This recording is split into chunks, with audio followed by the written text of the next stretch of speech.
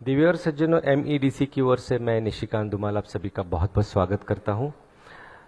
Maharashtra economic development council एमईडीसी ने आज के इस इंडस्ट्रियल पर्व में काफ़ी बड़ा योगदान दिया है। MEDC is one of the Maharashtra's most respected and long-standing economic think tank, which is established in 1957.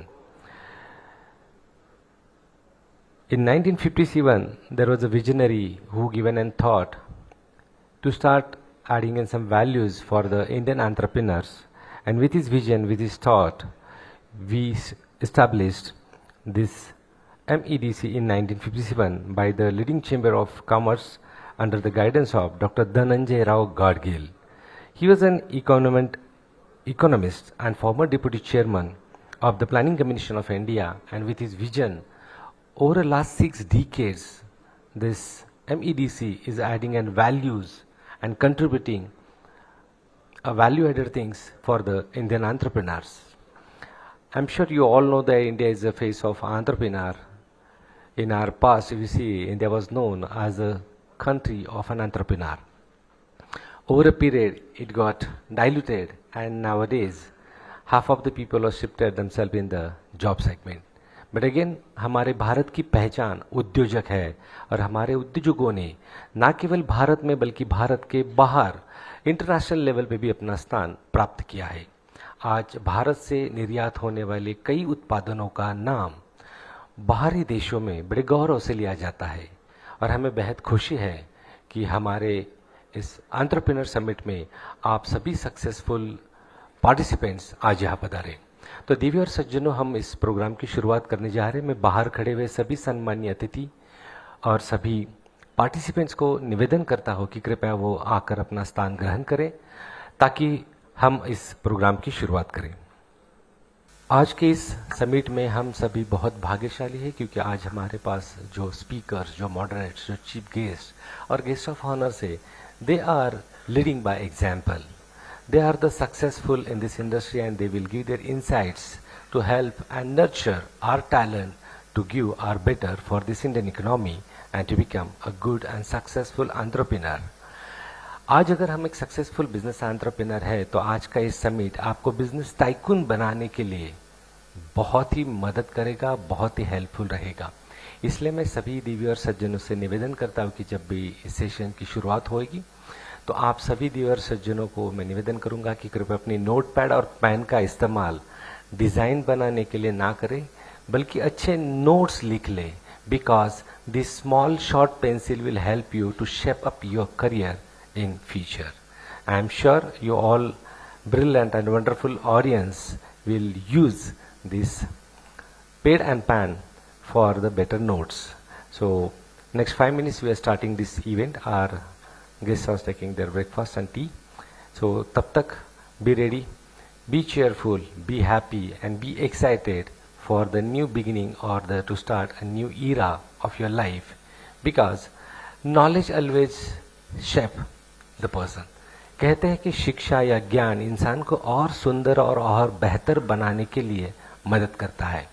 इस ज्ञान का इस्तेमाल हम जितनी अच्छी तरीके से लोक कल्याण और अच्छी चीज़ों के उत्पादन के लिए करें, अच्छे सफल हेतु के साथ करें, तो भगवान तो हमेशा साथ देता ही। भगवान के भरोसे तो सब कुछ चलता नहीं। हमारा कंट्रीब्यूशन, हमारा हार्डवर्क उसे और अच्छी तरह से बेहतर बनाने के लिए मदद करता है।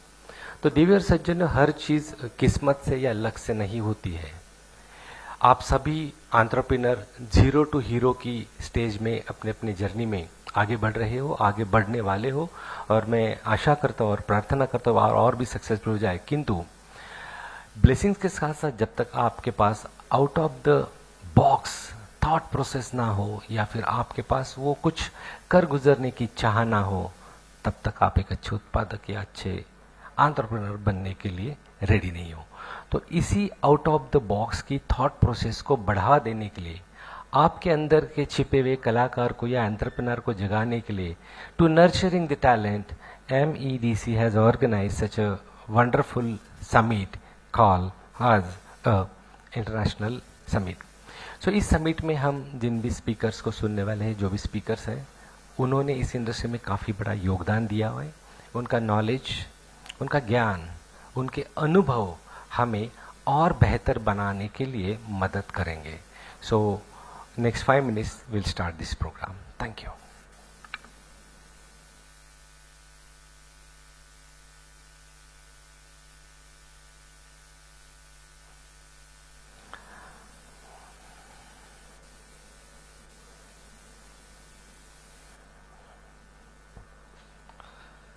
The MEDC MSME Capacity Building Summit 2025-2026 Pune Edition, supported by MITRA.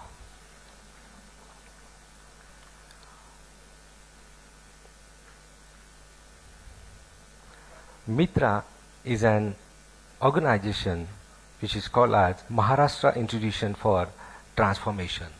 ये लोगों के जीवन में बदलाव लाने का कार्य करता है. With their support we have organise this summit, capacity building summit 2025-26, and I'm so happy that today we have a lots of good speaker and lots of good successful entrepreneurs who will share their journey.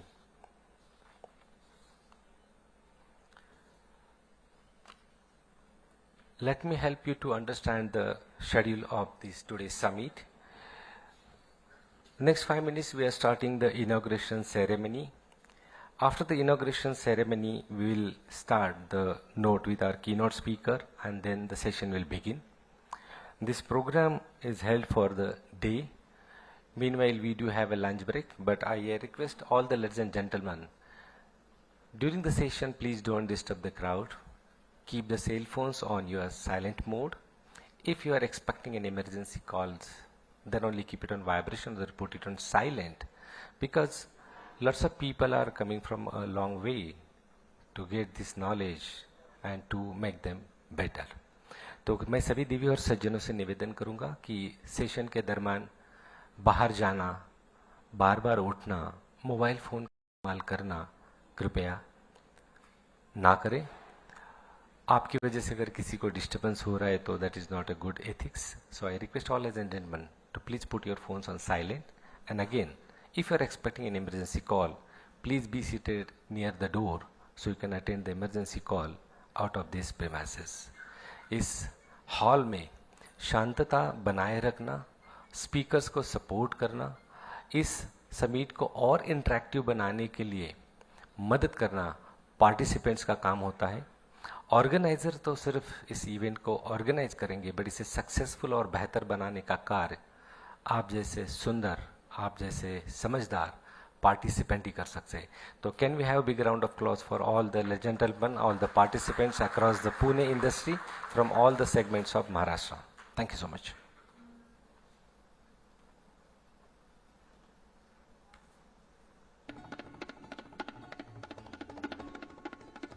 Good morning, ladies and gentlemen. Can you have a big round of applause for all of our guests and our dignitaries? So, welcome to one and all, ladies and gentlemen. Here I request all the dignitaries to be on dais. Here I request to be on dais Mr. Sushil Sir Gaikwad, Dr. Vijay Rathod, Mr. Atul Shirodkar ji, Mr. Sachin Itkar ji, Pradeep Kopadekar sir ji, Dr. Sagar Babar, and Mr. Ashish Garde. I request all gentlemen to be. आप सभी का यहाँ पे हम स्वागत करते हैं. MEDC Maharashtra economic development council ने आज का ये प्रोग्राम जो समिट ऑर्गेनाइज किया है, उसके वेलकम एड्रेस के लिए मैं MEDC के vice president mister Sachin ji Itkar जी से निवेदन करता हूँ कि please give the welcome address. Thank you. Namaskar, good morning.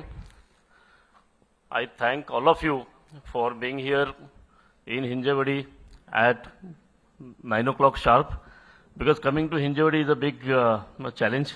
We all experience that.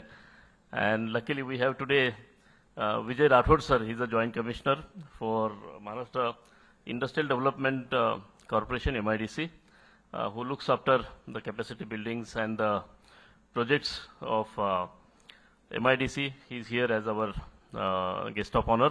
So please welcome him with a big round of applause. We are very fortunate to have with us Sushil Gaikwad sir. He is recently joined as the Resident Commissioner for Investments for the Government of Maharashtra. Sushil sir was with the various ministries in Delhi, including the Ministry of Defense, Ministry of Ayush, Ministry of Health, and in various roles he has done a great impact. So we are very, very fortunate to have these two great personalities with us today as our guest of honors. And we have Atul Shirodkar ji. He is the President of Maharashtra Economic Development Council, MEDC. And I'm very happy to tell you, under his dynamic leadership, in last 2 years, MEDC has transformed, because this is the oldest organization established in 1957. It is one of the policy think tanks for Government of Maharashtra, and all policy research. MEDC has made a big impact through various research reports, through various research projects. And now, Atul Shirodkar ji, I am very happy to tell you that under his dynamic leadership, we have been registered on Bombay Stock Exchange last week only. So this is the first organization, so because of his great efforts and his great follow-up with the Finance Ministry. So we have got that rare honor and rare, the biggest accomplishment I can say, that because of Shirodkar ji, now we are a BSc registered organization. So again, organizing MSME capacity building program is his idea, and through his efforts, we got very good CSRs for organizing this micro, small, medium enterprises capacity building program. And I'm very happy to tell you we have done successfully in Mumbai 2 weeks back on defense production. Pune, the theme is IT, healthcare, AI, and GCC, Global Capability Centers, because that is a relevant theme for this area. Pune offers a great ecosystem for these industries and for developing GCCs. So today we have 4 panels. Experts are going to speak about the opportunities which GCC offers, opportunities in IT, AI, healthcare, which this Pune, how Pune and area can become a growth center for these sectors. And we have 3 more capacity building programs for MSMEs, which are scheduled in Kolhapur, Sambhajinagar, Nasik, and Nagpur. So 4 more to go. So Shirodkar sir, thank you to you for making this happen. I think these capacity building programs will add great value to MEDC initiatives, and it will really help the industry from Maharashtra. So I'll not take much time because we are eager to listen to these great personalities here. But let me tell you a brief about our guest today, those who are present here. Vijay Rathod sir is an IAS officer from 2014 batch, a very dynamic officer, which Maharashtra government, through his works as collector and as a development commissioner and now joint commissioner of MIDC, we are experiencing it. So this magnetic Maharashtra initiative is being led by Vijay sir. Also, whatever investments happens in Davos, the facilitation of those investments and ease of doing business in Maharashtra. So these 2 big initiatives Vijay sir is driving, and I think many industries, those who are in touch with MIDC, they have experienced his positive approach. Because whenever you go to him with any problem or with any project, new projects, so he is the one who will stand with your idea and who will support you end to end. I think such positive officers is a need of any developed state, and Maharashtra is very lucky to have such officers. Sushil sir, he has been now come to Maharashtra on a deputation from Central Services. But I think the Chief Minister of Maharashtra, Devendra ji, he has a big plan for Maharashtra for next Vikasit Maharashtra. And he has identified some talents. And one of the talented officers he identified from Delhi to work for Maharashtra is Sushil Gaikwad sir. So I think he has specially come to Maharashtra with a purpose of attracting investments in Maharashtra. because Maharashtra has always been a leader state in industries, and our CM has a very big vision for Maharashtra. And that is why Sushil sir has come in a new role as Commissioner for Investments.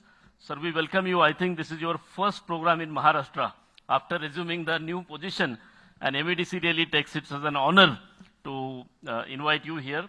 So thank you very much. Our colleagues from MEDC, our Regional Director Pradeep Kupadekar for Pune, Sagar Babar, who leads our AI and IT domain, and our Vice President from Sambhajinagar, Ashish Garde sir, is also here. I welcome everyone here, and today's keynote address will be delivered by Prasad Pradhan. Dr. Pradhan comes from industry background. He leads PwC in India, and he is one of the members who worked very closely with Government of Maharashtra on developing GCC policy, which new GCC policy has come. So I think we'll get some good insights through his presentation. So without taking much of your time, thank you very much for this big numbers here, and you all are entrepreneurs, and I wish all of you a very best for your growth. I think 2026 new year will be a rocking year for all of you, and let's build Pune ecosystem together. We want to make Pune as one of the growth hubs, the area which can give the maximum GDP to the state, to the country. And sir, to tell you, this IT, this movement started from Pune. When the IT wave, ICT wave came in India, the first center was Pune. Establishment of NASCOM, development of a first supercomputer, Param, it all happened in Pune. So I think now Bangalore, Hyderabad, Vizag, Chennai, so they have a very high growth rate. But still, Pune has a great ecosystem. We have 43 universities in and around Pune. I think we produce the maximum number of talent, the manpower which is required for this industry. I think with support of government, industries, education ecosystem, and organizations like MEDC can really make a big change in Maharashtra as far as this, the future of this sector is concerned. So thank you very much for all of your presence here. Thank you. Thank you so much, sir. Pune is also known as a city of Avishkar. So lots of national and international initiatives has been started from Pune, and that initiatives has been proven across the globe. To start this event, we need to follow our rituals. I request all the guests to have a lighting the lamp. दीप प्रज्वलन से आज के इस समारोह की हम शुरुआत करेंगे. मैं सभी गेस्ट से निवेदन करता हूं कि प्लीज दीप प्रज्वलन के लिए आप आगे बढ़े.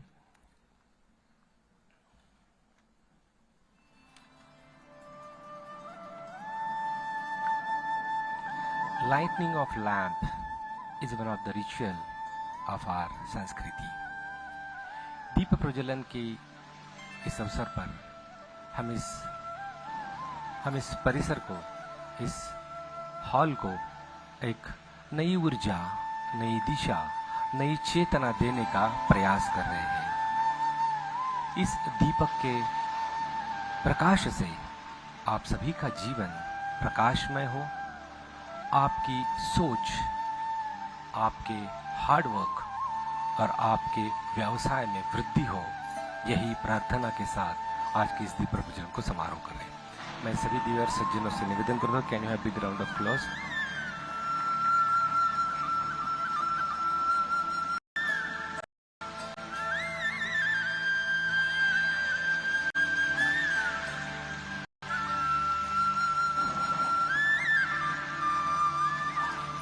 Thank you so much.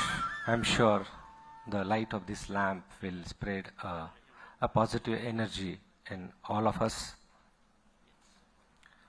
and definitely will be one of the most successful entrepreneur.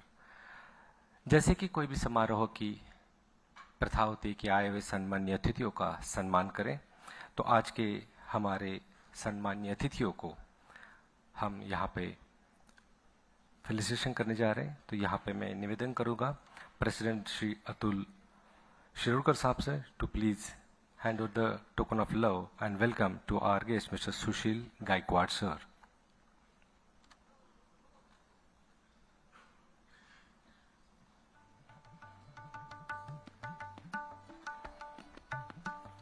Sushil Gaikwad sir, जैसे कि अभी सचिन सर ने contribution the, resident commissioner investments government of Maharashtra, एक बहुत ही अच्छे अधिकारी जिनके मार्गदर्शन से Maharashtra will lead in coming future.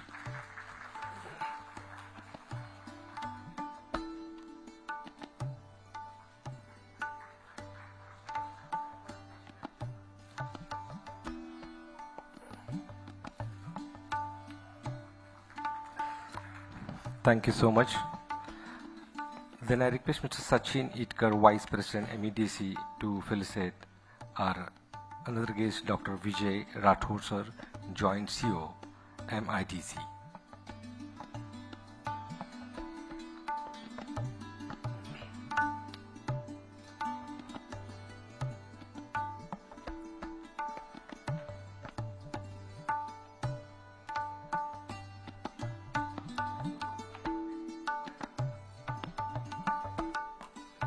Can I have a big round of applause?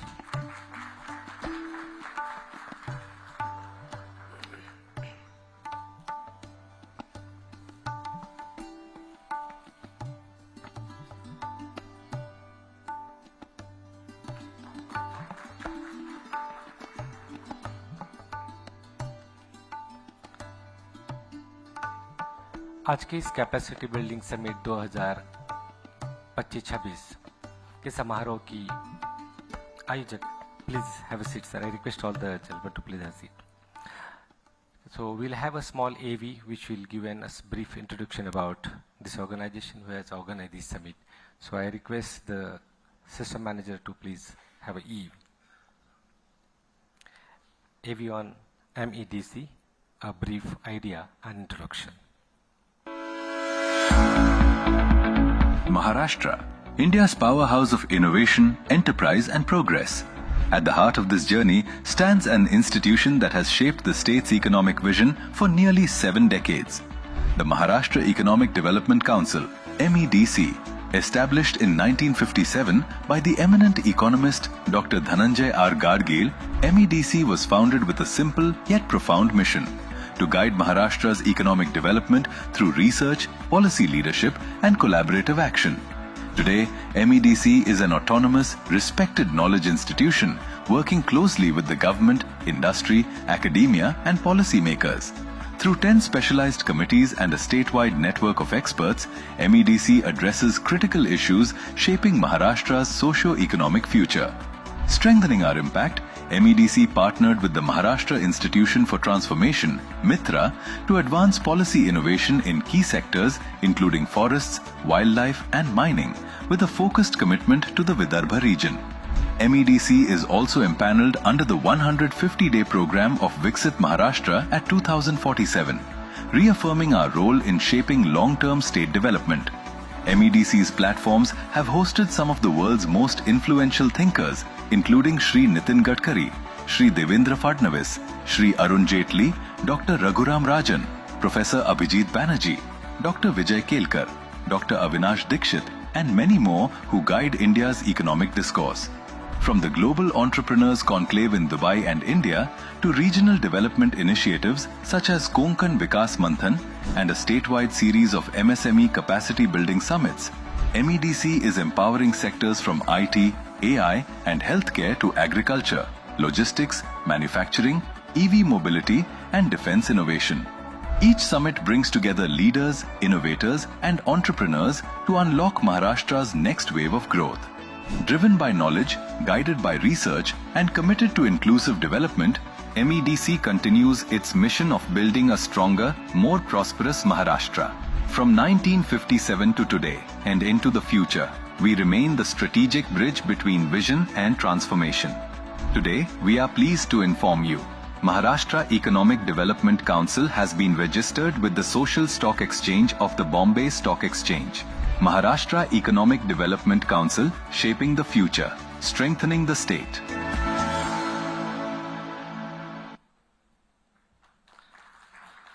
एक अच्छी सोच कई सारे आविष्कारों को जन्म दे सकती है और कई सारे उद्योजकों को प्रेरणा दे सकती है.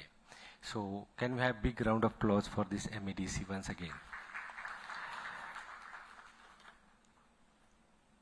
आज की समिट के बारे में आप सभी को पता है, कैपेसिटी बिल्डिंग में हम आपके अंदर के उस उद्योजक को जगाना चाहते हैं, आपकी थॉट प्रोसेस को और चालना देने चाहते हैं.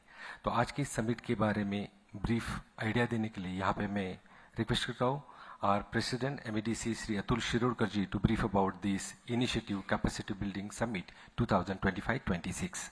So Mr. Atul Shirodkar, President MEDC.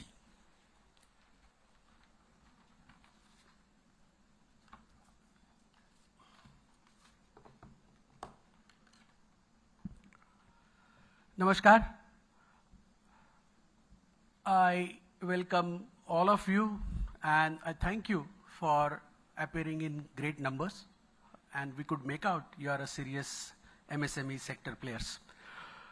I welcome Shri Sushil ji Gaikwad, Residence Commissioner, Investment Maharashtra, Dr. Vijay Rathod, Joint CEO MIDC, who specifically heading the MSME sector, Sachin Itkarji, VP MIDC, Ashish Garde, Vice President MIDC, Sagar Babar, who's heading our AI and IT sector of MIDC, and Mr. Kupadikar, Regional Director of Pune. Friends, well, we are the part of Maharashtra's 2047, Vikasit Maharashtra 2047 150 days program. We are giving our inputs on the financial aspects. MEDC was formed in 1957. We are a 70-year-old young organization and still raring to go, looking after all the aspects of development of the state. Well, this concept of MSME capacity building was the process of 1 year input from all my dignitaries, committee members, for bringing in the thought as to how we should approach the Honorable PM's ambition of becoming #1 economy in the world, and Honorable Chief Minister Devendraji Fadnavisji to take it to the next level in 2047. While addressing this issue, we thought that the horizontal growth is more important than the vertical growth. Of course, the vertical growth is also equally important, but Maharashtra has various regions, and we see that MSME's growth has to be built on the basis of the region and not on the basis of the concept and policy. So we divided our Maharashtra into 5 different regions. We started with Mumbai by doing MSME capacity building program for defense sector. We got tremendous response from all over Maharashtra, and now we are taking it as a movement to the state and central government. While thinking of Pune, we never had an option of going for other than AI and IT. And then we are going to Kolhapur day after tomorrow, that is on 19. We are doing the MSME capacity building program on the foundry-based areas. So these, we all know that Kolhapur is #1 is as far as the foundry businesses are concerned. But we have not addressed the MSME issue till now, and we feel, we means MEDC feel, that such a region-based growth has to be encouraged so that maximum employment would get generated in the region. And you know, instead of focusing 1 or 2 cities, there should be 5 different regions wherein we should have a bouquet of opportunity available to every MSMEs as to pick and choose and go ahead with their sectors. Actually, we are trying to address the failure of the imagination. We feel that the visionary is the one who think of failure of imagination down the line 50 years and 100 years today, not after 50 years or 100 years. So when we are growing, definitely there will be bigger advantage and there will be lesser disadvantages. So those lesser disadvantages should not overshadow our advantages.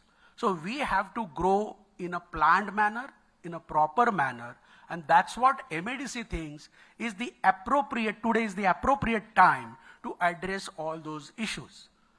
Present challenges, future challenges, and learning and experience of the past. We have to conglomerate, we have to bring all those things in one tablet.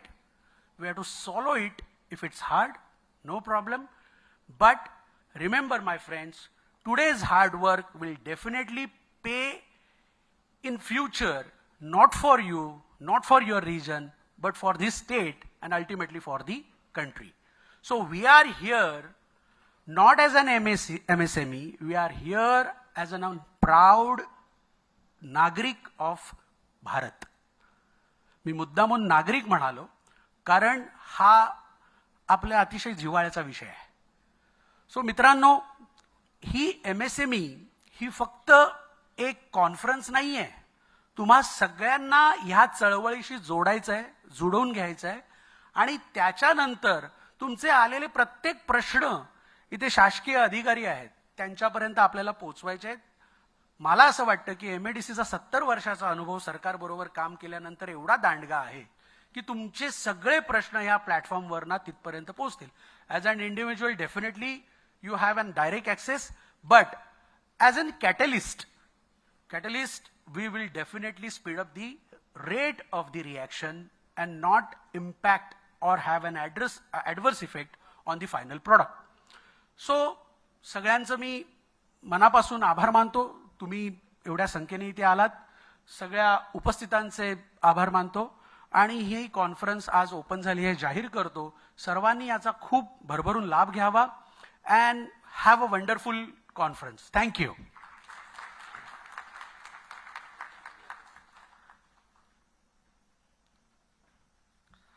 Thank you so much Atul sir. आपके इन विचारों से काफ़ी प्रेरणा, काफ़ी संकल्पना और महाराष्ट्र के प्रति और पुणे रीजन के प्रति आपका विजन आज सभी को पता चला और हम सभी इसमें अपने अपने कर्तव्य और अपने मूल्यों से अपने अपनी ओर से अपना कंट्रीब्यूशन देंगे.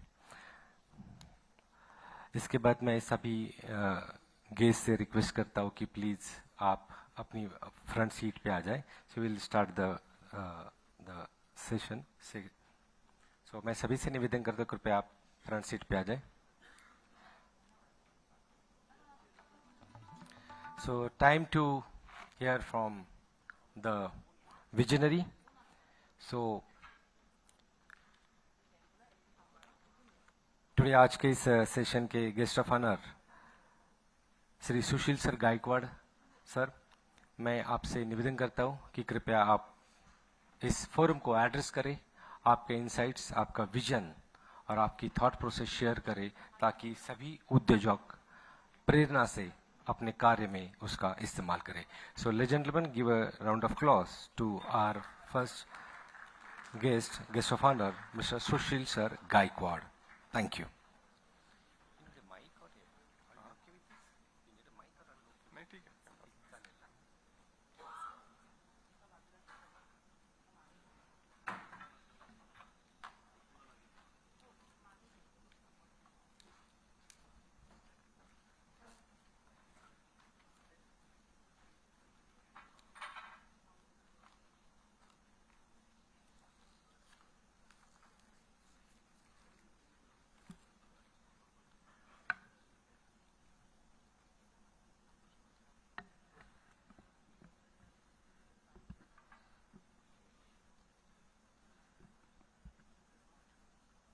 Good morning.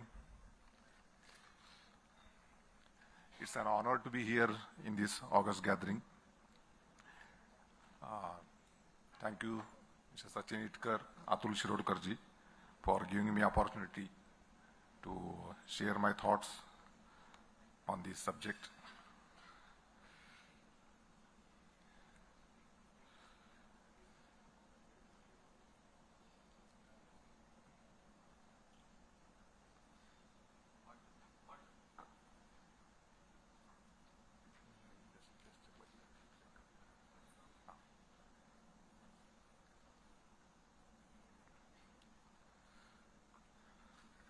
So today's talk basically, as we know, the subject is basically capacity building of MSME, and the MEDC has identified the 4 sectors. So we'll keep the talk restricted to this structure. So we'll begin with the what is the global capacity center and how they are transforming and their role in the current scenario. As you are hearing this word continuously, I guess, since few years about the global capacity centers, these GCCs have undergone a very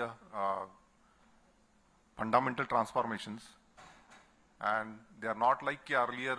They are having the functions only related to the cost arbitrage or back office efficiency. Presently, they are the domain has also changed, their functioning also has changed. As we all aware, they are now into the control over innovations, intellectual properties, strategic position within the global value chains. And today's GCCs are leading high value functions such as the product engineering, artificial intelligence, data analytics, cyber security, and digital healthcare. And these GCCs are now currently increasingly shaping the enterprise strategy of worldwide.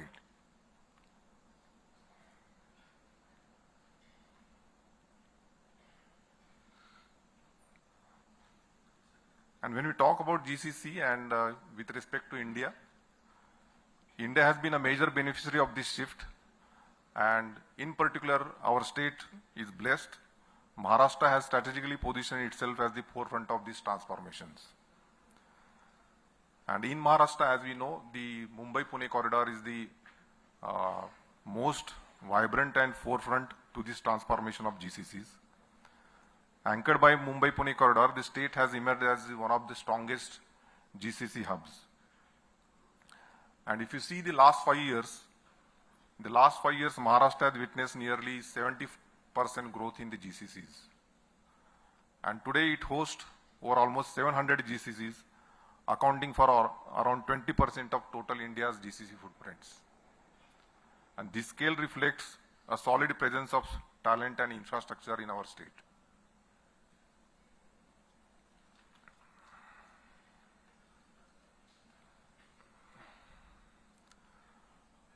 Now, coming to Maharashtra again, what further strengthens is the Maharashtra's position in the depth and diversity of its broader economic system. The state has the largest MSME base in the country, and almost 83 lakhs registered MSMEs we are having in our state, providing a very strong foundation for supplier integration, innovation diffusion, and domestic value creations. In addition, Maharashtra hosts more than 60% of India's data center capacity, giving it structural advantage in data-intensive industries, digital platforms, and AI-driven operations. Together, these factors uniquely position state to host the next generation high-value, innovation-led GCCs.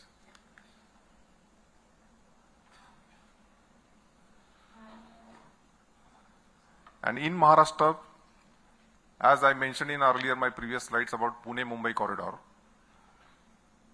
Pune has India is one of the most mature and diversified GCC ecosystems. The city hosts a strong concentration of GCCs across banking, finance, services, and insurance, technology, automotive, and engineering domains. Several global companies such as Barclays, HSBC, UBS, BP, you name major companies, they are almost all are here. And they have established significant operations in the Pune region.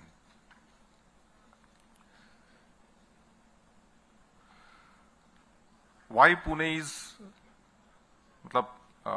running on the forefront? Because Pune has almost, we see the talent pool, almost 1.2 lakh professionals are here. And the way it is growing, the projected growth is almost, it will grow by 3 lakhs by 2030. The city produces almost 90,000 engineering and IT graduates every year. supported by renowned institutes. We know we are here, COAP, Pune University, and Symbiosis and IISER. This consistent and high quality talent pipeline has enabled enterprises not only to establish GCCs in Pune, but also to scale them into global innovation and engineering hubs.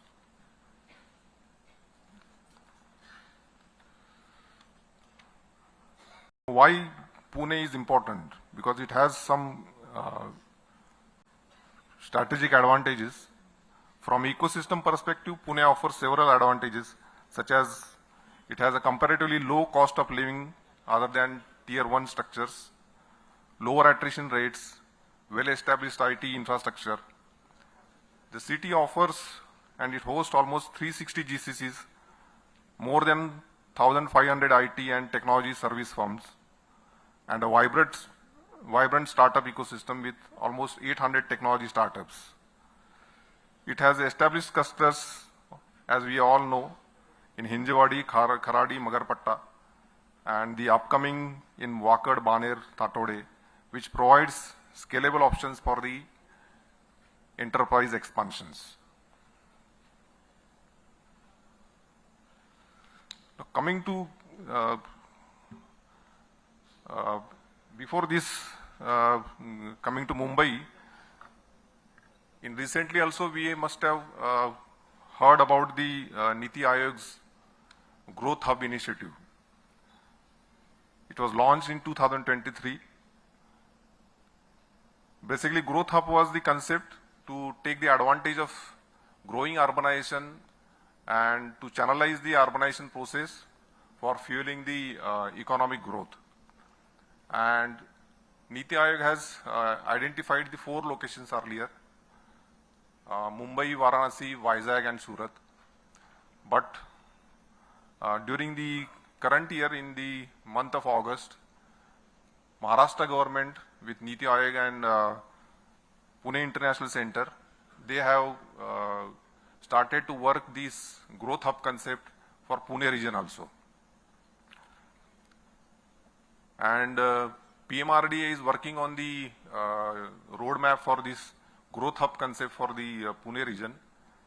And among the sectors identified for this growth hub for the Pune region, there will be IT, education, manufacturing, tourism, GCC, and green energy and sustainability industries.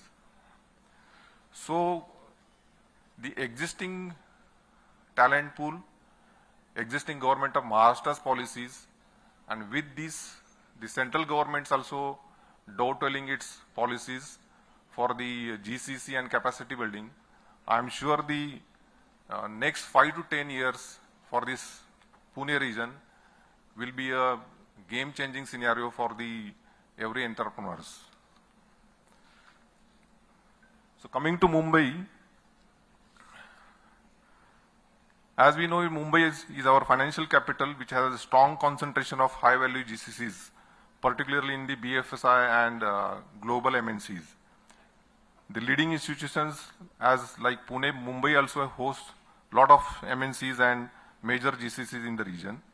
It has a talent base of almost 2 lakh GCC professionals, and it will grow by 3.7 lakhs by 2030. The region also produces 1.5 lakh engineering and IT graduates annually, supported by the renowned institutes. And the region also benefits from the unmatched global connectivity through JNPT, Mumbai port, and the upcoming Vadhavan port, and two major international ports which are coming at. One of these is a Navi Mumbai airport, we all know.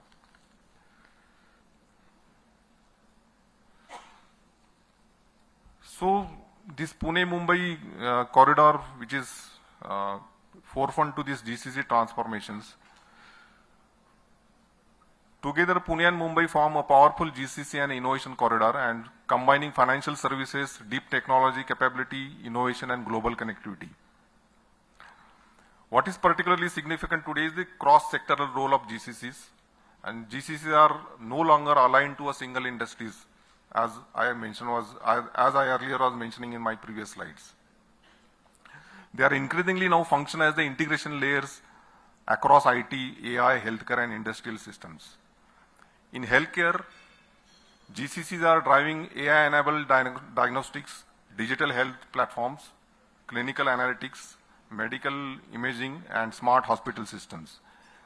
AI has become the cross-cutting enabler, supporting the drug discovery, diagnostics, operational efficiency, personalized medicine, which demonstrates how GCCs are solving complex, real and world challenges at the global scale.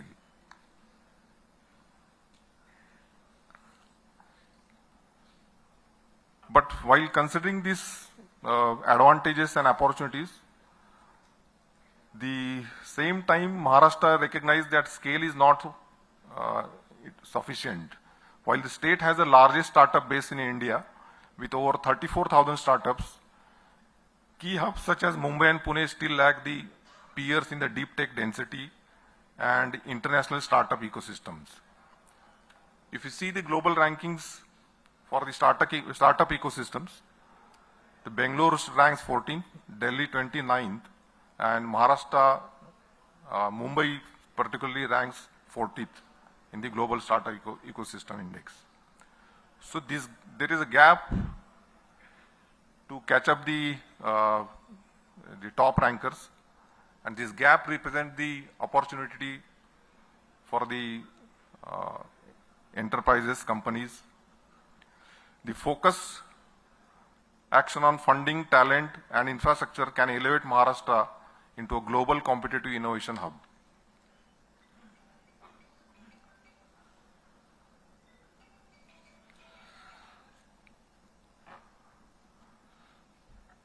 And this recognition underpins the Maharashtra's long-term transformation roadmap.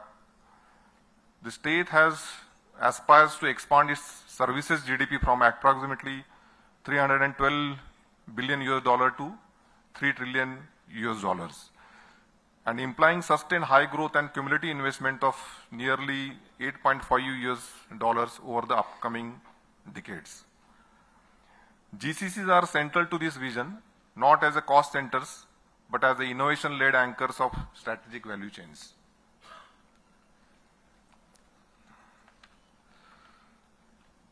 The strategic objective is very clear: to pivot the GCC growth from low-cost delivery to value chain leadership across Maharashtra's priority sectors, with the potential to support over 3 million high-skilled jobs.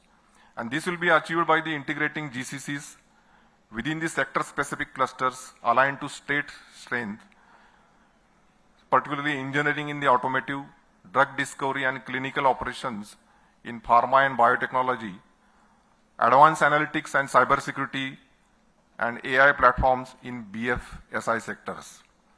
Recognizing this structural shift, Government of Maharashtra has introduced the Maharashtra Global Capability Center Policy 2025, which is in line with the national goal of Viksit Bharat 2047.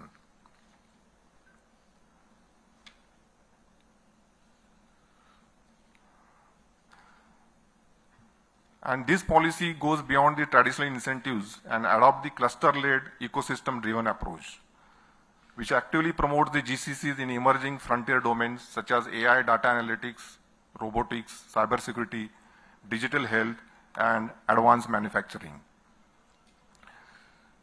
The key feature of the policy is the promotion of technology-enabled GCCs within the Maharashtra Global MedTech Zone, envisioned as the world-class hub for the medical device manufacturing and innovation.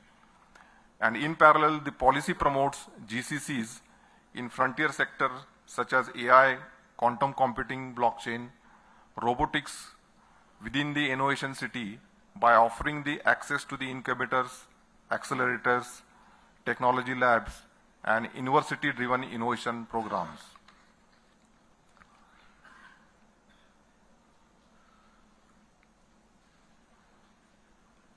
The GCC policy, I will not go into detail because further I think the next speakers, I think they will cover in detail about this. But I'll just touch in short.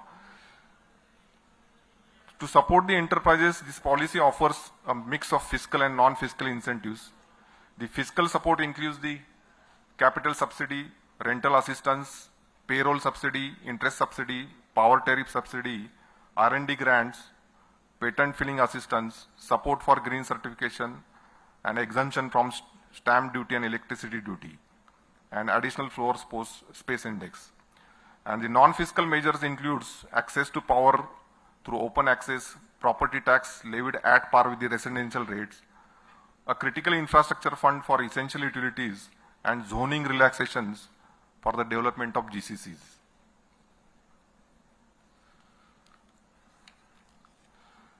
The complementing with this GCC-led growth is a focus push to the strengthen MSMEs as the engines of innovations and self-reliance. The state's objective is to transform MSMEs into globally competitive, resilient, and innovation-driven enterprises capable of integrating into GCCs anchored value chains. This is being pursued through the universal formalization, improved access to non-collateralized credit, and expanded market access through digital platforms, and ensuring that MSMEs become active participants in both domestic and global markets. So to conclude, Maharashtra currently is positioning itself for the transformation of GCC 2.0, where global enterprises, startups, MSMEs, academia, government collaborate to create innovation-led value chains. And by aligning GCCs with industrial innovation, MSME strengthening and self-reliance, and led by combining policy provisions with future-ready infrastructure and talent, Maharashtra is setting a national benchmark for sustainable technology-driven growth. So this is actually a brief perspective about the how GCCs are changing the roles and giving the opportunities. And as you seen how the Maharashtra government also catching the pace with the changing technologies and the opportunities which are provided by the current scenario. And central government is also coming with a lot of policy reforms to catch up with the changing pace of the technology and the worldwide how the circumstances are changing. And I guess this provides the plenty of opportunities for the enterprises to step in.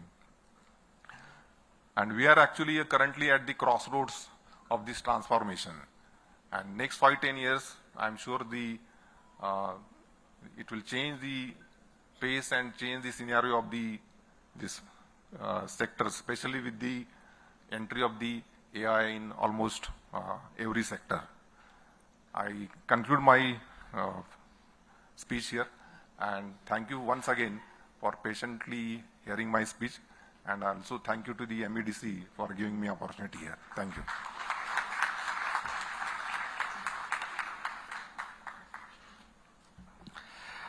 Thank you very much, sir, for your guidance and valuable information which will help our entrepreneur to build their career and shape their business. Thank you so much. Here now I request our chief guest, Dr. Vijay Rathod, sir, to address to our forum. Can we have a big round of applause for Dr. Vijay Rathod, Joint CEO, MIDC. Thank you so much.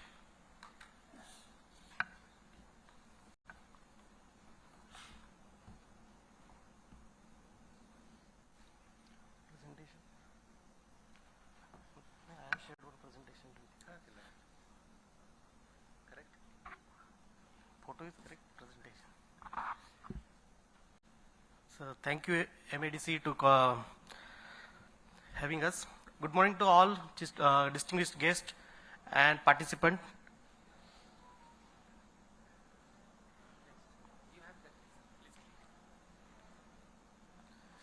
Okay, today I will talk and give a brief about the capacity building in MSME.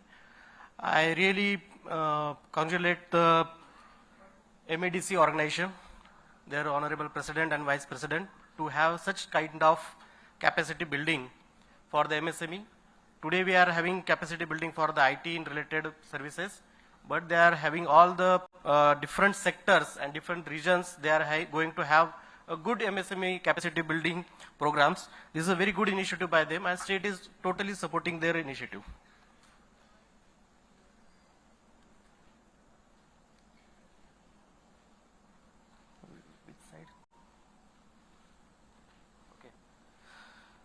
So this is current scenario of Maharashtra. So currently we are 530 billion economy. If we consider the state as a subnational entity across the world, we rank around 20th. So we are, as a Maharashtra, we all are the one of the biggest economy. And under the vision of Honorable PM and Honorable CM Sir, Vikasit Bharat 2024, Vikasit Bharat 2047, Maharashtra is targeting to achieve 1 trillion economy by 2028.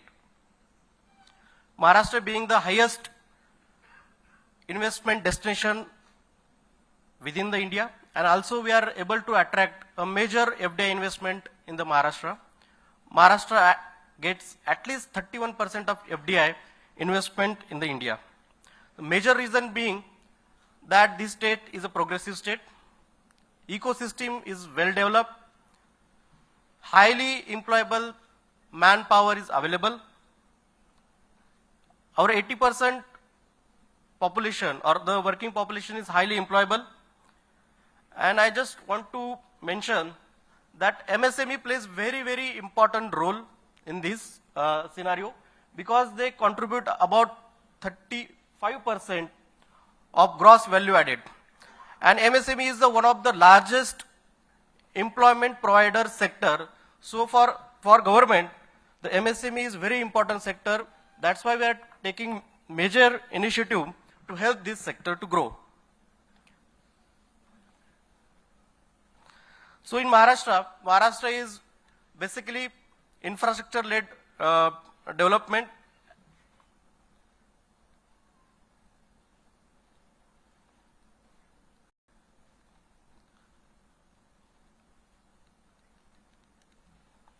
Can you change the slide?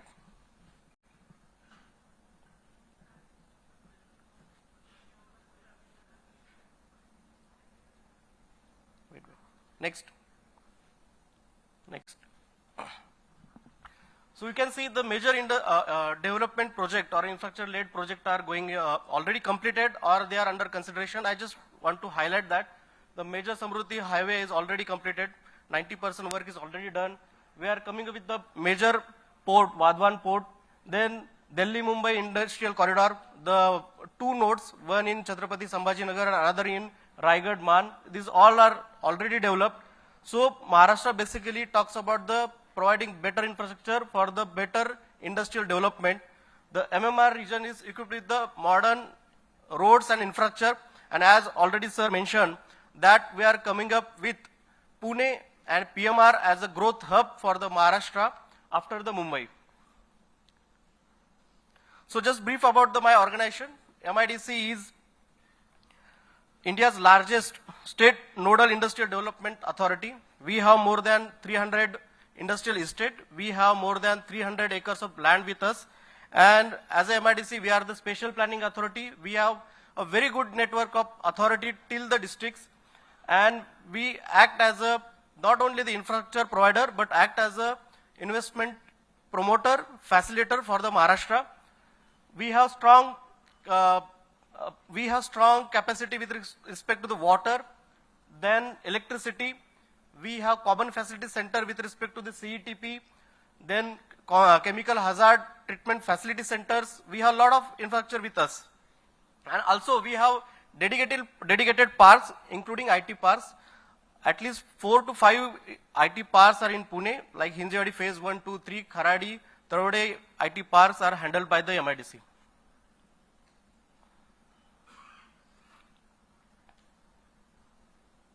Next. So I will just give brief about the Maharashtra IT policy. It is policy, as per this policy, third sectors are like IT software product, IT services, infrastructure for the walk to work concept, then AVGC, integrated IT townships, And within this policy, government is very much dedicated a better facility to the IT services with ease of doing business.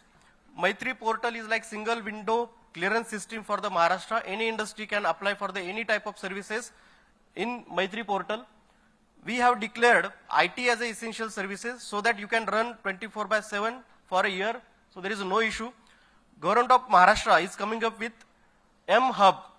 This is a very good initiative by the government of Maharashtra, where there will be dedicated innovation center, incubation center that will be in Navi Mumbai, that will provide a space for the new entrepreneur, MSME, to grow, to innovate. There will be a working space for the new MSME entrepreneur to work there. This policy gives different subsidies like the stamp duty exemption, capital subsidies, then your property tax will be the taxed as per the destination, not as the commercial or the industrial rates. Infrastructure, the IT buildings will get extra FSI up to 7, and you can establish your own integrated IT township. Other assistance will be provided like certificate assistant, market development, patent related assistance will be provided by the government. So these are the basic features of the IT and IT policy. I will keep this presentation with the organizer so that it can be shared with all the participants, that will help them. Next. This policy also specifically target the data centers and AVGC. So for data centers, their major cost for the data center is electricity. So there will be power tariff for the data centers, and there are some fiscal and non-fiscal support from the state to grow this industry, because 60% of international network cable lands in the Mumbai. So majority of the Indian data centers are either located in the Mumbai and Pune. By knowing this fact, government is pushing hard to develop an ecosystem for the data center. Next. Along with that, government is focusing more on skilling the people to get a right skilled person for this industry. The annual 50% skilling target is specifically focused on gaming, IoT, blockchain, 3D printing, machine learning, artificial intelligence. All the major booming or the buzzwords are being tracked and trained for this type of industry. Next. Maharashtra government had recently declared a GCC policy, the target being to establish 400 GCC in the Maharashtra, and that will provide employment to the highly skilled workforce. For at least for the 4 lakh highly skilled jobs will be created. Focus area will be the promotion of R&D, startup collaboration, talent development, industry, academia partnerships. Again, in this policy, government will assist for the fiscal and non-fiscal support will be given to the industry. So next. The current Maharashtra scenario, that as per the current scenario, as per 2022 data, there will be at least 13 to 14% annual growth in IT related services, including GCC, data centers. So, as already mentioned, that we are not only targeting the tier 1 city, we are coming up with new tier 2 cities like Kolhapur, Satara, Solapur, Amravati. This tier 2 city will be, there will be a new IT parks will be developed in these cities, so that IT and IT related activity can be carried out in these tier 2 cities. Next. So these are our current partners and developers which are present in the Maharashtra. I will just like to mention some things. MIDC has 20% reservation of industrial plot for the MSME sector only. All the parks which are developed after 2019, we have 20% reservation of plots for the MSME. I think most of the participants are from MSME. This is the information for them. Second, as a part of changing scenario, the MIDC has come up with the new land allotment system called as the MIDC Land Application and Allotment Portal. It is totally system generated portal. We use all the IT services and AI to deliver these services, there is a little or less or negligible interference by any human for the land allotment. So you apply, your land will be allotted within 1 month. Third, as a need of the hour, as a MIDC, we provide 35 services. Last 2 months, we are delivering at least 13 services as a system generated approval. Means you just apply, and within 2 hours or within that after the application and submitting the fees, you will get all the approvals from that system. So these are changes we are developing as per the need of the time. And fourth point I would like to tell, you are all MSME. Today's MSME is tomorrow's giant. So I wish all of you to become a giant. Thank you. Thank you very much.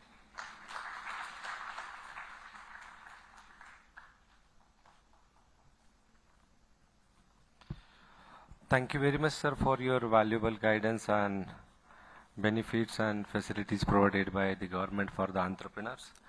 I'm sure this information will help you to build a new nation and do a good or better work in your segment. So thank you so much for your valuable vision.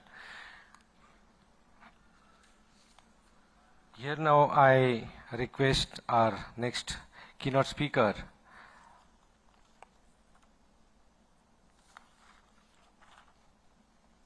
Dr. Prasad Pradhan. He's a global banking and GCC veteran, ex-honorable advisory director, Prime Minister Office. We are delighted to welcome Dr. Prasad Pradhan, our keynote speaker. So can we have a big round of applause for Dr. Prasad Pradhan, sir.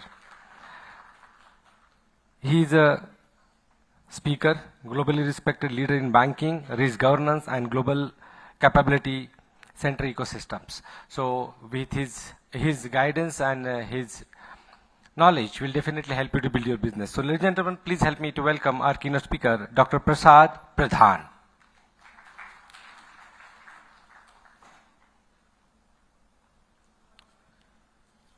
This clicker works, right? Yeah.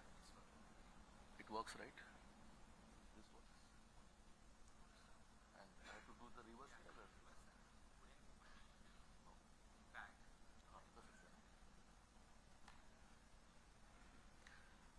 Good morning, everyone, and so delighted to be here at this August gathering. Very happy to see all the known global faces coming all the way from UK, Germany, Japan, and I would like to really thank Shirodkar Sahib, Itkar Sahib, Babarji, and entire MEDC team for inviting me and honoring me with this keynote. First of all, I would like to congratulate entire leadership team of MEDC for arranging such a very timely and very apt theme for this summit. So let's give a big round of applause to MEDC team.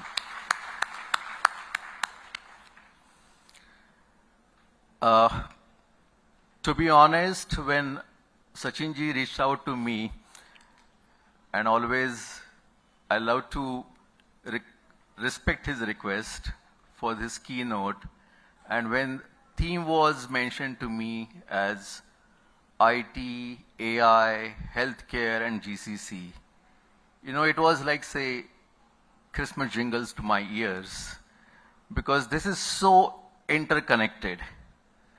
Team, may I request if you can just swing this monitor on this side, please, so that I can at least see the monitor. Just monitor. I want to see this. Just take it like this. Yeah, just thank you.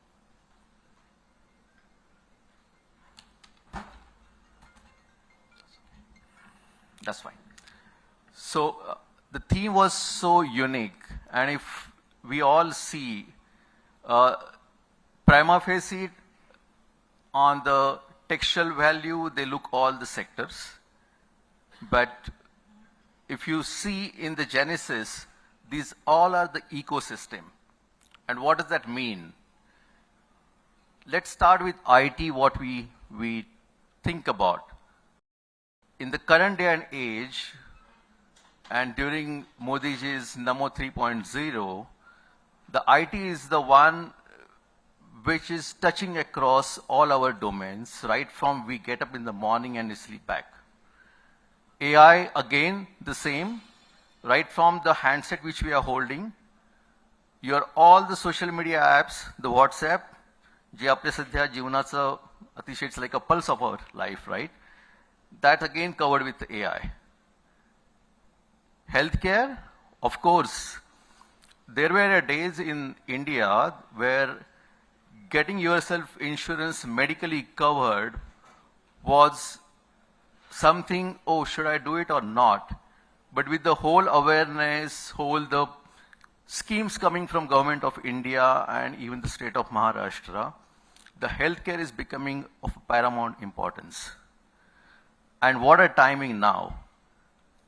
The GCC, the word people used to Google and check what the GCC is all about, right?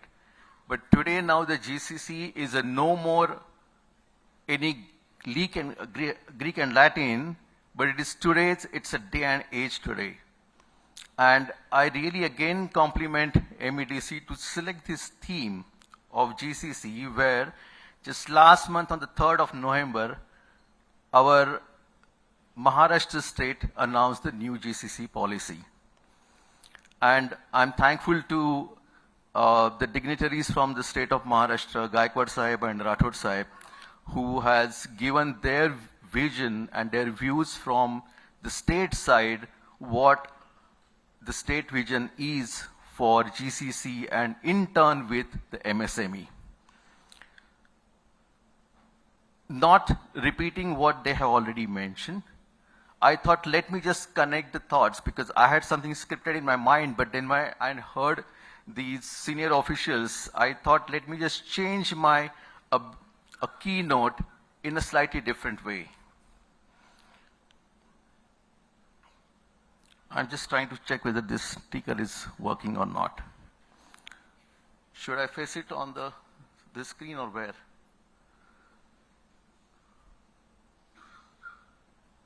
Or somebody can just move the slide up. Yep. Is that something you did it or I did it? Okay, that's better. Just for understanding. Technology, we should have checked this better. This is something what all the MSMEs should remember, that is, we should do that again. Okay? Let's understand the whole summit horizon. The theme is across the 4 ecosystem: IT, AI, healthcare, and the GCCs. And if you see the current, it's whole integrated all together. Let's talk about the GCC, which is the Global Capability Center, which all began old age days where US-based company used to think that is India is a cheaper labor, good hub, techie people, we will send a work, get it processed on the very cheaper rate and get it done for us and we'll earn dollars on that. Gone those days. Look at the numbers. Almost currently in India, we are touching 2,000 GCCs, of which 2 million is a skilled workforce currently happening. 65 billion is the revenue which we are making. And India is leading GCC hub currently with almost more than 50% of the market share globally. And the big round of applause for India, absolutely. And if you see the Maharashtra positioning, and already Rathod Sahib and Gaikwad Sahib already given such numbers already, but Maharashtra and along with that the state of Karnataka, they are actually leading almost 65% of market share in India. The reason I'm giving these numbers is just to give the perspective why the GCCs are becoming so stronger in current day and age. Gone those days where it is happening only for the cost arbitrage or the talent arbitrage. No, now the GCC is no more the back office work in India, and I will come to that policy detail, it is basically becoming the strategic talent hub where all the strategic decisions will be taken at the global level, be it global giant MNCs or Indian MNCs. So the Maharashtra positioning is undoubtedly was, is, and remain very, very critical in this entire game. Now let's talk about MSME opportunity. Rathod Sahib has already given the certain perspective, but if you see the overall 28 CR population, which we are talking about in the financial year 2025, it's a big number in entire Bharatvarsh, which is currently invested in this entire MSME. What I talk about, actually the engine of the future. And the leaders sitting are here are responsible to make that engine grow and get that human resources actually invested in our industry. Now let's talk about the three domains. AI, everybody knows this buzzword, but my view is slightly different. It is overexploited. Nobody is actually thinking about AI what really it will do for us. I was just talking to my son a couple of days back, a fresh graduate from US, having the entire background on the AI, what's happening around that. The current AI, what we should really think down the line 5 years is about how we can get the humanness in the AI as a domain. And that's what the industry is going to work, and that talent is sitting right here, right in state of Maharashtra in India. And that's the future is going to be. Similarly, the healthcare. I just give the example, once upon a time, gone those days again, where health sector was something which was never been thought about. It was used to be the reactive kind of health sector. Kuch hua to hi jayenge, kahi zhala taras doctorankade janar. But now, with all this awareness, let's not get into that how the lobby is working around that, but all the awareness which is coming in across the corporate sector, across the people, and entire Bharatvarsh, where the government is also giving the subsidies. People are proactive going for their annual health checkup, preventive health care, and many things are happening which is actually on the stronger foundation of AI, technology, which is getting integrated. You yourself can see the leading labs, pathology labs, they are automatically analyzing all the trending records, and they are giving the summary report, how is your health is. There are AI images which are actually being used, and when I was working with Ministry of Ayush, I was very closely seeing this, how it was actually happening. Whole the image building which is happening through, and engineers sitting in India, they were helping our health ministry how we can build up. The whole AI potential of India was truly tested during the entire COVID period. The government, many of the private institute and many of the hospitals, they used to get the support from the AI-based technology. Why I'm trying to give this example? Because these are the real-time examples which are actually talking about how critical these sectors are, which has been chosen by MEDC. And that's why it matters. It matters because the entire global enterprise is getting redefined on the delivery piece. India is becoming delivery hub. India is becoming, was and is becoming more stronger power in the technology. India is becoming a stronger power on the healthcare as well. And at the same time, of course, the MSMEs are there where we are talking about the 44% of the actually GDP share which is going to get contributed by MSME by 2030. And that's going to be the big share in the dream of Maharashtra's 1 trillion economy. Next slide, please. With this whole landscape, now, as we saw, the whole stitching is happening across the theme of this summit. All these 4 domains, they are coming into the one particular whole canvas. Now let's see how the GCCs stand by. The globally around 3,500 GCCs. India, as I said, is around 2,000. Maharashtra between 500 to 600. What does that mean? We do have a major role to play. We do have a stronger role to play going forward, and that's why the state has decided to launch this Maharashtra Global Capability Center policy called as the GCC MH Policy 2025, which is effective 3rd of November. Next slide. And let me give the more perspective on this slide. Let's understand what is the background of having this policy. What's Maharashtra state losing the whole plot in the entire game of a GCC? The frank answer is yes. So state of Maharashtra and Karnataka were the around say 65% of the contributor to the entire GCC business, of which Maharashtra state has got a market share of almost 25% and 35% was the Karnataka state. And what we're missing it out. Many of the MNCs, and why I'm saying the MNCs, the particularly non-Indian MNCs, they're finding it difficult to get certain subsidiaries, the infra cost, infra viability, and also the sustainable human resource was a challenge. And that was moving away from state of Maharashtra. Under the able leadership of our CM, Devendra Fadnavis ji, we realized that there is a challenge. The whole construct and the thought leadership behind this GCC policy is to ensure we not just retain, but we attract the good talent in Maharashtra. So if you see, the whole policy is to ensure we attract the good talent, we attract good investment. As you already heard from both our government officials, there are many subsidiaries are given at a very strategic level. And what does that mean? Let's start with the initial approach, which is the investment.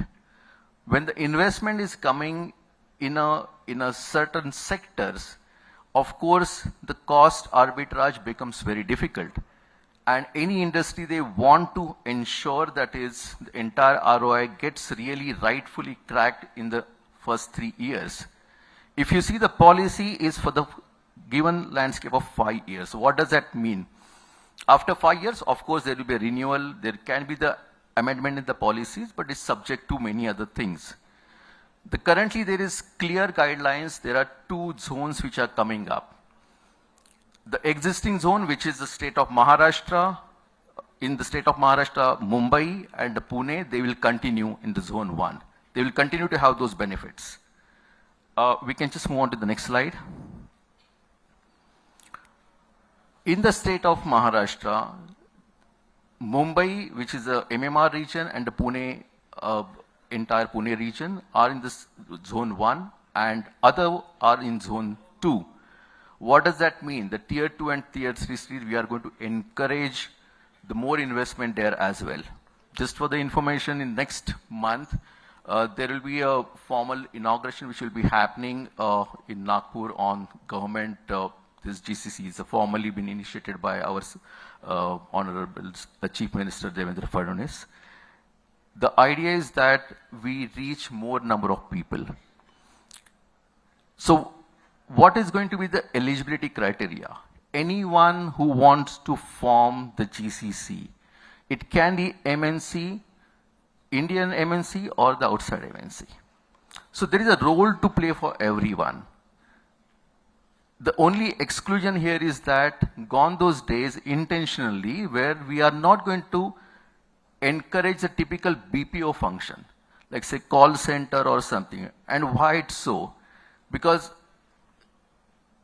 we as Bharat, we don't want world to look at us only from the cost arbitrage perspective. We know we are strategically leaders in the industry, and that's how the whole policy will start looking into it. So anyone who just want to have the call center or the BPO, they are excluded intentionally. Now the question will come, what MSMEs need to do in that case? Can you move on to the next slide? Let's have the policy at a glance. Let's see how the categorization are. There is an investment expectation starting from 50 CR all the way up to 750 CR plus, or there is also opportunity for having the direct employment of 100 plus. What does that mean? There are chances, because if you see the capital investment is slightly on the higher side, but at the same time we are promoting and encouraging if the employment can be generated in the state of Maharashtra. And it's not necessary, suppose any MSME wants to start with, but they have the horizon of say next 5 years, but they want to start with the smaller unit. They are still eligible for this policy with the given plan of the 3 years to 5 years. But expectation is that we create the employment for the state of Maharashtra. We attract the good talent for the state of Maharashtra. At the same time, we remain collaborative in the nature, and that's why these clusters have been identified. Of course, there are priority sectors as per the guidelines from the central ministry, and these priority sectors you can see. But I would like to bring your attention to two things. One is, in the priority sector, IRTS is of course there. Pharmaceutical is of course there. Pune, again, it's a hub.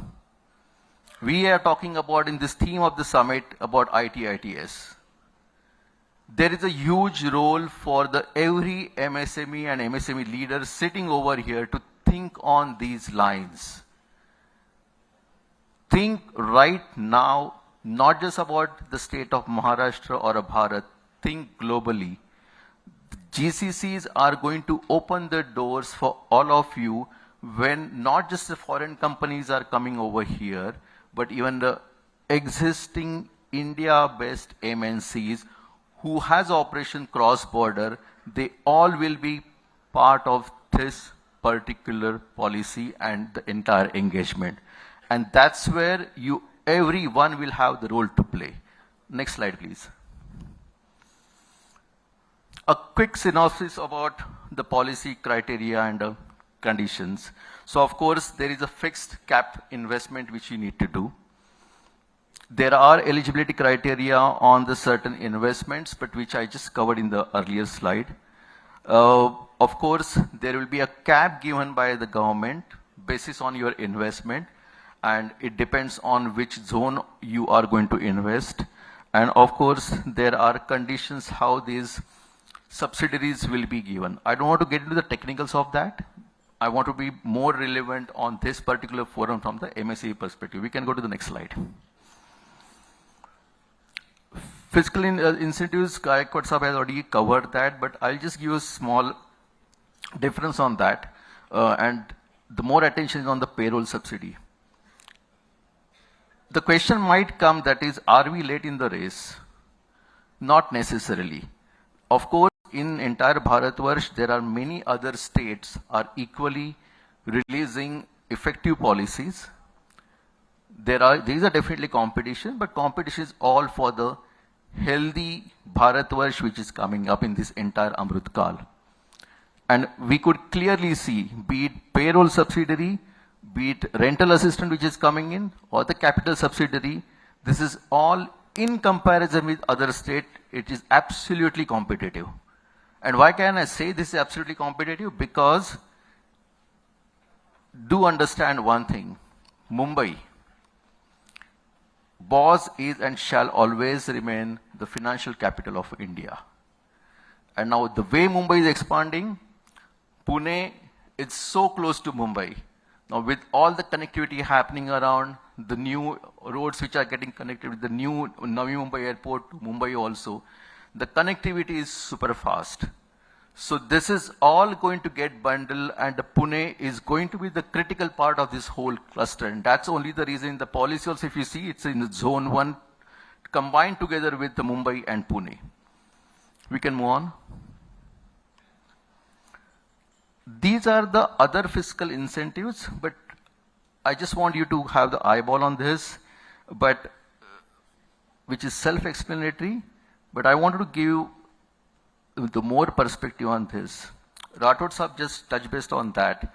The best part is that this policy is a very ideal example between the private and the public player. What does that mean? The developers are encouraged to build the GCC infra to get the rightful benefits.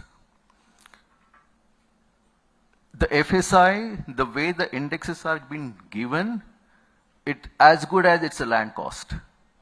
And there's a huge saving which is happening on the real estate. And that is what going to be the big attract factor for any MNCs, even they want to shift. And we already started seeing the shift happening from Karnataka to other states. Andhra is already chasing them, Telangana is chasing them. But now with this GCC policy and with the whole FSI, which is even as high as 100% as well, it is going to be an attract factor for many of these investors to come and plug in into the end.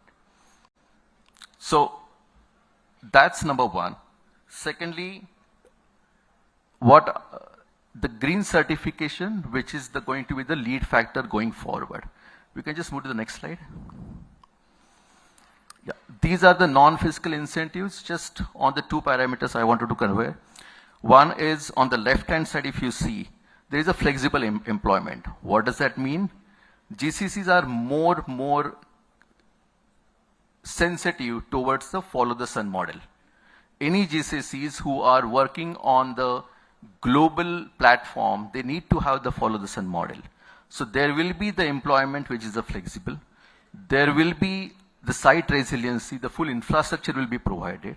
If you see the right-hand side, already you got to hear from the officials, there is a single window concept, ease of doing the business, and MIDC, Rathod Sahab, yourself is there. You are going to really support on this big time. My only request to you is that, Rathod Sahab, let's work it together. Make it more visible to the end user, like the leaders sitting over here, so that people know what these policies are and they become more interactive and open window concept. Let's move on to the next slide. So this is all about the policy. In last 1 minute, now I'm going to just wrap up this with certain key takeaways for all of you. And this is something which is closest to my heart. I always call it the 3 doctors.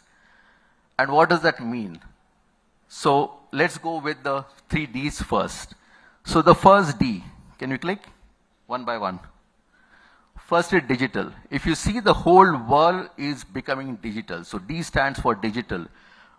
We as leaders of MSME need to really understand that is, yes, without digitization, without being ahead of our time, there is no scope for us to go into the market and be the leaders. So think about we are digital. Next D, it's disruptive. The whole world is moving with a disruptive intent. There is innovative disruption, but unless and until we are disruptive, we are not actually challenging ourselves, getting out of the comfort zone, we will not progress further. And the third D is democratic. Gone those days, there is going to be a recommendation, Vashila and all those stuff. No. Everything counts on the merit. If you have a merit, you will succeed. You know, in the current social media entire landscape, any person has got a merit can just shine away, right? So this is entirely a democratic world. So understand this is a democratic world and the merit counts, so you have to really work on your merit. So these 3 Ds are the current scenario of entire world and the ecosystem. And for that, there are 3 R's which I always proudly promote. R, click it down, stands for be responsible. Be responsible for what you are. Be responsible for your decisions. Don't blame it to someone. Don't blame it to government policies. Don't blame it to the red tapeism. Take your ownership, take your own decisions, stand by it, and accept its pros and cons as it is. So be responsible. Be relevant. The most critical, you have to be relevant. If you are not relevant, you are dated. The day you believe you have arrived, you already sign off for your absoluteness. So be relevant, that's current, the critical, that's what you need to do. And the last but not least, be resilient. You have to be resilient. If you are not resilient, you cannot sustain. You got to be agile. The entire India Varsh proved to the globe during the COVID time, during the 2008 subprime lending recession as well. We, Indian economy and Indian Bharatvarsh, we are resilient. So these are my 3 DRs to all of you to leave across. I'm wishing you all the best. I'm sure with the great policy coming up, the officials, the leaders like Gaikwad Saab, Rathod Saab sitting over here, the great platform like MEDC under the able leadership of Sir and Itkar Saib both, I'm sure all of you as a MSME leader and the future leader of the would-be unicorns would definitely make it happen. And I'm wishing all the best to you and stay connected and be blessed. Thank you so much.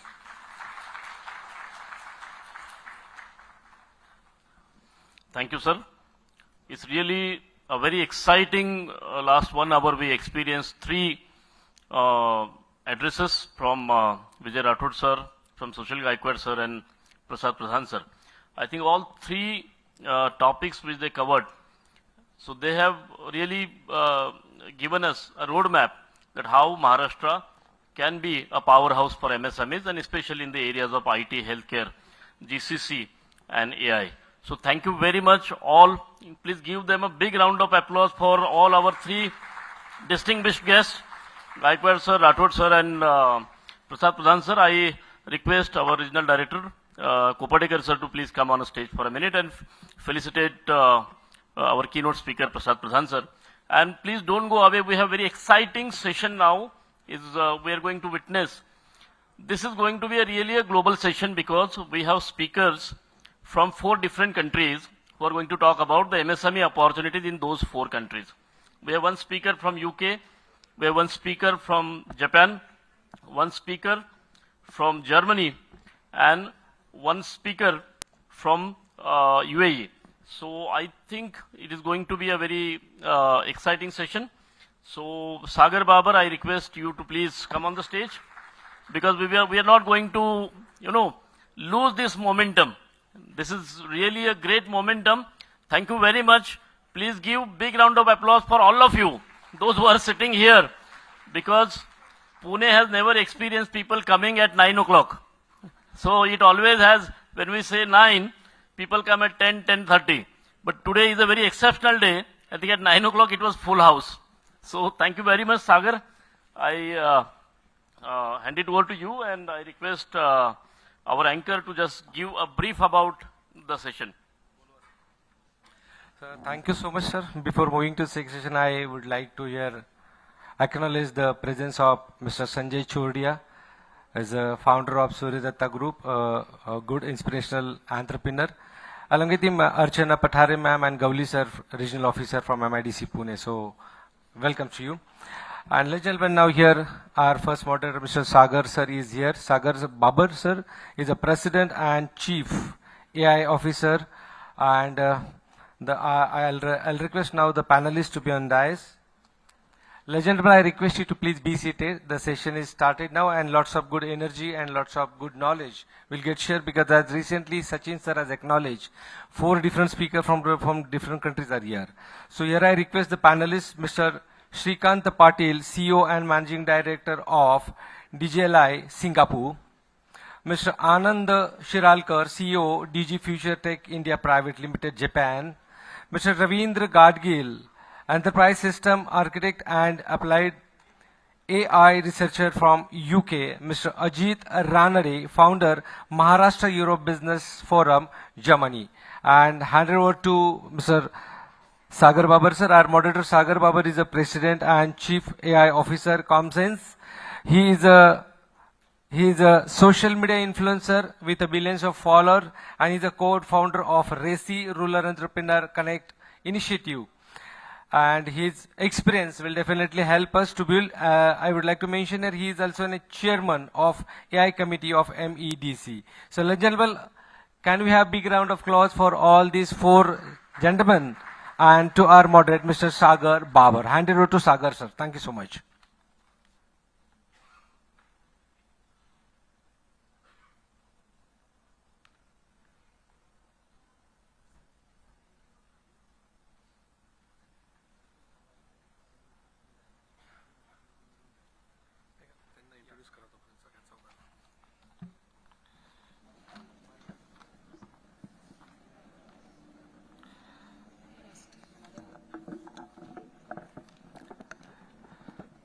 Shrikant Patil sir, a global respected fintech and digital banking leader with over 30 years of experience across North America, Europe and India. Mr. Anand Shiralkar sir, he is a successful entrepreneur, unique career spanning technology, capital market, new startups and global ecosystem building. Mr. Ravindra Gadgil sir, a senior entrepreneur, architect, over 30 years of experience in IT consultant, ERP, cloud transformation. Mr. Ajit Ranade sir, a strategic advisor and cross-border business connector with over 2 decades of experience. Ladies and gentlemen, with these decades of experience, guys are sharing their knowledge here. So please be seated, be ready with your notepad and pen, and give big a round of applause to start this session with Mr. Babar sir. Thank you so much. Thank you, everyone. I think this is the toughest slot because there is no tea break, and we have to keep you awake without tea. So yeah, but I think a lot of experience on stage, and we had brainstormed what value we can bring to all of you, and we have thought on something. But what context?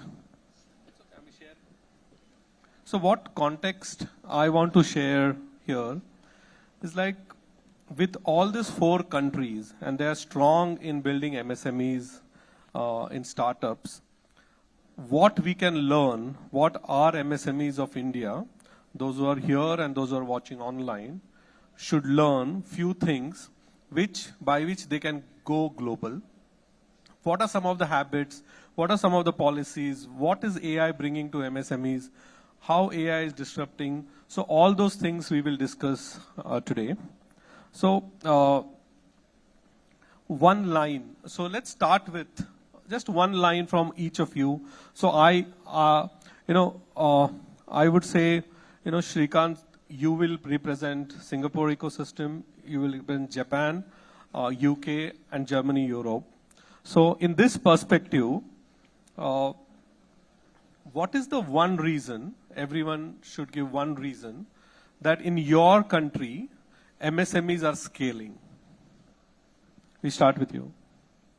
So one very important aspect about why Singapore is doing phenomenally well in financial services, artificial intelligence and technology, and helping small medium enterprises is because the ecosystem approach. They think about it from a perspective of not just solving one problem, but providing end-to-end comprehensive ecosystem. Okay.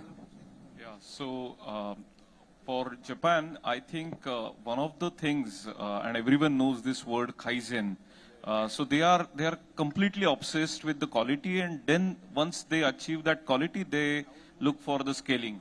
So that's something, right, like very important that we all can learn from Japan.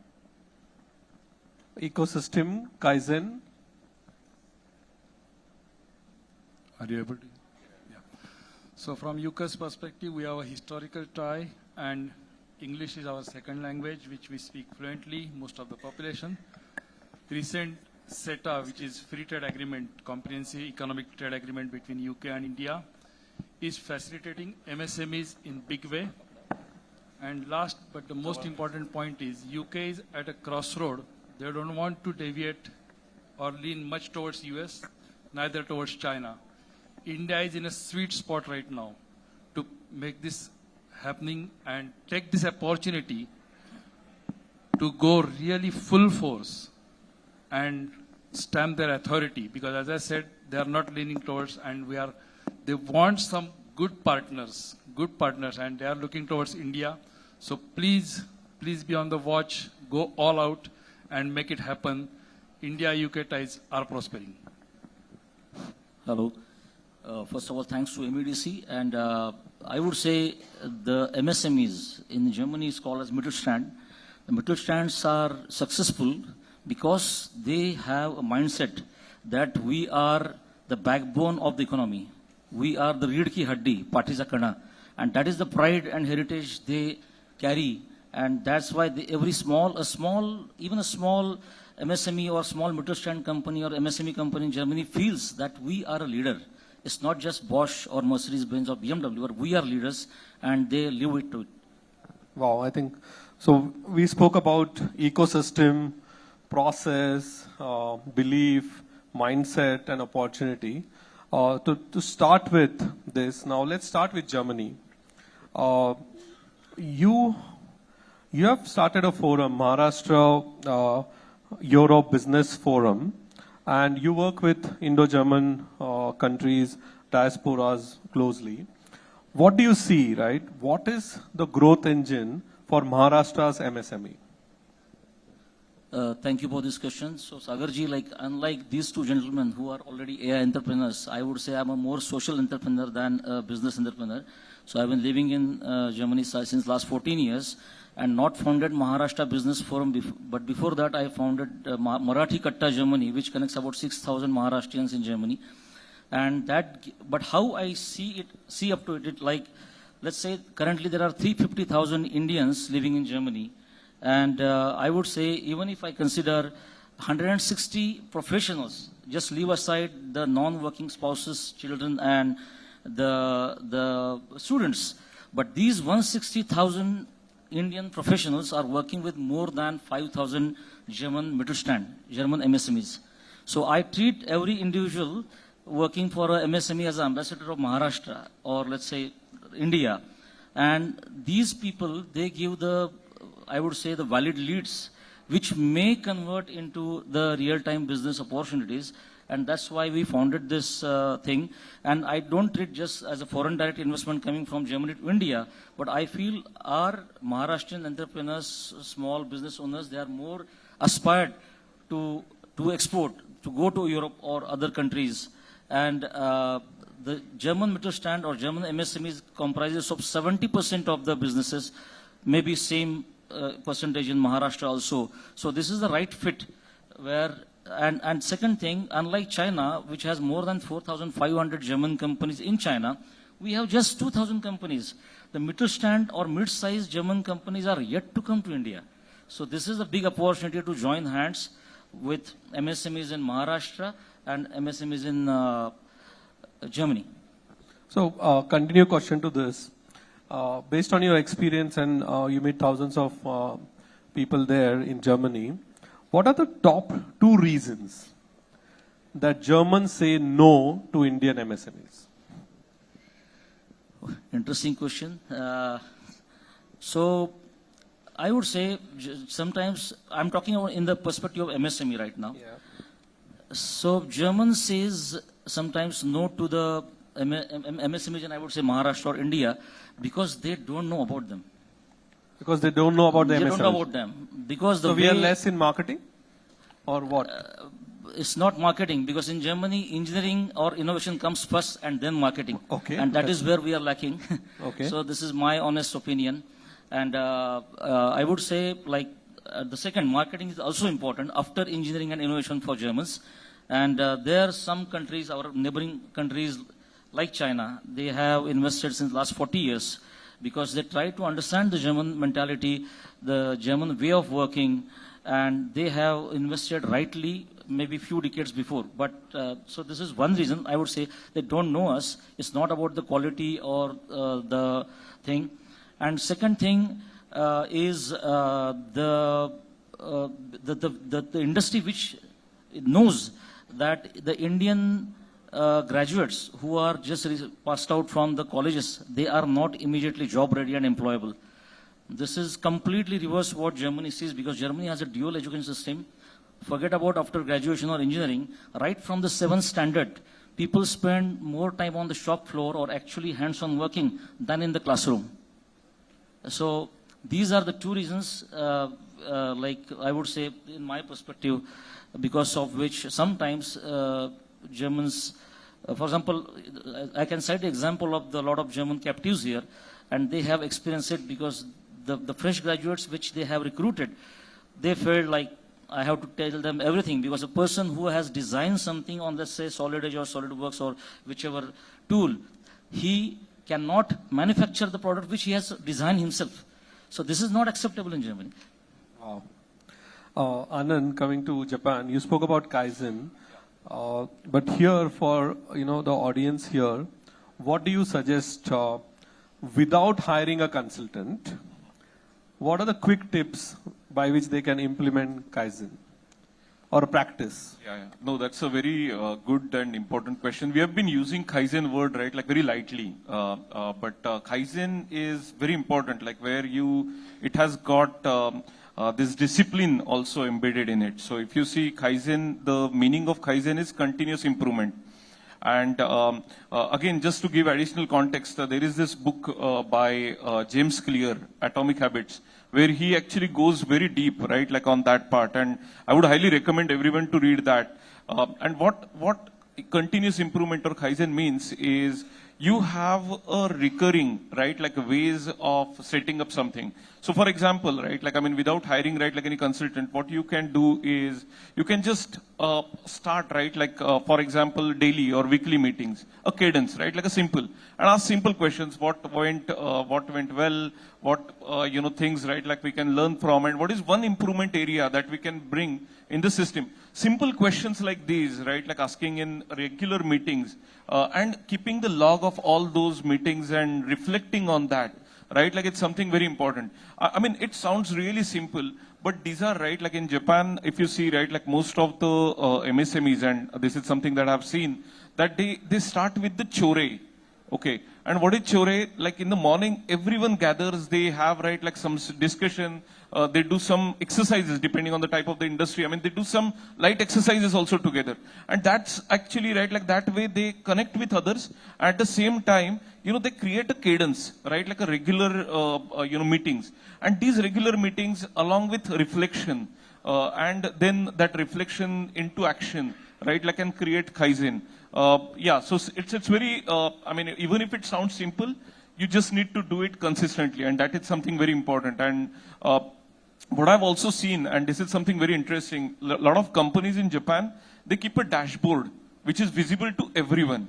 And everyone starts seeing that continuous improvement also. So one thing is, of course, following this process of having daily meetings.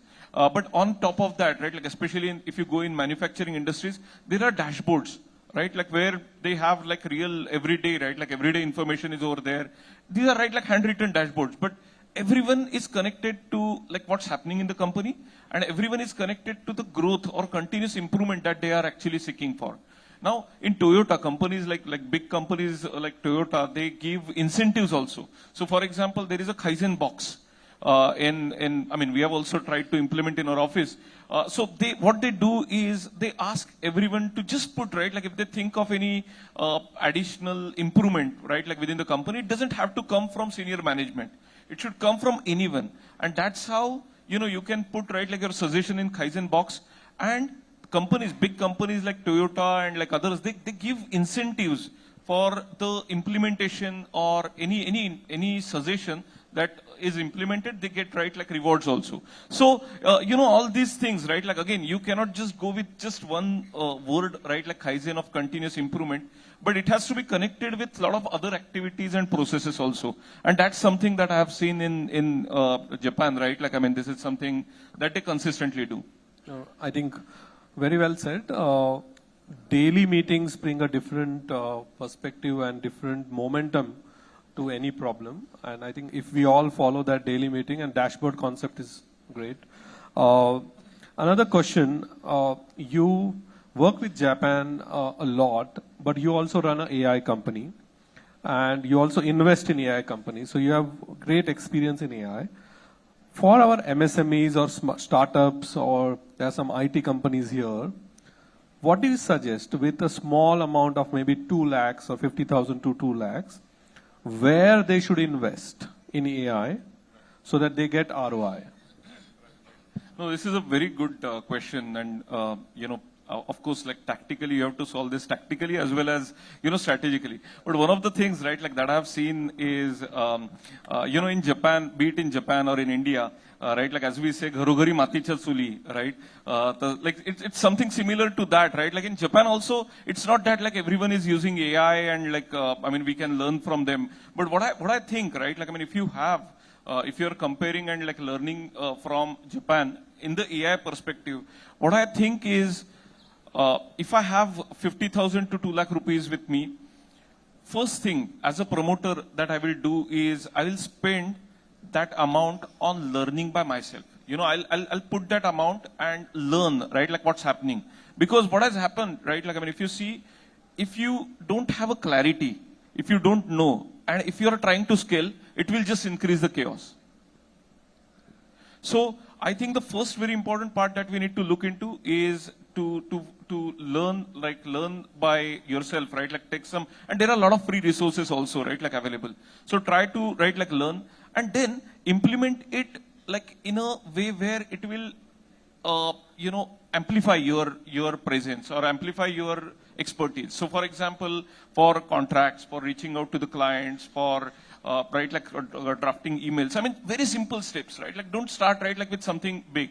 And then one more thing that, you know, you while doing this, one thing that everyone can do is create, right, like a database of problems that they're facing. Because not all problems can be solved with AI, right? Like, so if you have, right, like a limited capital, we can use that very, we need to use it very smartly. And for that, I think understanding the problem before finding the right solution, right, like would be something very important in my opinion. Great. So coming to Shrikant, Singapore is one thing, but you also run an AI company and you solve the credit problem, right? You have built solution, AI solution for the financial companies. So my question for MSMEs and, you know, companies in India, credit is always a problem. Getting credit or getting loans is not easy. What do you think with this AI coming in, with this all data AI, how will it help the MSMEs here? What will change after AI in your credit systems? Yeah. So let's quickly understand, right? I mean, if we just talk about India, MSMEs actually have a gap of close to $1.5 trillion of credit. And that's huge. That's growing tremendously. And we heard some very good presentations before. We know the kind of, you know, also Germany backbone, and, you know, we know SME, importance of SMEs for the economy. And unless we address this, I mean, you think about we are closing in 5 trillion, but then, you know, in the next 5 years, 10 years, 2047, when India become 100, we will be probably somewhere between 30 trillion to 50 trillion, right? I mean, the numbers are open. So you can imagine the kind of gap which it will keep growing and the kind of friction MSMEs face on a day-to-day level, right? So this is a very important problem to solve.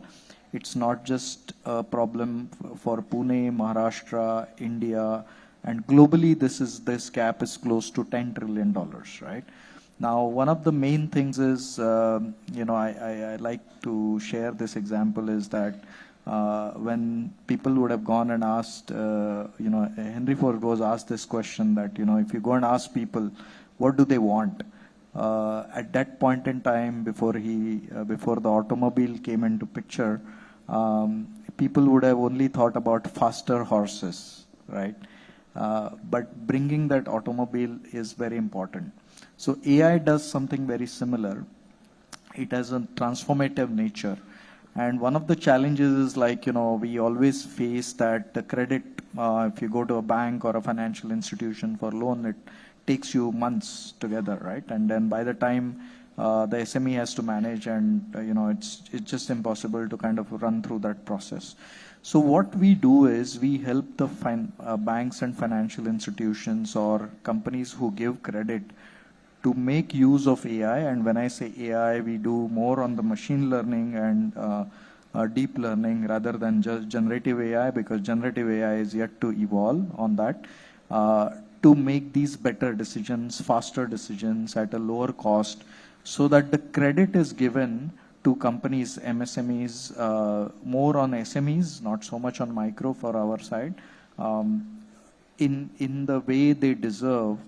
And one of the big challenges is that the banks or financial institutions don't have enough credit officers.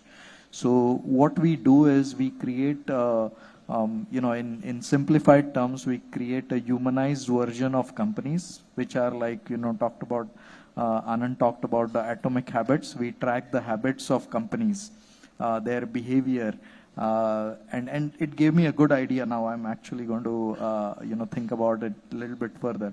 But we track the habits so that organizations can make a decision saying that if this MSME behaves ethically, this MSME has a potential, they show good intent, all of that, and which makes the decision making faster. So our job is to create visibility about the parameters which are even beyond financial credit, and give them that data.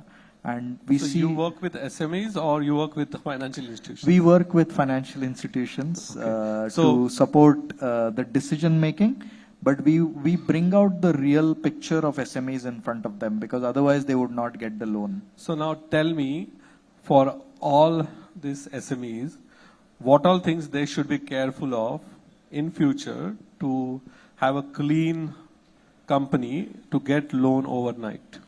Yeah. So there are very some of the basic things, right? What your AI will look at the company. So tell us, so we'll prepare. Correct. No, I mean, look, it's a model which itself does the whole. What are the top three things you think that we should be very careful? So a lot of things, people believe that financials are the most important things, but I can tell you that a lot of behavioral, which is non-financial, is very important. Whether you are showing good governance, whether you are showing, like, we do research on the directors, we do research on multiple other dimensions of the company. So having those attributes which are even non-financial are going to be very important for the model to be able to predict. And again, this is today's state. We also look at choosing the right industry, because if companies are choosing wrong industry, I mean, we saw, like, for example, everybody was launching for some point in time furniture companies. And it's so easy to launch a furniture company, but there is no potential for those. So choosing the right industry and having the non-financial aspects like governance, like the background of the founders or promoters, those factors affect tremendously on the decision making. Yeah, so we'll be careful about our behavior. So to Ravindra sir, about UK, right? We hear, and we were just chatting about it, that and you said a very good point, that I asked you, how is UK doing as an economy? Definitely it's not doing good. But from an entrepreneurship, you said there are very good companies, they are doing very good, or there are very bad companies. There is no one in between, right? That's a very good insight. So now, if our SMEs or MSMEs want to fall into that very good company or do business with them and build our trust, because we are sitting here, we want to build trust. What does UK people see in our MSMEs? How do we build that trust? Thanks for the question. First of all, we are punching far below our weight. I can tell you Maharashtra is highly talented, English-speaking, educated population, no representation, and it is unfortunate, but we keep on banging at a government level, at whatever capacity we have, but we are underrepresented. So that's the theme. So you guys have excellent potential to go and do big things. Now the couple of things or trust factor what we want to see, what UK companies see is that first and foremost, they wanted to see that have you understood their problem? You may be excellent in building Mercedes, but he wants auto rickshaw. What's the use of Mercedes? So understand their problem. See that you have told them back that you understood the problem, win their confidence.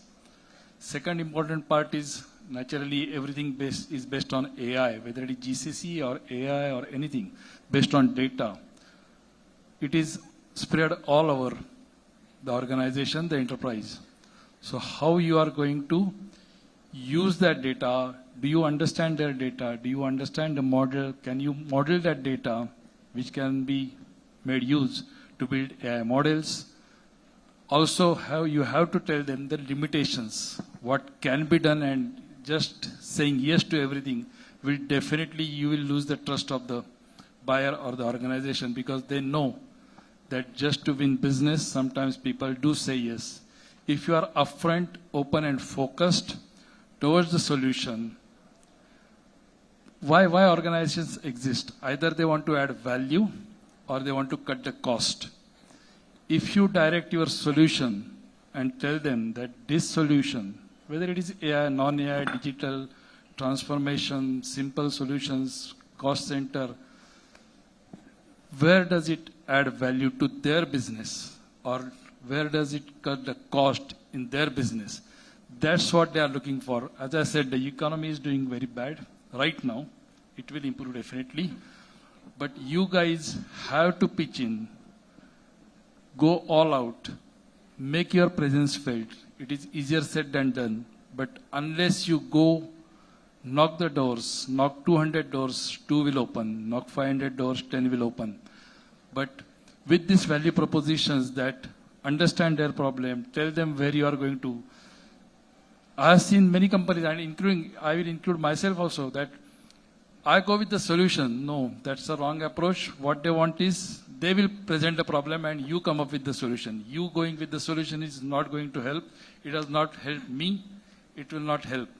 They are looking for the solutions which will solve their problem. So understand their problem, digest their problem, create a small use case. If you have worked on the similar use cases, showcase that use case. Tell them how it can benefit them, what changes need to be made. See, reusability is a norm of the day. It's not that every time you have to invent a wheel. You can use the existing solutions, but please be focused on solving the problem rather than selling your solution. If you buy them by showing them that you understood and you want to solve their problem, it's absolutely, I'm very sure that you will be able to win the business. Great, actually. No, I myself is learning a lot from different countries, different perspective, right? Like you said, solving a problem is a key thing. Next question is to Anand. Anand, here the audience is whom I met. There are some consultants, there are some HR companies, there are some manufacturing companies, there are some pharma companies, IT companies. What I have known, that IT companies by default have a lot of data, right? And if you tell them, they'll produce data. Because for AI, data is important. But for the companies who don't keep data, or it's not in their DNA to keep data or collect data, what do you suggest? What type of data they should start collecting from today so that they can implement AI properly? Right. That's a very good question. And even I've seen that IT companies also, even they have data, they don't use it wisely. So, but let me, and this is something, right, like a very common use case I've seen across industries is customer interaction. So generally what happens is when you have, right, like any customer interaction, if it is over WhatsApp messages or over email, just keep that log, right? Try to keep that log, create one space, because now, right, like if we are creating, right, like this as a data, it doesn't have to be, right, like very organized data as well. Just create that. And you can start, right? Like as you will start keeping that data, it will start giving you insight. And just to give you an example, right? Like there are, you would have done this in the past also. There are certain groups where a lot of information is shared. One thing that you can do is start, right? Like download that information and create some insights from that information. So one of the things, right, like that I would suggest is maybe customer follow-ups or customer chatbot, right? Like could be, right, like one way, right, like that first way that they can start with. Because I'm sure, right, like customer data is something that they would have, and depending on the type of the organization, how many times you interact, is there any way, right, like you can automate that process? It's something that we can figure out. Chatbot, right, like is something that we have heard a lot, but now you can do a lot of things on chatbot, right? Like it's not just right, like sending message and getting the answer.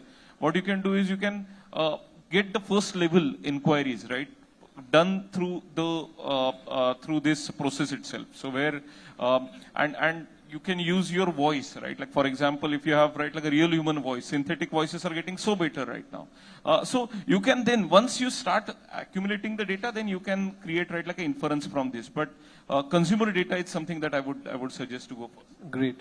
I would like to show you something. I'm not marketing for them, but last month I was in San Francisco, and everyone was wearing something in their, in their chain. There was a chain, and there was a small bullet. So I came back and inquired, what is this? What is this? In the event, around 20% of people were wearing that.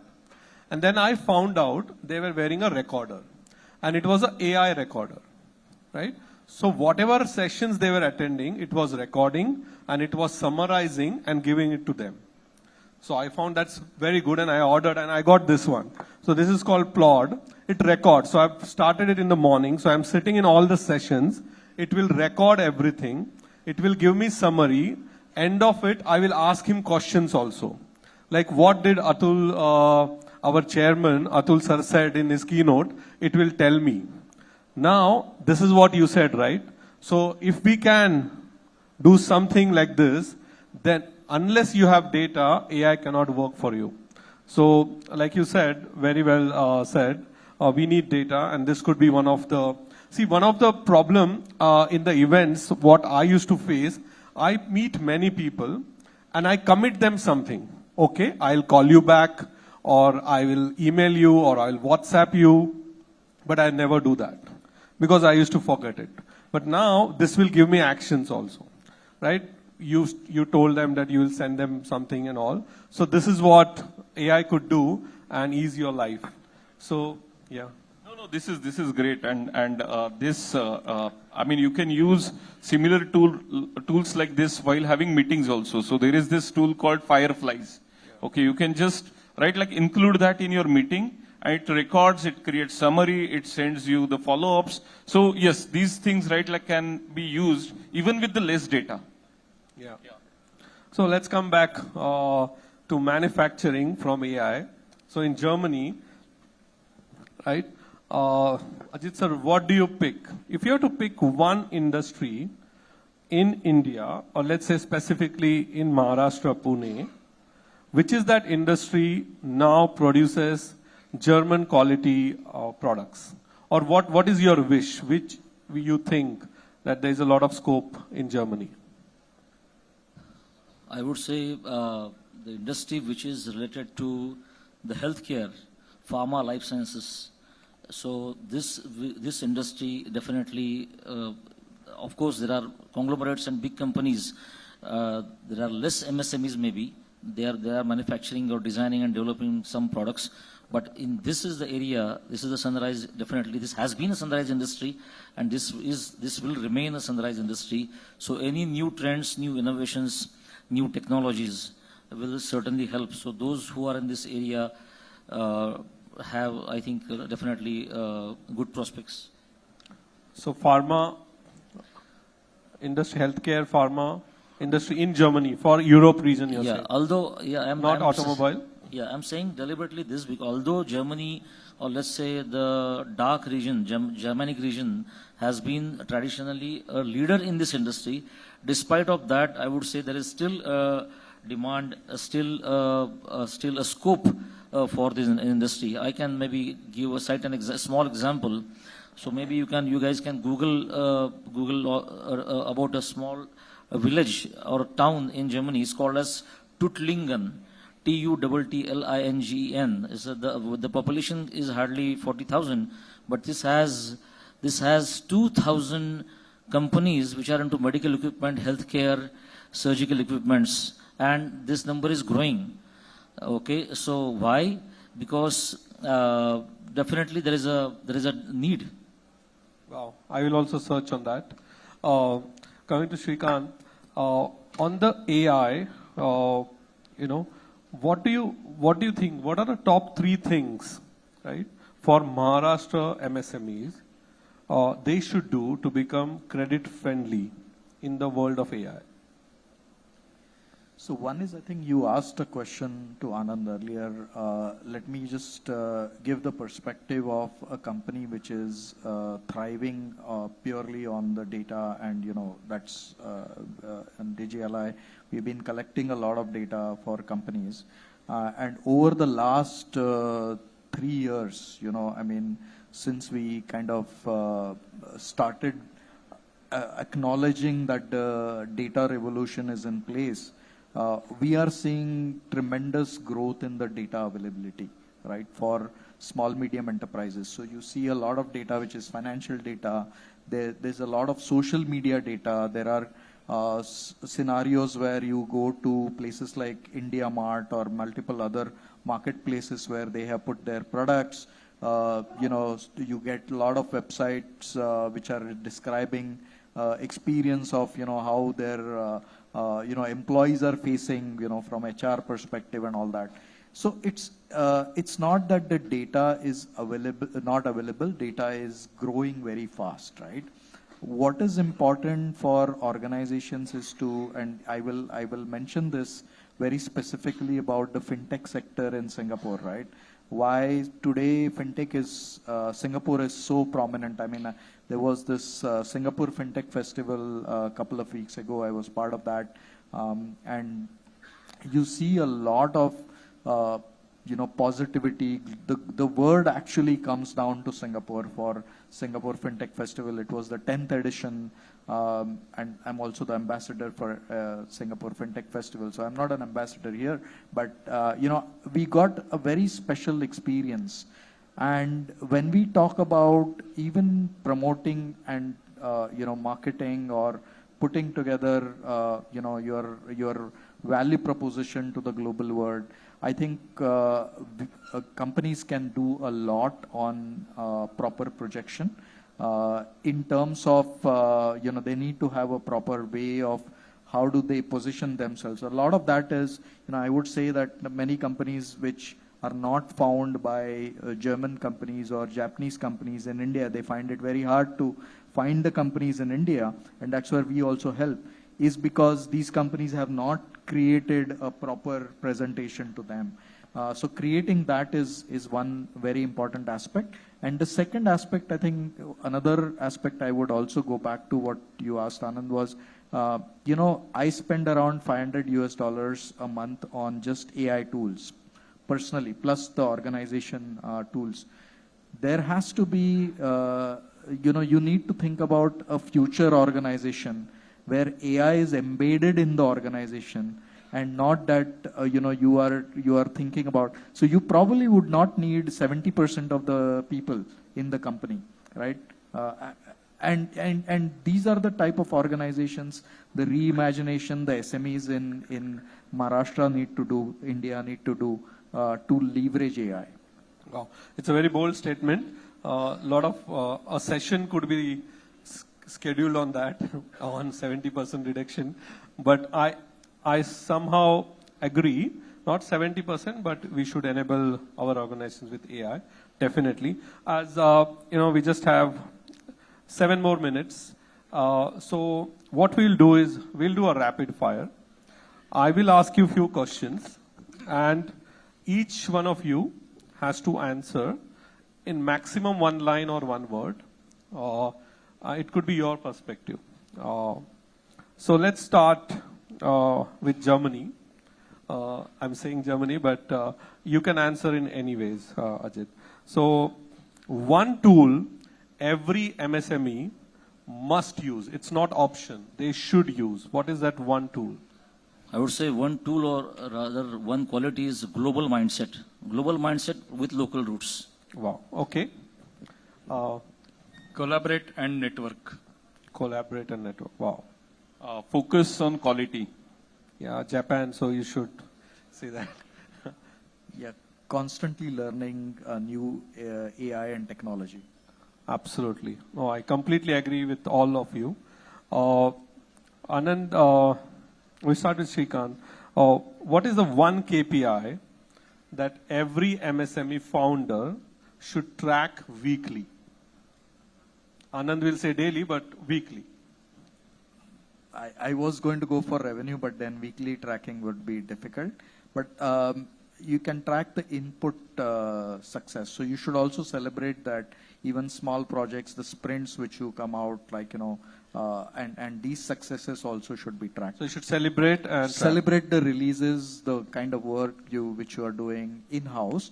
Though it is may not have been released within a week, it's impossible probably for every customer release. Very good. So if it is daily, it depends on the company, right, like which you are operating. For example, for my company, where Rian, right, like where we do the localization, dubbing of movies, we track daily the number of minutes that we have dubbed. Okay. But if you have to do weekly, I would definitely, for MSMEs, right, like cash, it's something that we should track. Completely agree. Cost. We have Cost. to control the cost. Yeah, and look for ways to minimize. Most of them offer AI tools, SaaS-based, pay-as-you-go tools. You have to look for that. You have to control your cost.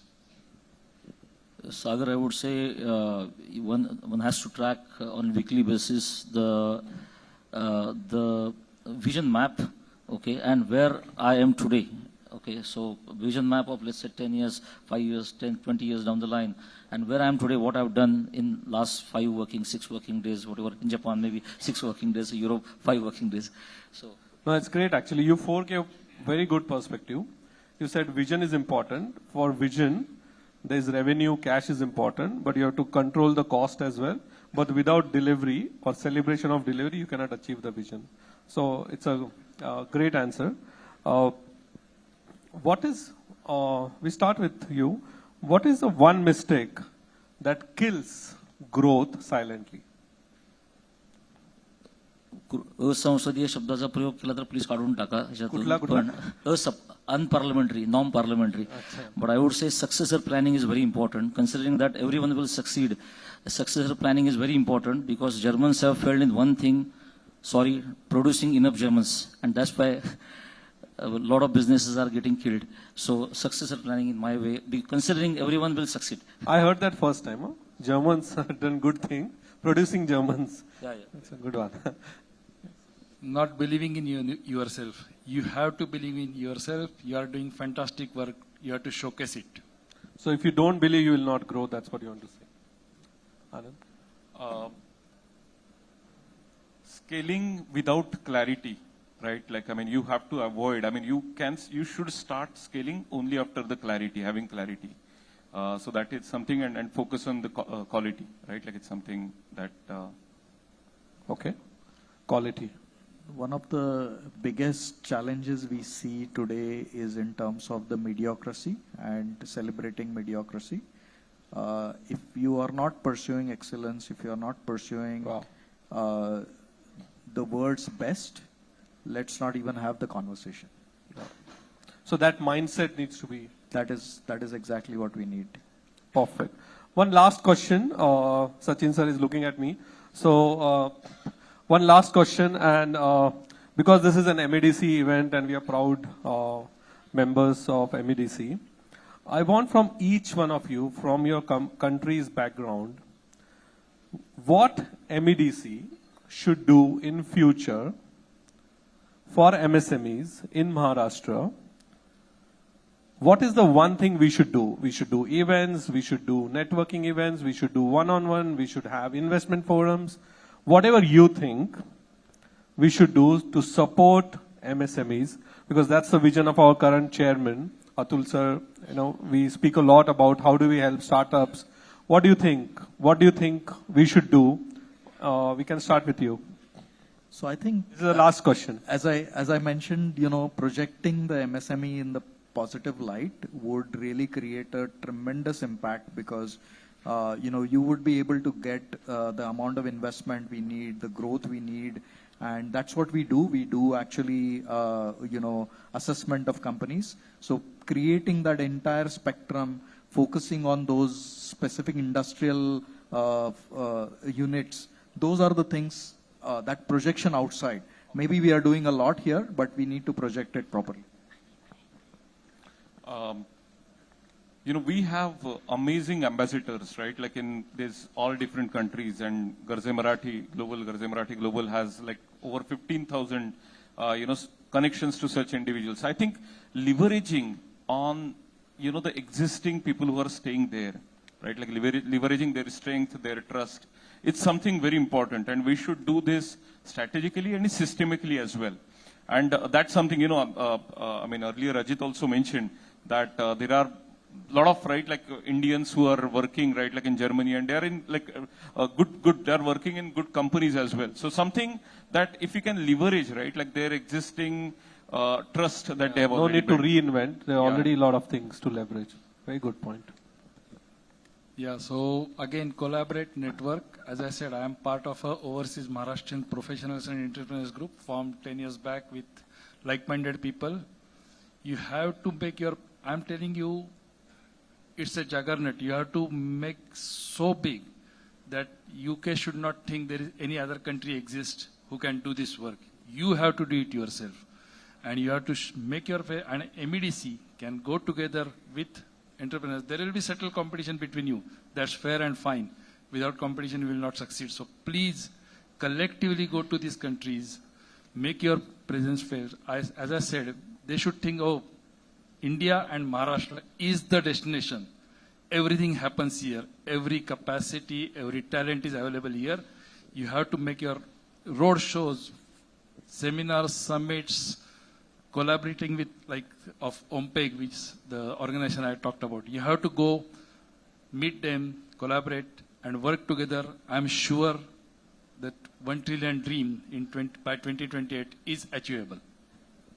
Sir. Thank you. Quickly, I think MEDC has a rich history of 70 years, and while I was talking to I come from some manufacturing entrepreneurs, I found that the small and medium scale entrepreneurs, especially, they face the challenge of skilled resources.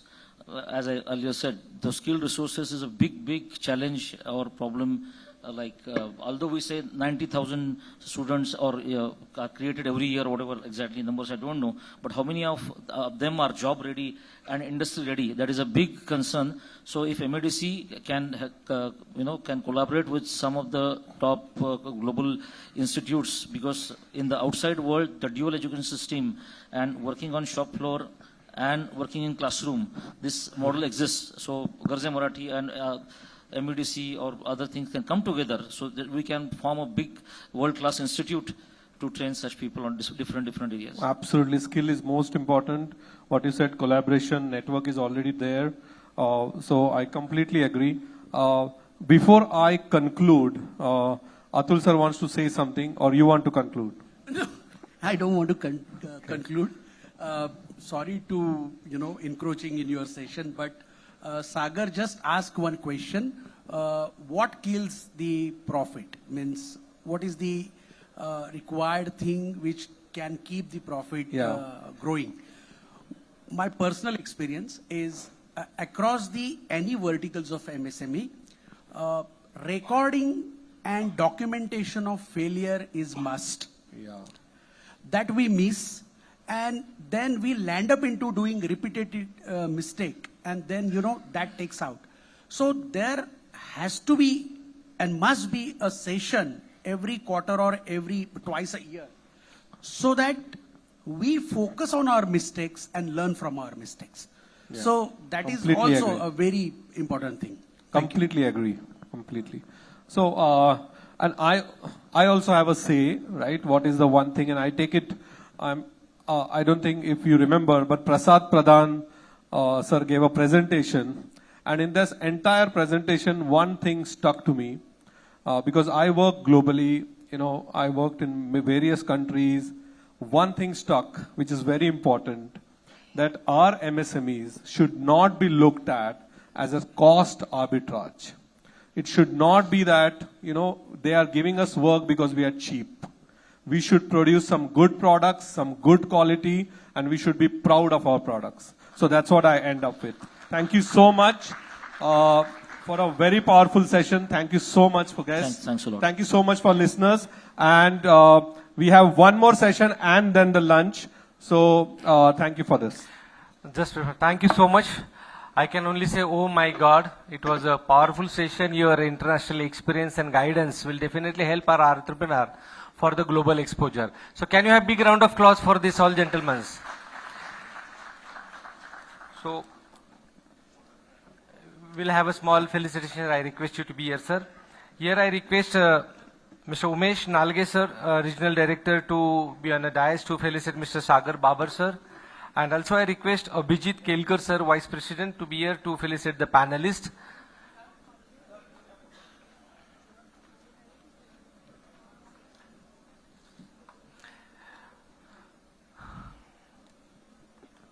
And I'm sure this information, this knowledge which you have recently heard from these legends will definitely help you for the global exposure.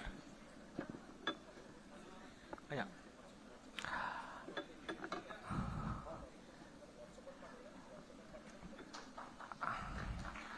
And also along with this, I would like to have one small announcement. Those who are interested to have a membership of this MEDC, they are requested to contact our registration counter for the same.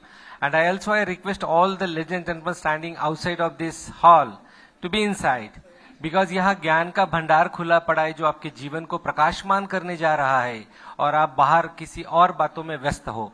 Networking के लिए lunch break and tea break is there, so that time you can build your network. But to build the network you should have that eligibility and that ability of that knowledge for your business and to become an entrepreneur. So all the legend entrepreneurs standing outside, I request you to be inside, right? And I am sure all these new upcoming entrepreneurs are looking for an opportunity. So gentlemen, are you looking for an opportunity? Are you sure? I request you to not to wait for an opportunity, start creating it, because this forum is made for that, to create an opportunities. So don't wait, because when you are waiting, you are losing your time. So gentlemen, I want to give one beautiful quote here. For all the entrepreneurs, whenever you want to become successful in your life, there are three most important things you need in you. One is ability, second is motivation, and third is attitude. Let me elaborate it. Ability is what you are capable of doing. Motivation is that determine what you do, and the attitude is determine how well you will do it. So with this, I would like to invite here to start the session 2. After this session 2, we'll have a lunch break. So for the second session, I request our next moderator, Mr. Dr. Sangram Pawar, Founder, CEO, Mindwork Global Technologies and Utung GCC. I request Dr. Sangram sir be on dais here. Along with that, I request the panelists, Mr. Santosh Pinikar, Mr. Shrikant Sarda, and Mr. G.V. Prasad. Mr. Santosh Pinikar, CEO, SRK. Mr. Shrikant Sarda, Chief Strategic Officer and ex-Managing Director, Accenture. Mr. G.V. Prasad, Co-Founder of Shinken. So this is the second panel, and this panel will help us to understand the GCC in AI, FinTech, and Healthcare, building GCC's challenges and opportunities for MSMEs. Let me introduce first, give a brief introduction about our moderator first. Dr. Sangram Pawar, Founder and CEO, Mindwork Global Technologies and Utung GCC. Dr. Pawar is a global GCC and people technology strategist with deep experience in setting up and scaling global capabilities center across the India and international market. Through Mindwork and Utung GCC, he advises enterprises on people platform, HR technologies, capability framework, and sustainable GCC operating model to drive their values. So can you have a big round of applause for our moderator, Dr. Sangram Pawar, sir. Our first panelist is Mr. Santosh Pinikar. He is a CEO, SRK. Mr. Pinikar is a seasoned GCC operation leader who has successfully built and scaled multiple large GCC across industries. With a deep experience in greenfield and brownfield transformation, he focused on operating model designs, compliance, readiness, and talent strategies.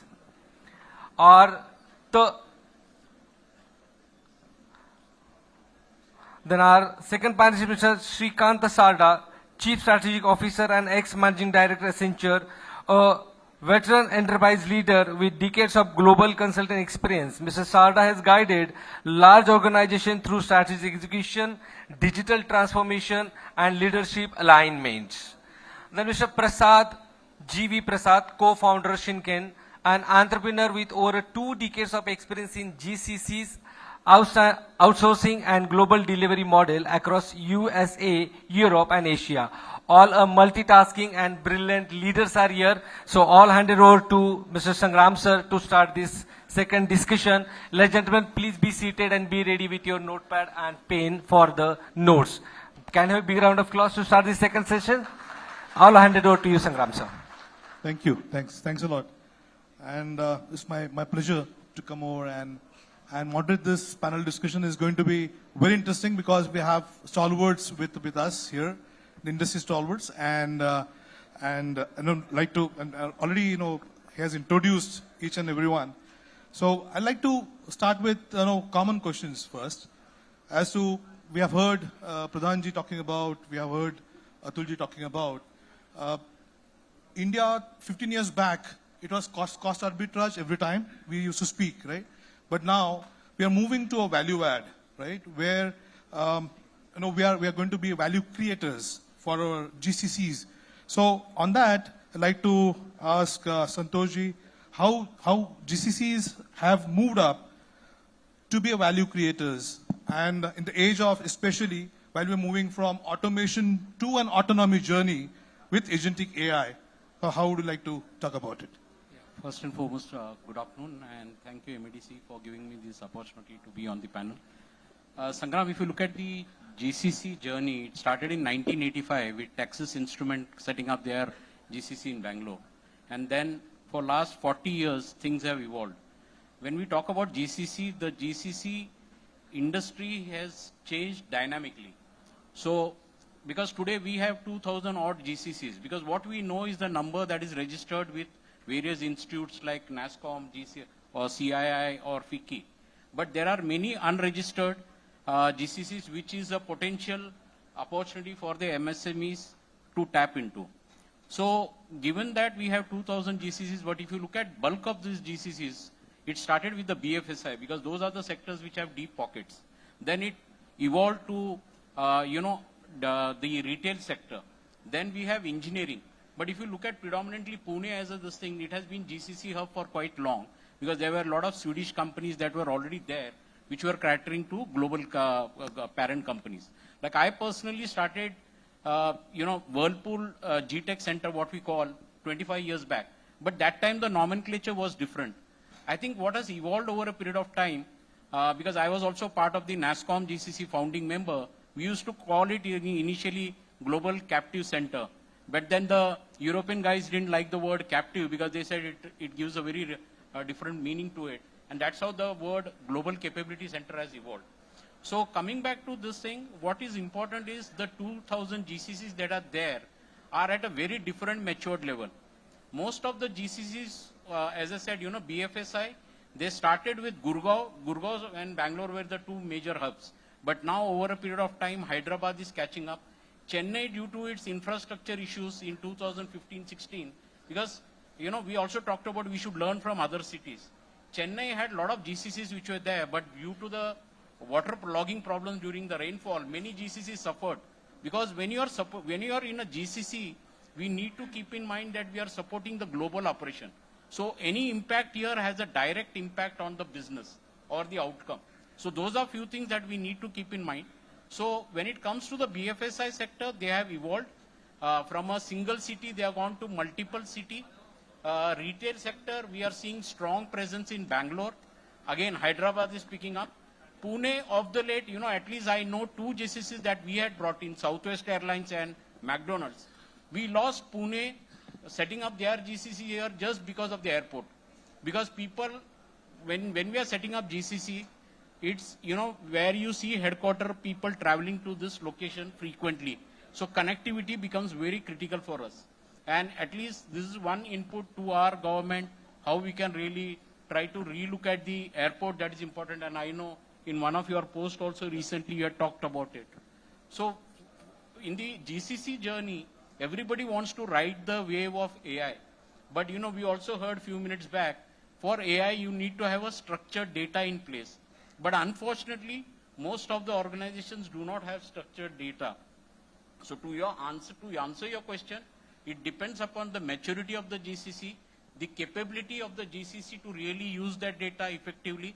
Again, data protection, data security is a big thing that is being talked about. We need to be very sensitive, and especially this session and the one what is following up is on healthcare. Because you will be having a lot of data of people of different countries which is stored. You know, some of the data would be here, but most of the health data would be in the domestic country or headquarters itself. So these are few things that we need to keep in mind. To your point that about the AI, I think it depends upon the maturity of the organization, the capability and the capacity of the GCC to really handle such vast data. And those are the few things that we need to keep in mind. And especially in healthcare, compliance is a big area that one needs to focus upon. In fact, just to add to that, Santosh, you rightly identified, see, we have this HIPAA norms in US, or say we talk about GDPR in Europe, or now we talk about in India, DPDP Act, right? So with all this privacy and securing the personal data, how the captives, or not captives, I would say, the GCCs would look at this particular area in terms of data security and we need to appreciate that these are all developed countries who are setting up their GCCs. So first and foremost, their data is never in our country. So today, most of the GCCs that they operate in India, they store their data in their headquarters. And it is on cloud. Most of the GCCs from India log in through the VPN. So all our people who, when they open the laptop, they work on the data which is stored in the global locations. And when they shut the data is not in India. The data resides in their location. From a BCP standpoint, they would have one more data center somewhere outside. But to your point, I think the data resides in the parent company itself, and they would decide the location. Thank you. Over to you. First of all, thanks, Sangram, for having me here, and a great session and great topic, a very relevant topic, as earlier speakers also mentioned. Personally, I have worked with a lot of GCCs in my previous role. I have seen their progress happening over a period of last 10, 12 years. And you rightly mentioned, from a cost arbitrage to a very, very strategic player in the company's growth strategy, the GCC in India has evolved.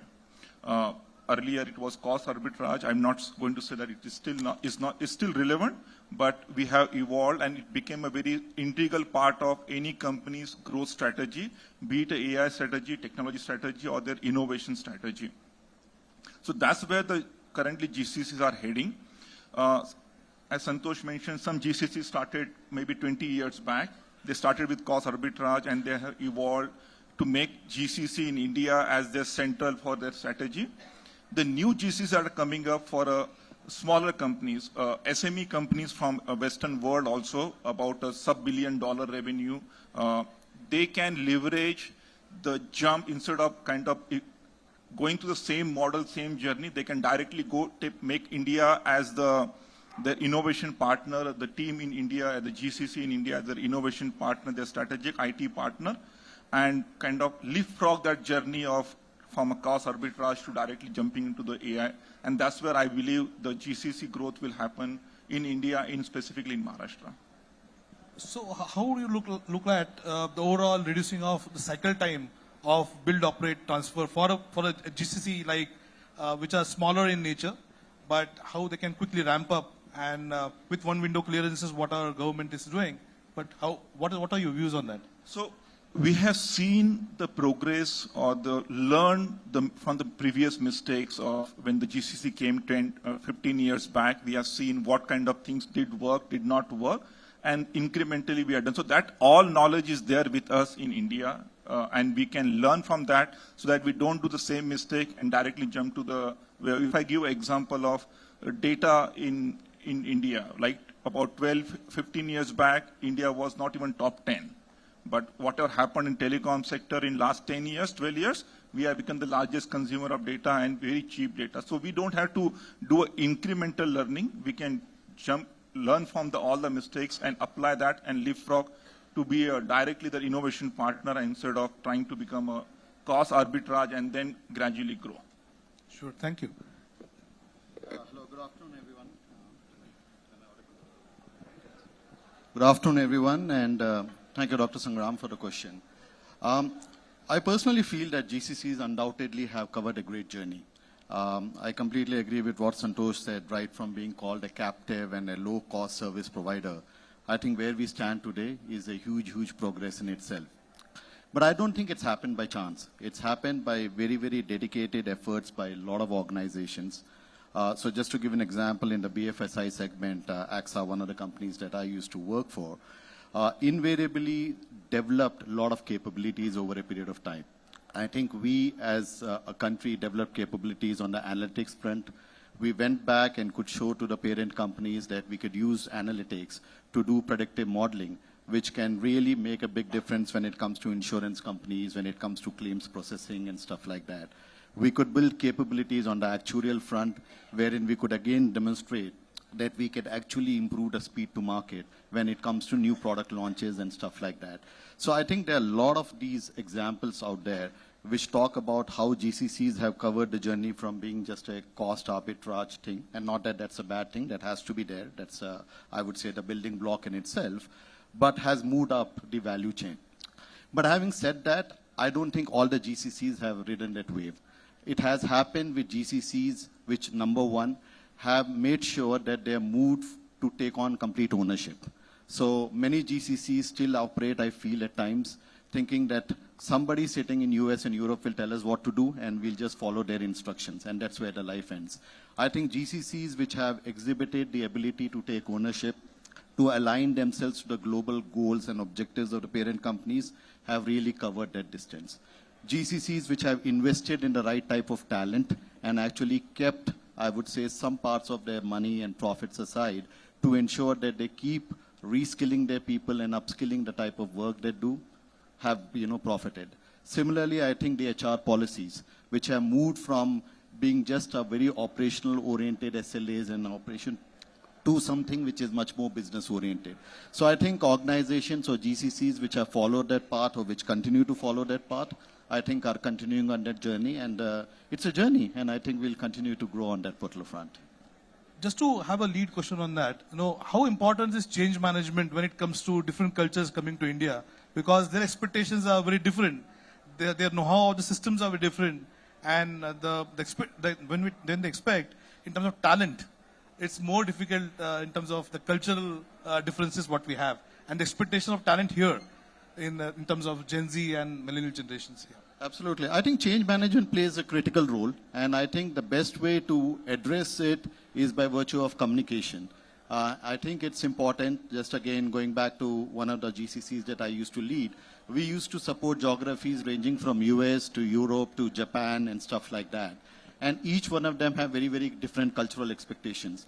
I used to at times hear from my teams supporting UK, why UK is very happy with a 99% quality, whereas Japanese team is cribbing with a 99.8% quality also. But that's the cultural mindset, and that's the way the organization operates. So I think change management is important.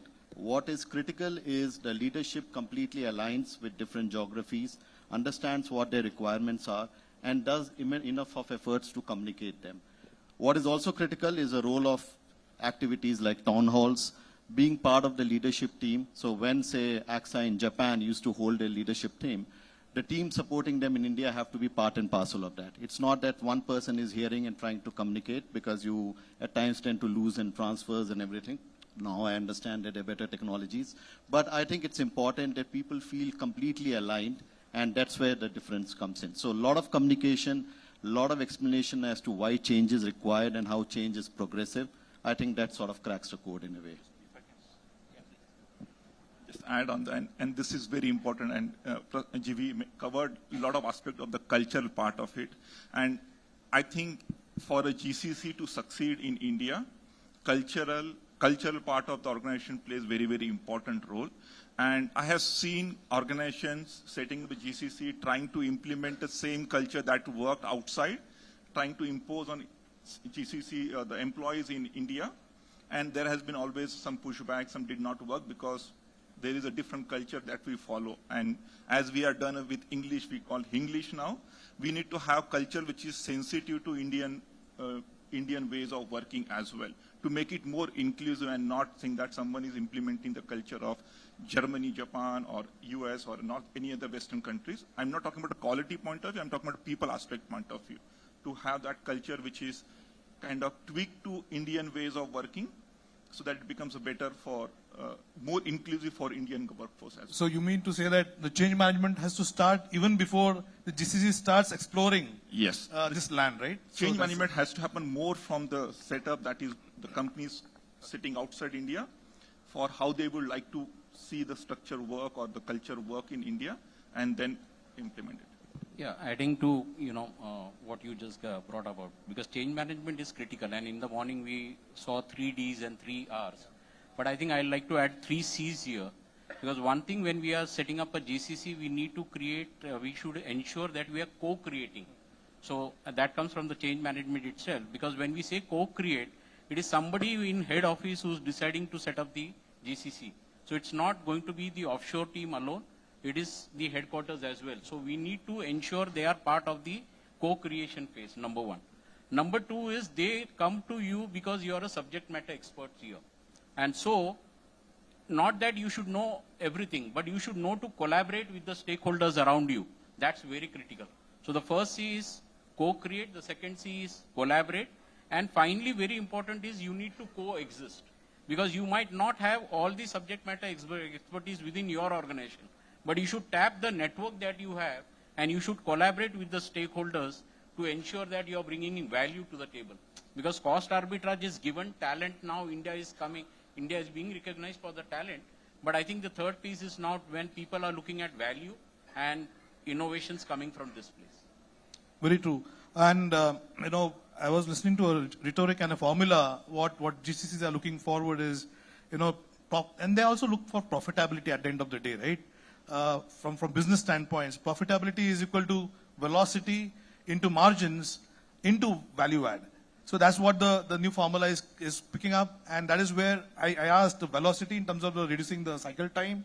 Second, how change management really impacts that, and then we talk about margins, and then we also talk about value add. The most important part of any GCCs coming here, and then we providing our talent there, is very important is the mindset. What we need to have, a right mindset is very important to cater to GCCs outside India. And when it comes to, and I was listening to Satya Nadella when he came to Delhi, and he spoke about mindset, tool set, skill set, and last is data set. So these are 4 things what he spoke.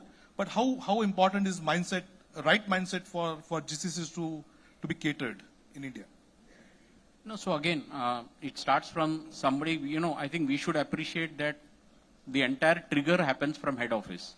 Somebody there is pushing this decision about setting up the GCC in some location, and India is having a major chunk of GCC.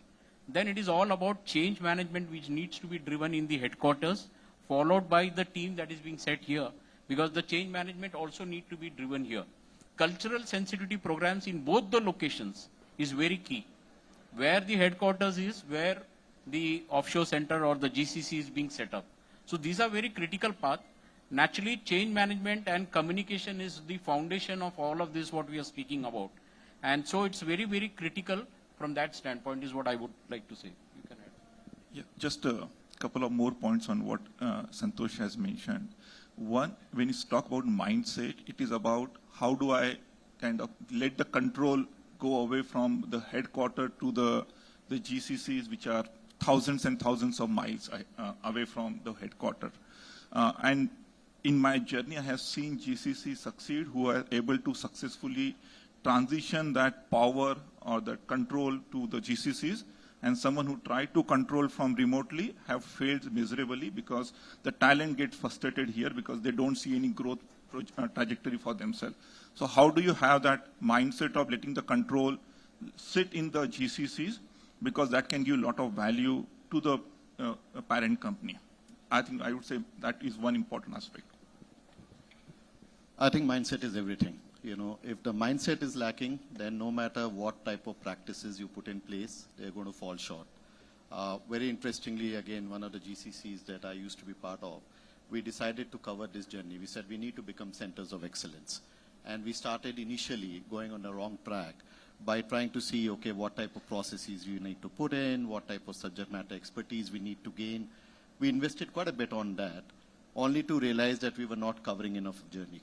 And then we realized that probably where we are lacking is that the mindset of people has not changed. They never understood why we are doing what we are trying to do. And that mindset of just following instructions was not helping, no matter what type of practices you might like to put in place. So that's where we said, okay, we need to redo it in a different manner, organize a set of boot camps, primarily with the intention that we tell everyone that we have the capability. Because what has happened in the GCC journey, according to me, is because we've been getting work from companies from US and others, and there's always been this word called parent. So when you call somebody as a parent, you become like a child. And in Indian context, more often than not, ab change ho rahi hai, but a child has to just listen to parent. Child will never question the parent, or child will never try to argue on positive things. And that was the shift which is required, where we said that people need to understand that they have the potential to question the right things, they have the potential to take ownership. And when that mindset change happened, that's when a lot of other things that you put in place really took things forward. So yeah, to your question, it starts with mindset and it continues with mindset, which is like a horizontal on which you can start building other practices, basically. Thank you. For any GCC, talent is at the core. Like what Simon Sinek says, our shareholders are people, our customers are people, our employees are people. So we are catering to people, and talent is at the center always. And as per you, I'll ask to everyone, talent is always a challenge when it comes to hiring right talent for right job, onboarding them at the right time as well. How should organizations realistically plan talent for GCCs without shooting on the cost? Let me maybe make an attempt to that one, right? Because talent or the people is the most important aspect in any of this business, as you rightly mentioned. Everywhere leads to the people. So when GCC, and in my previous experience, I have seen GCC kind of taking, okay, which area that they would like to start the GCC from their core areas, right? And define the domain that knowledge is required. I think in the previous panel discussion, Ajit mentioned about how Germany looks at the domain knowledge. So it is important for us to build that domain knowledge in various areas, and our education system needs to go through some changes about how they can give that hands-on domain experience, industry experience knowledge, and not just a technology. Because technology will become very horizontal very soon, if it's not already become. And then the domain or the specific industry knowledge will be very, very important to build that one. So the parent organization, I'm using that word parent, not to refer that I become a child for that one, but the headquarters or the main organization needs to kind of plan out which area they would like to put it in GCC as the first one. And if they are mature, they can start with a very core area as well. But a lot of GCC which are coming up new, their own maturity is not there. So they can start with maybe non-core area and then move very quickly into and the talent required for that will be different for different core sectors that they want to go. I think there are two aspects which come to my mind besides the the recruitment part. I think firstly is investment in terms of upskilling people. I think if people can show or organizations can show that they're investing in the workforce that they have, hopefully that workforce stays with you for a longer period of time and delivers the results. Because one of the challenges GCCs continue to face is a type of attrition. And because of that, they are at times not able to scale to the type of levels that are required. And I think the other critical factor is the HR policies. Some of those contemporary HR policies where you sort of reward people just because they have, completed their specific targets and all, that is fine. But I think now the need of the hour is more around making sure that people are actually awarded or rewarded for things like collaboration, for taking ownership. We heard about Kaizen and people giving ideas. So I think having the right type of HR policies which revolve around these particular themes becomes very, very critical.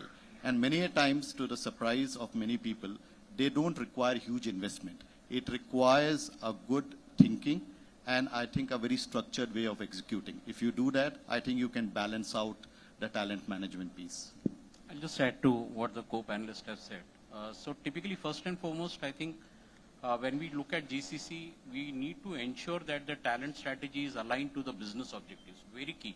Because what may work for an airline sector may not work for a retail, or what may work for an retail may not work for a banking. So very important is when you define a talent strategy, it needs to be aligned to the business objective.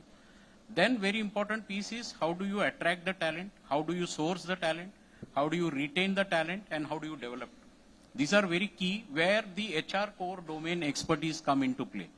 We also heard in our previous panel that employability, because today India has a talent pool, but when they come out from the college, academia, and they join the industry has to spend almost 6 months in getting them up to speed or, getting their skills up. Now, there are several programs from the government where we have the internship scheme, apprenticeship scheme, which is providing opportunities for the academia to push the students to the industry where they get exposure to what's happening in the real-time world, right? So these are very key.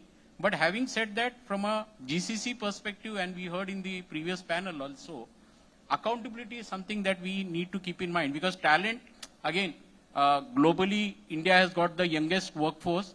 We hear about aging population. Different countries have different strategies to come into India. Most of the manufacturing sector is coming primarily because of China +1 policy. So when you look at all of this, this is in a way channelizing the energies towards India. But to your point, I think talent will be critical, whether we like it or not. Cost arbitrage continues to be on top of the priorities. Number 2, again, is talent. And to the point what I shared in between, innovation and then driving the value will become the next this thing. So talent plays a very key role in when it comes to GCC. So from a CEO's lens, what makes GCC scalable and sustainable, Santosh? Because you have been, you are a CEO for SRK Consulting Group, and then what makes GCC scalable and sustainable? See, over a period of last 8 years, we have set up 15 GCCs, and it has been in different domains, right? From airlines to retail to healthcare. And right now we are setting up for a media consulting company. So naturally, what we always urge is what is the business objective? And then what we always focus on is, getting the right org structure in place, defining the roles and responsibilities, keeping in mind the local India context as well. Because in US and developed countries, at times increments are not there for 3 to 4 years. And in India, the talent looks for promotion every 2 years or 3 years. So these are some challenges that we see from a ground standpoint. So what we do from a enablement standpoint or co-partner, when we partner with a parent company, what we keep in mind is typically defining the right org structure, defining the right roles, what is the must-have skill, what is the nice-to-have skill. And then the whole piece of cultural aspect is brought into the framework so that, we are educating the stakeholders and they also understand the local landscape here in India. And this becomes critical because our role more is to enable. And that's where when I said 3 C's, co-creating is very important. Involving them in this co-creation of policies and identifying the right talent by defining the right policies is going to be very key. I would add to what Santosh has mentioned is about the sponsorship aspect of it. Because I have seen many GCC struggle through the attrition challenge or the leadership not being there because there was been no sponsor at the headquarters level. So at the headquarters, who is the key sponsor from the senior management who will task to make the GCC successful in India? That is number 1. Second is how do that sponsorship is translating into kind of the leadership in India from a cultural point of view, from a growth point of view. And I have seen GCC, some of this, sending their senior stakeholders to India to understand the Indian ways of working, understand the culture so that they can fine-tune their headquarter organization or the expectation. And how do you set up a achievable target as a milestone? Because some GCCs who have done, suddenly have never been in India, never done a kind of outsourcing or offshoring, suddenly expecting a huge outcome from a GCC, they have failed because the expectation is not matching. So how do you set the proper KPIs or kind of targets at each interval, 6 months, 1 year, so that there is a sustained growth for the GCCs. In fact, that makes sense. It's part of, again, change management, what we are speaking. While we talk about GCC, how much time we need to spend on discovery phase? Because that's what we have been talking about. If those things are not met properly, the expectations are not met properly, and they rush on the taking some decisions without people due diligence, cultural due diligence, and only financial due diligence is done. So, what are your thoughts around how much time we should really spend for discovery for any GCC to come in? No standard answer, because it doesn't, one size doesn't fit all scenario here, right? But again, I go back to my previous point about what area the headquarters want to kind of start in GCC, because it has 3 key aspects. One is the domain knowledge that exists in that area. If we are talking about financial companies, yes, Pune has a lot of domain knowledge. If you talk about manufacturing, automobile, Pune has a lot of knowledge. But if I talk about aerospace, Pune may not have that knowledge. Some other city or India may be still developing on that area, right? So what is the domain that they want to start the GCC in India? That is one. So do they have a domain knowledge? Is that skilled resources available? That all needs to go into that due diligence before any company start the GCC in India. And their own frank assessment of their own maturity of cultural change, working with remote teams, teams which are not going to be in front of them, and more importantly, working with the youngsters. Because today's youngsters, the young population that India has, they have a different way of looking at the things than many Westerners or many senior people who have spent maybe decades in one company, working only in one company and growing in that company. So that is all this to go into discovery phase before they decide to come into India. So Sangram, based on our experience of setting up so many GCCs, and when I was employee also, earlier it used to take at least a year for a headquarter to really plan that activity quite well. Because when you're setting up GCC, there is a bigger aspect to it when it comes to transfer pricing and harbor study and all of that stuff. Because what you would see erstwhile when the GCCs came into India, while they got the cost savings, cost arbitrage, they got the talent, but then a lot of cases were coming towards them from a compliance standpoint, especially from, transfer pricing and this thing. So those are the things that needs to be planned well. So earlier, it used to take a year, but because now we already have 2,000 plus GCCs, the time what we are seeing is it's around 6 months. But to your point, it needs to be driven by some sponsor in headquarters. There is a change management that needs to be driven. But nowadays, because of technology, the speed to set up GCCs have increased. Our experience has been that it takes around 6 months time for them to really decide in terms of where to set up the GCC, because it starts with what I said, from a financial cost benefit analysis, then it comes to your location analysis, then the talent phase, which is very critical, because to the point what my co-panelist said, where the domain resides within India. So these are critical factors. So coming to a healthcare subject, it's very important that today we are talking about AI, IT, healthcare and GCCs. So AI, IT might cut across all the GCCs in terms of tech enablement, but when it comes to healthcare as a domain, we have one side, we have clinical data management, we have pharmaceuticals, we have pharmacovigilance, we have medical coding, or revenue cycle management, or AR, or billing. So when it comes to process outsourcing, which is not much value add, but it's very important that today we don't have technology, because there's a trust on the technology, and they want people to really do medical summarization here. And that's where a lot of opportunities are being seen from human value add. Okay, so what are those biggest opportunities you see, Santosh, and all panelists? Yeah. See, basically, you talked about process, right? Whether you like it or not, we lost the BPM battle to Philippines. Okay, and we lost most of our processes there, because 80s, 90s, we were very strong in BPM, but then we lost it to Philippines. But the good point, what is coming up now, when it comes to AI in healthcare, the Philippine government is not allowing too much of innovation and implementation of AI within that domain. And that's where India can really come into play. Because now it gives most of the countries the flexibility to really set up the healthcare domain GCC out here, bring in innovations what they are looking for, and then the other stuff fall in place. That's what my take is.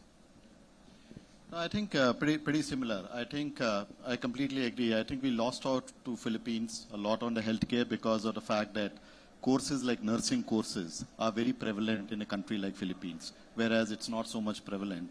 And I still remember when I was in IBM, we used to support Aetna, a health insurance major in US, and they used to say that if I have to teach your people the difference between meningitis and pharyngitis, it's too much of a steep learning curve. Whereas if I pick up somebody from Philippines, it's easier to do that and all. But I think over a period of time, I completely agree with Santosh. I think it's a question of automation. It's a question of identifying where can we bring in the technology part to enable the whole healthcare piece. Because that's where with limited amount of domain knowledge, but a good technical capability, we can actually make quite a bit of a dent, basically. I'll just add on this one. I think we need to play on our strengths. Maybe, as Santosh mentioned, healthcare, some BPM part we lost to some other countries. But we have a strength, which is our technology, data, analytics, AI, compared to these other countries. And if we play on that strength, even in healthcare, like clinical research, we have proven, I think someone mentioned in the previous session about during the COVID, the way we have come out with the vaccine and doing all those data analytics and simulation on that one. If we play on that one, that is a sweet spot. We can get into that area and then expand into the other sector of the healthcare. See, again, I'd like to add to I request the committee members of MEDC, because today morning we saw the policy on GCC from Maharashtra. I did not see healthcare there. Yeah. And when I say today we have lost most of the processes to Philippines, healthcare is an opportunity for us to really target in India. So may I request the committee to really talk to the government, because while we highlighted other priorities, when it comes to business process, we are not going to catch up with Philippines. Sorry to say this. But one area where India can now catch up is healthcare. And I would just request the committee to push it to the government, because that's one area where we really need to talk to the government. The other area which I was talking to Sachin in the morning was also the notice period in India. It varies company to company. There is no law around it. And today we are losing credibility in the market because candidates, again, it's a demand-supply game. Today, candidates come, pick up an offer, they go and scout for other offers, and today we are losing credibility with the parent company because they see that that is a mistrust. So two things from a policy standpoint which I would request the committee to address it to the government is to look at really the healthcare. The other aspect is to bring in uniformity of notice period. You know, in US it is 2 weeks. In India, it can be, okay, 45 days or 60 days. But I think we need to have a policy coming out from the government. And because today each state has come out with the GCC policy, be it Hyderabad, there are 8 states who have rolled out the GCC. Everybody is giving the same incentive. Maharashtra can stand out if we bring the talent part into it. And that's one area. Having set up 20 GCCs, I believe talent is one area where we should look at. And notice period is something that we need to talk to the government about. And then, in fact, I compliment this because in Maharashtra still the rules are yet to be set for the labor code. So recently the labor code is being enforced at the central level, but all states are working out on their rules, and this can be one of the rules what we can ask the Maharashtra government to talk about. Last question from my side to everyone is, if an organization leader wants to start GCC journey tomorrow, what is the one non-negotiable thing they must get right? According to me, it is about understanding the domain that they are supporting and be ready to take complete ownership in terms of understanding that domain, creating that particular team that is required to support that domain, and go ahead with full-fledged execution. I would say change management, ready for the change management and ready to let the control move from headquarters to the GCC. I'll add 2 words here. One is accountability. That's where, taking that ownership. And the other piece is compliance. Because most of the GCCs have been struggling to be compliant. So I think from my side, I think these are the 2 factors that needs to be considered by the GCC leader while taking up the ownership. Wonderful. Thanks a lot, Santosh, GV, Shrikantji, to give your perspectives. And thanks to the wonderful audience there. Thanks once again, MEDC, and to have this platform there. Thank you. Thanks a lot. Thank you so much, sir. It was really a very interactive and very fantastic session. In the industry of GCCs in AI, fintech, healthcare, the challenges and opportunity was discussed in very detail. So here I request Ashish Garde sir, Vice President, and Mr. Anil Pawar, Committee Head, to felicitate the moderator and our panelist. So Ashish Garde sir, I request you to please felicitate Dr. Sangram sir. And Sangram sir, your questions was too good. It has opened lots of business secret. So can you have a big round of applause? Then to Mr. Santosh Pinikar, Shrikant Sarda and GV Prasad sir, I request Anil Pawar sir to felicitate. Please hand over the token of love to them. So friends, this knowledge will definitely help you to groom your business, and what I feel, the best way to get something done is to start to begin. So जब तक आप कुछ शुरू नहीं करोगे तब तक आपका कहीं पे भी मतलब कहाँ पे भी आप पहुँच नहीं पाओगे. So taking an initiative is one of the best example to lead in our life. So after this we will have a lunch break. I request, yeah, Kijan sir, you are the only. I request sir to please felicitate all the panelists, Santosh Pinikar sir, Shrikant sir, and Prasad sir. So during the lunch break, I request you to build your network through your knowledge, through your capacity and capabilities. Okay, take a limited lunch so you should not sleep. Next 2 back-to-back sessions are there, and some more interactive, more good and more dynamic leaders are here to interact with you. So ladies and gentlemen, this break is for next, how much minutes? 20 minutes. So please, I request you to take your lunch immediately and be here. Thank you so much. And once again, an announcement. If you are looking for a member of MEDC, request you to contact to registration counter and get your membership done. Thank you so much. It is not new at all. Even when I was studying way back, and you know my age, so I was studying in the 70s. Even at that time, we had AI as a subject, and there were AI projects, and it was happening. Why it has caught the fancy of people today is because of Gen AI, and ChatGPT being a classic example, but there are so many others. And that suddenly has made it mainstream. But AI, when we talk about AI, it's not just Gen AI. So please remember that AI is much more than Gen AI. And by the way, Gen AI also is something which can very easily hallucinate and can very easily lead you to very authentic information. Sounds like authentic information, but it's completely bogus. And you might have heard of some famous examples. I think it was Deloitte or one of those large companies in Australia which charged $5 million for a report which turned out to be completely fake because they generated through AI and never bothered to check it. Anyway, so to come back to what Dr. Devi asked, a lot of boards have been pressurizing companies saying that everybody is doing AI. What are we doing about it? Show us some projects. So it is like a technology in search of a problem that has happened in the last few years. So instead of having a problem and then saying, okay, is AI the right technology to tackle it?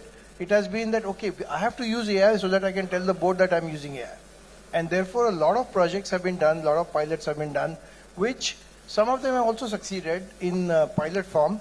But there's a big difference between succeeding in the pilot form and in an enterprise kind of a setting where it's actually making a difference to the bottom line, either the top line or the bottom line. By the way, I'm from a business angle, so I'm going to, and I think most of us are, so we are going to talk more about the real, ultimately the thing is it going to give me ROI or not, like he said. Most of the projects that have been done in the past few years have actually not given the ROI. Now, does that mean that it's a failure? No, absolutely not. It just means that we have been barking up the wrong trees. We have to find the right tree to climb so that to get the fruit. We have been barking up the wrong trees, and that is to be expected. With a new technology like this, that is to be expected. Some of you probably may remember the whole hype around blockchain a few years ago, right? Everybody was talking about blockchain and how it's going to transform the whole computing industry and stock markets and this and that. Well, it is still in use, but that hype is gone completely. And now it is being used only where it is giving ROI. I think the same thing is happening with AI, and we'll give some examples later about which are the kind of things which are actually working and delivering results. But one thing we have to remember is, even as of date, AI is, think of it as when I was in college, we didn't have calculators. And when the first calculators were allowed in our college, we were like, yeah, now we can do everything much easier. But have the calculators replaced us? No, we have used it as a tool. So the trick lies in the human being using AI in the right context and still applying his or her brains to use it well. And that's, I think, what is being missed in a lot of cases. But there are very concrete examples, and we'll come to some of those examples as we go along, where it has actually made I would actually say, life-changing differences. This is a very specific question by Dr. Sachin about AI, ROI of AI. So AI has a different perspective in healthcare as such.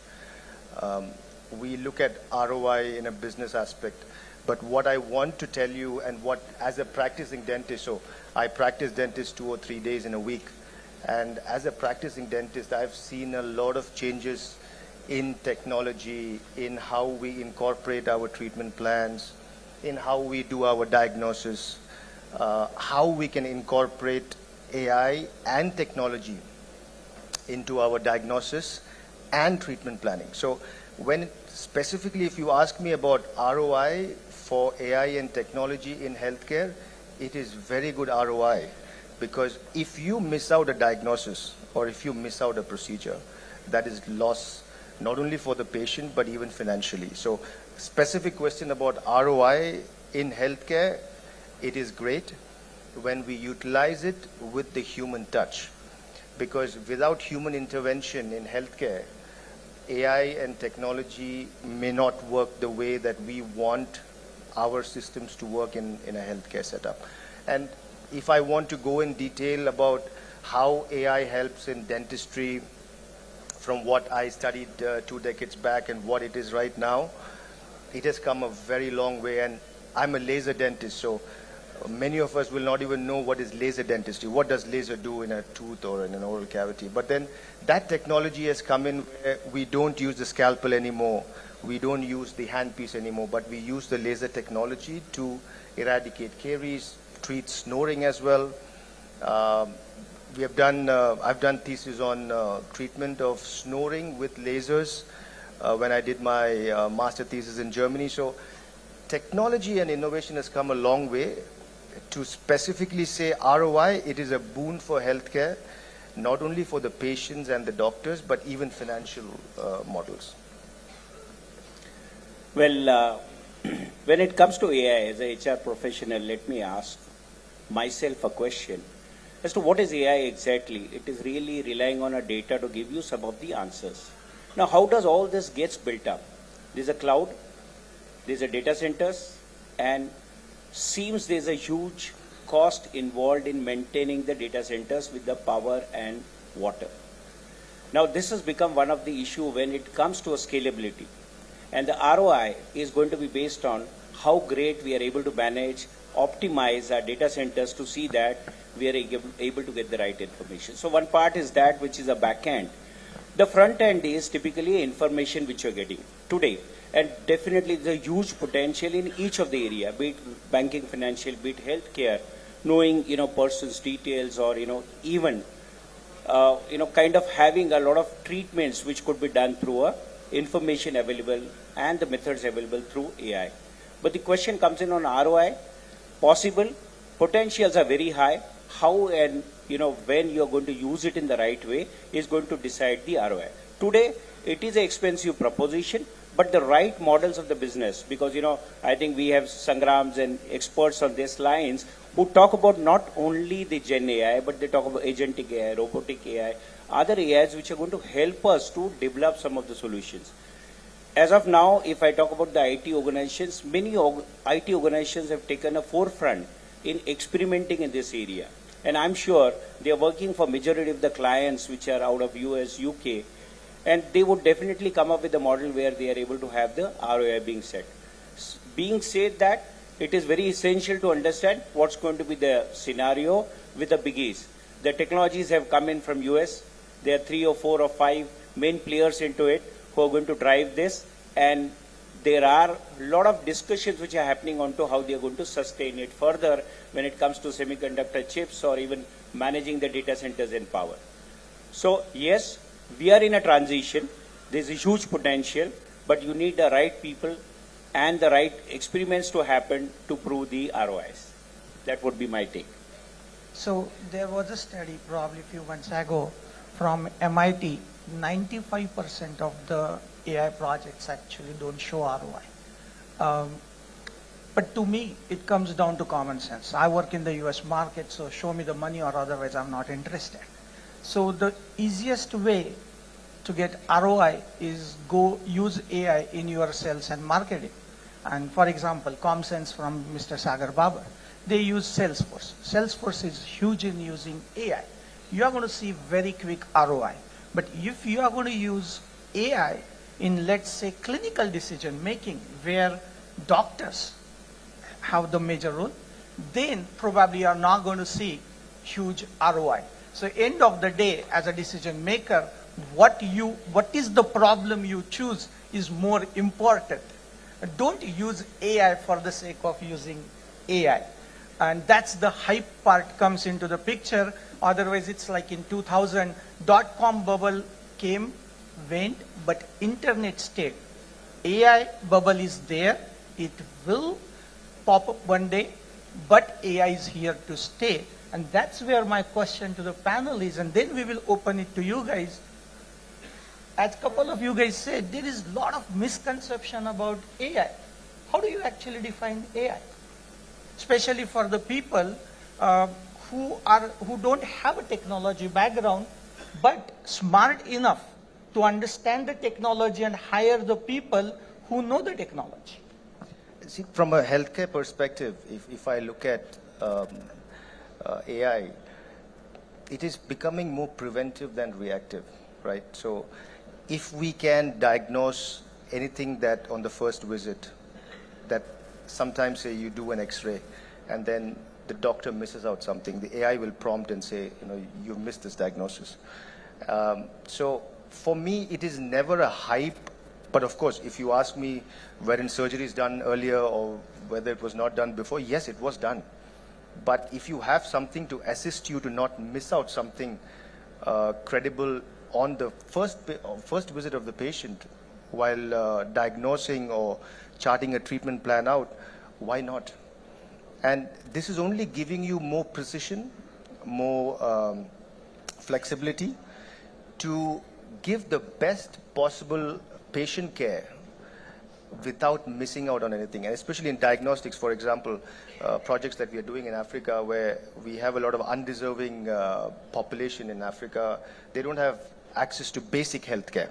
I should say in India we are doing much better. When we work in Africa, we feel that they're very undeserving. So there, AI really, technology really plays a major role there, in the sense if we have AI and technology and we take it down to the remotest area possible, I can do 50 or 70 diagnostic tests and get the results in 5 minutes. That is AI, that is technology.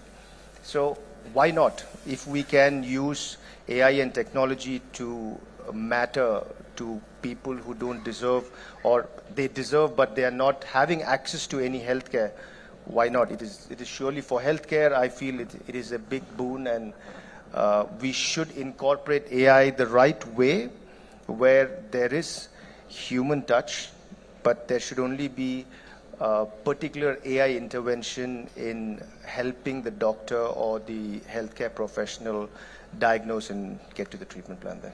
If I can make a quick comment before, just on a lighter note, he's in the right field. When we talk about ROI in healthcare, diagnostics, radiology, pathology is shown to have a positive ROI. So anybody who is interested, healthcare, straightforward. He's the guy. Exactly. That is when I said ROI in healthcare as regards to AI and technology, your ROI comes back in diagnosis and radiology. Because, like I said in my first opening remark, if you miss out a diagnosis on the first visit, it is not only detrimental to the patient, but financially as well. So if in case you miss out that possible diagnosis, you probably miss out a surgery. So your ROI is taken care of in healthcare. Yeah, actually, I would like to just second that. And he mentioned that there are, underserved populations in Africa for sure. We are better off for sure, but we are still way below where we should be, even in India. And one of the problems is that lack of the number of doctors per whatever 1,000 people, or other staff like nurses and other people. It's woefully short.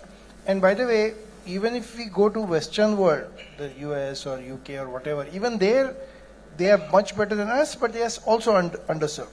So this is a problem across this industry. Healthcare industry is highly shortage prone in terms of the skilled manpower.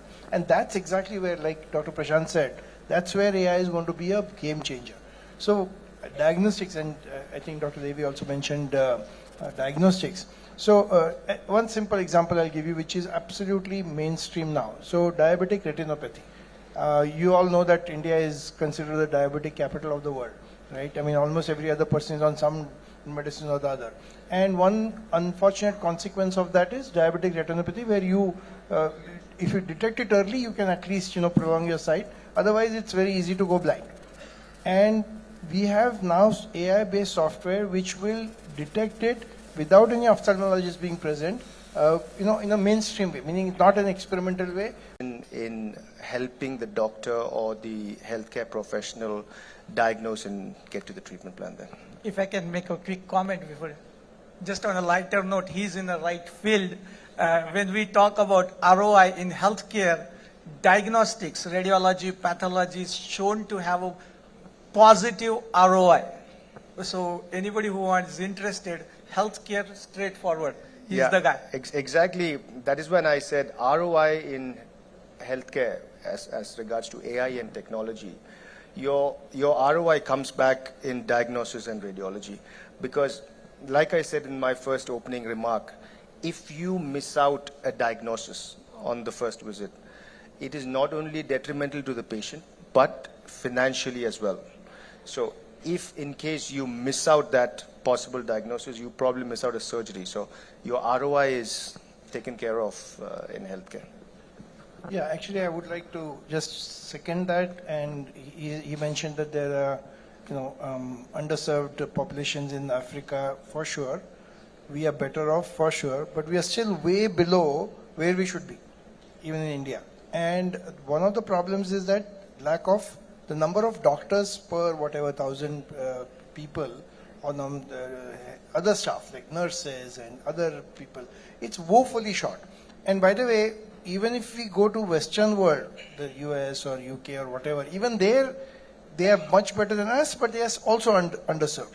So this is a problem across this industry. Healthcare industry is highly shortage prone in terms of the skilled manpower. And that's exactly where, like Dr. Prashant said, that's where AI is going to be a game changer. So diagnostics, and I think Dr. Devi also mentioned diagnostics. So one simple example I'll give you, which is absolutely mainstream now. So diabetic retinopathy. You all know that India is considered the diabetic capital of the world, right? I mean, almost every other person is on some medicine or the other. And one unfortunate consequence of that is diabetic retinopathy, where you, if you detect it early, you can at least, prolong your sight. Otherwise, it's very easy to go blind. And we have now AI-based software which will detect it without any ophthalmologist being present, in a mainstream way, meaning not an experimental way, but actually in practice. This is just one example. Think of it, all the X-rays and CT scans and PET scans and all of that, and how AI combined with machine learning can actually help in, making sure that something doesn't go undiagnosed. That's one. And also at the same time, you have to worry about false positives too. But that's where the human in the loop comes in. So that Not to say that there won't be any false positives. There will be some areas where AI might say that, okay, this needs, this might be cancerous, for example. But then the expert can come in and look at that. But imagine if 99 times out of 100 it's going to be accurate, then that we have enough people to tackle that one case. And that's where that whole healthcare ROI comes in, which is much more than, to again repeat this point, that it's not a dollar value, but it's health for more people. And how do you put a value on better health for the country or for the people who can't afford it? Go ahead. So my origin of my question actually came from here. I'm seeing our panel name is AI and Technology. So if I'm coming from a healthcare side, what is the difference? So that's where I wanted to, and I have been talking about this. So as Nitin sir said, we all know AI has been before. Data scientists know, we just called it predictive analytics before. It is exact same thing. Markov's equation decides how AI coding is written, right? But then what is the difference in AI and technology? So technically, the way I put this together is, whenever you write the software, and this ties back to our ROI part, when you have something structured in terms of programming, either data or program, and even today, software world, software writing, 90% is structured, you work on that, and then rest of the 10%, the way you define the intelligence, whether it's a human intelligence or artificial intelligence, is by one simple word, reasoning. If I can reason well, and this is how each one of us as a decision maker reached here without knowing the lot of information, but if I get the enough information, then I can take informed decision. That is the reasoning. And artificial intelligence, AI, is able to help me with reasoning models. So when it comes about diagnostics, radiologist is much better in understanding, but AI can help you with reasoning, identifying the exact same patterns. So when you are using, so it is exactly same like your software program, but whenever you need, I needed 10 people who can go through my customer data and decide whether which segment is this, it is a reasoning. That is where these new AI models are better at it.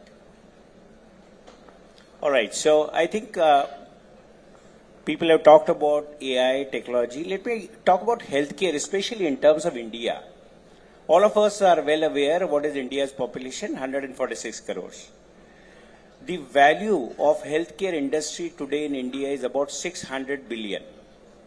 The CAGR, or cumulative annual growth rate, is between 17.5% to about 22%. Imagine the problem which we have. And obviously, as they say, by 2030, the 10% or 12% of Indian population is going to be above 60. All these are the parameters which needs us to tackle the problem in much organized and better way. And who else other than the technology along with the AI can help us to resolve this issue? So I think, do we really need the technology and AI into the healthcare? Very much. I think probably, if we have to avoid the disasters like what we have faced during a pandemic, we need to be more pre-prepared rather than reactive, which we were in those days. That would be my take. Absolutely. So I do have some more burning questions, but I'm going to keep them aside and open this for all of you guys. If you have any questions to the panelists, so this way I'm saving myself. Please feel free to ask questions. Yes, please.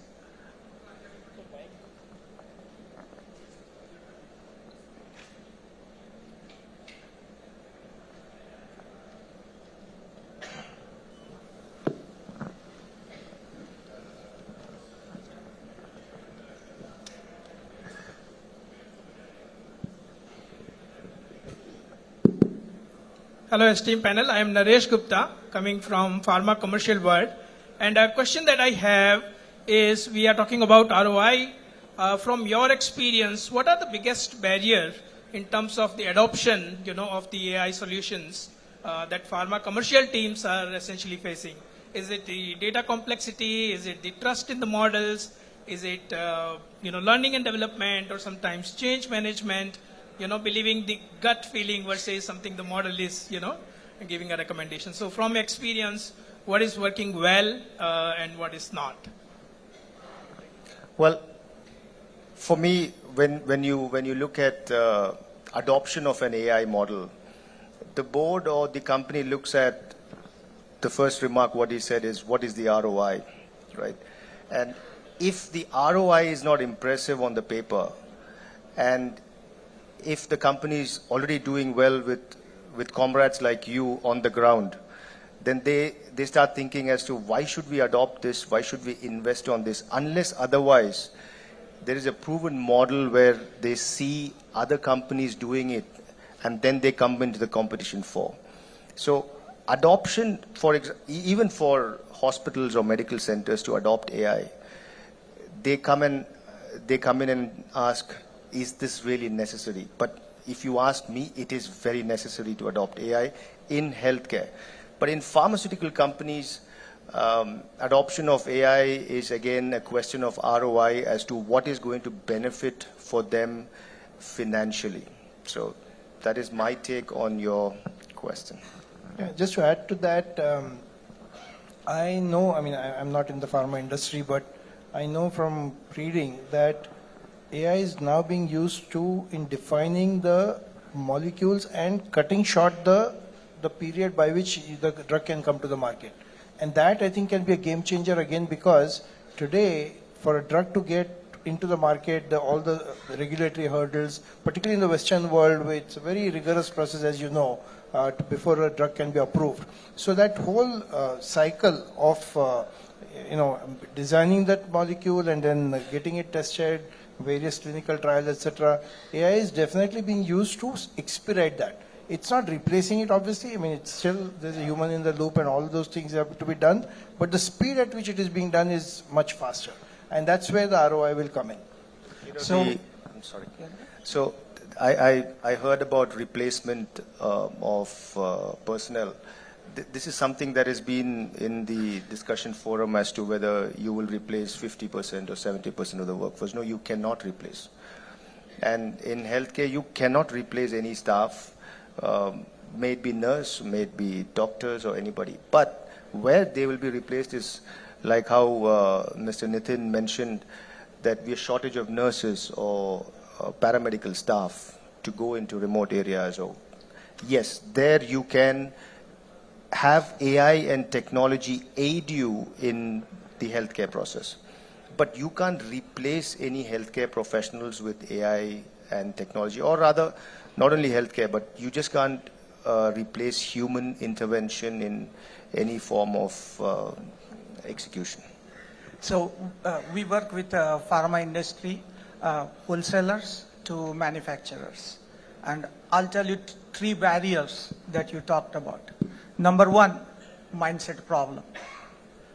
People are just not ready. I wish to do it and I want to do it and I will do whatever it takes to do it, is the mindset problem. Just because everybody is using AI, people want to use AI. So that's the mindset problem. Second problem, management.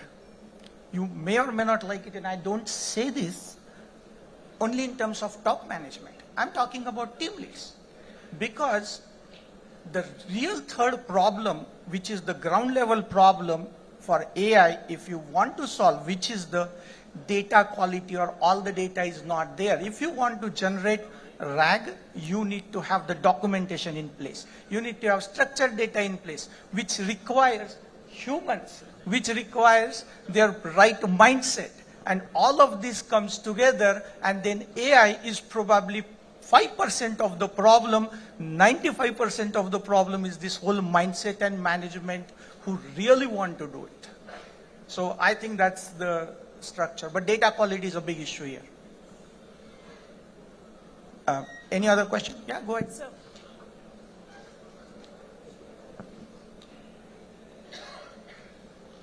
Good afternoon, panel. Lovely discussion going on, and my question is related to theme. To anyone of you can answer it. We're talking about AI and technology and talking about how healthcare can be improved in terms of quality. My question is related to scale. Can we look at AI and technology for healthcare by the approach of can that be used in India, particularly for the rural part, and where large chunk is deprived of a quality healthcare? So on one hand, we have a lot of quality centers of excellence in various specialization centers of healthcare. How AI and technology can connect them to the rural part, which is deprived of healthcare, through AI and technology? What are your thoughts on that? Very, very well put up.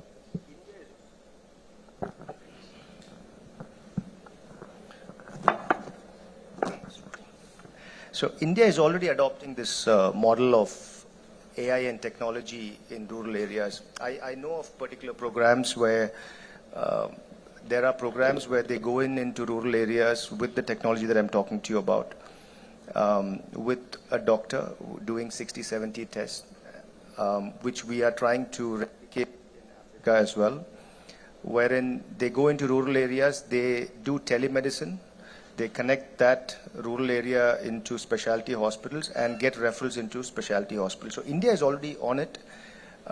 Government has budgets for this and they've allocated and they are already ongoing. How to scale this up of what is going on is up to the government machinery, how to scale it up with their budgets on healthcare. Because healthcare, what I have seen over the past few years is the budgets are increasing in healthcare and people, the government is looking into the budgets on healthcare particularly. But the question of how we can incorporate this in rural areas of India, this is already ongoing and this is happening. But there are still areas where it is not accessible and still we yet have to do a lot of work to get to every citizen of this country who will need healthcare. I was ready to fire the answer until you uttered the word ruler, because then cost is the question came in my mind, and he gave me 2 minutes to think. Okay, what is the solution here, right? And that's why these open-ended questions are very good. They make us to think. None of the existing solutions that which we are thinking are probably applicable, but here is the possible solution that I just thought about. There are these open source models, LLM, for example, Olama, right? You can practically install these models on the computers, right? Doesn't require internet, doesn't require anything, and this is a pure AI. Can be installed anywhere, free. That's why it's an open source. That's good, I could think about. And again, I want to understand what is the power of AI here. And that's what I'm talking about, reasoning part of it. You can get a doctor trained in Harvard Medical School, right? And still cannot remember every research paper or doesn't have time to keep up with the newest literature. But in rural hospital, the same doctor can ask a question to Olama, which is connected to internet, and it is available, but it is still 20 billion token model, right? So Olama can directly connect and answer the question to that doctor, this is what is happening. You may not have access to top-notch radiologists. We all think about like big brands and how can make more money. But if I have any prescription or any diagnosis, put it through the Olama, because it has a good imaging capability, at least for a rural doctor who may not be even MBBS. There are a lot of BMS guys who are not trained in this. This could be helpful. Confidence-wise, you might get 80% confidence to me, which is better than person who is not trained doing the medical practice. So that was a thought-provoking question. Thank you. I want to add on to what Dr. Sachin was mentioning about the cost factor in rural areas. We have health kiosks manufactured in India, which are doing at a fraction of a cost, probably $1 or $2, where you get all those tests, 40, 50 tests in that cost. And the government is also spending on that. They have a scheme, it's not in the back of my mind, but they have a scheme where they go into rural areas. If I can interrupt you for a second, he has been talking about it, and if you can spend 3 minutes to talk about that health ATM that you are doing. Yeah, this is a very interesting thing that he's doing in Africa. Yeah, so this is a kiosk which, there are a lot of channel partners who are sitting here who are already doing it. This is a kiosk where you can, there is a screen, there is blood test, there's blood pressure, you can do urine analysis, you can do ECG. It's a kind of a kiosk, what you see like an ATM kiosk.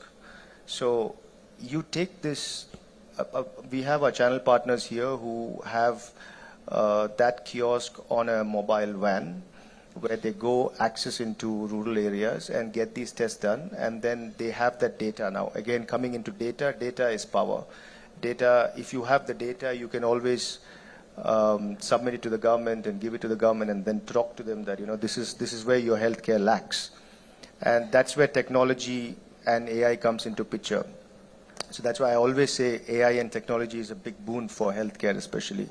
And the kiosk that I'm talking about is a boon where earlier they used to have a small box where they couldn't afford a lot of tests. But now there is a full-fledged kiosk with a telemedicine approach as well. So if in case you are connected with that kiosk to a specialty hospital with other specialists on board, you can do those tests, connect to the specialist. He will tell you the medicines, and that medicine can be dispensed right then and there, you know.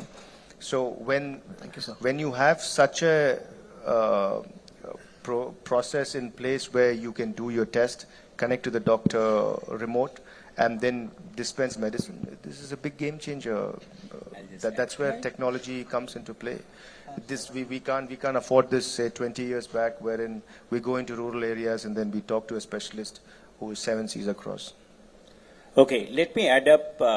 Typically, government, there's a strong push in the scheme which is known as Ayushman Bharat Digital Mission, where they are trying to reach all the rural population, aims to create unified digital health ecosystem with health IDs, e-records, and telemedicine. I think some of us are using in city telemedicines and teleconsultation. This is going to go as an initiative of government. I think a good push, and we have been seeing some of the schemes we are really rolling out fast and reaching out to the people. So you're talking about creating a national health stack and ensure that we are able to have the services to the rural folks. This was the scheme that I was talking about. So we have 7 minutes left. Yeah. Yeah. But I want the most difficult question. We can take last one. He's there, and then you serve to. But this is interesting. I'm really interested, and it's really nice to have conversation and discussion on this particular topic, rather than we talk amongst ourselves. This is very interesting. Honorable dignitaries on the dais and respected delegates present over here, good afternoon. My name is Satish. Sir, my question is to Dr. Prashant, sir, because as you belong to dentistry. Sir, I have been thinking since long time that people are in India, means they become aware after they face their problems in dentist, means many times. They are not aware like so whenever the problem becomes severe, then they get up and they go to doctor. So what I am thinking, kindly validate my opinion. There should be some small chip or something that can be kept on our tongue. It will entirely analyze the problems and it will come to the mobile.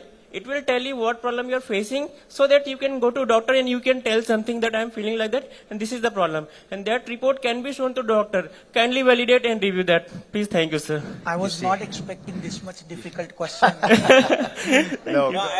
I have a very simple answer. Yeah. All this is connected to doctor's charges and my pocket. No, it's a good question. It's out of the box thinking, I should say, and probably we are not yet there. But let me tell you, the major problem that we find probably anywhere is the doctor, right? So if we do this, put a chip and then you get on the mobile, then we don't need doctors. There will be a time where you will say, I will open my cavities myself, So I don't think AI and technology will ever go to that extent where you put a chip into the tongue and that relays cavities or anything, because the cavity is on the tooth and not on the tongue, right? So even if you install a chip there, you can have, like how Dr. Sachin said, you can have predictive analysis of a patient whom the AI or technology can predict that this patient is prone to caries or this patient is prone to cancer. But other than that, AI and technology will not really help you in putting something, and then we don't know how technology goes. Maybe, but how many people will be ready to chip in something into their tongue? And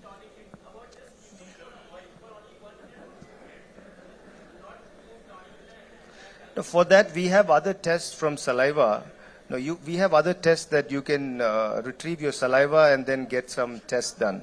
So I have to interrupt because we are short. We have only three minutes left. Okay, fine. Last one, please. Oh no, the lady has been waiting for 10 minutes. I think we should let the ladies ask first. Yes, go ahead, please. Thank you, sir. Sir, you take a mic with you, so you will get a chance then. So this is Dr. Namita. I am a lecturer by profession. My question is little bit different from healthcare or AI. Undoubtedly today we all are in need of AI, and we cannot think of our business without artificial intelligence. But there is another aspect of artificial intelligence, that is sustainability. I was going through, actually I have started my postdoctoral, and I was going through sustainability reports of companies, even CMM level 5 companies. And it wasn't mentioned anywhere that the impact that is we are facing because of we are using artificial intelligence. As sir also said, artificial intelligence has been from in 1950s it was there, but we have implemented it now because we have TPUs or GPUs of that kind of hardwares we have today. So I just wanted to know your point of view on this thing. Why are we not getting any sustainability part related to artificial intelligence in sustainability report?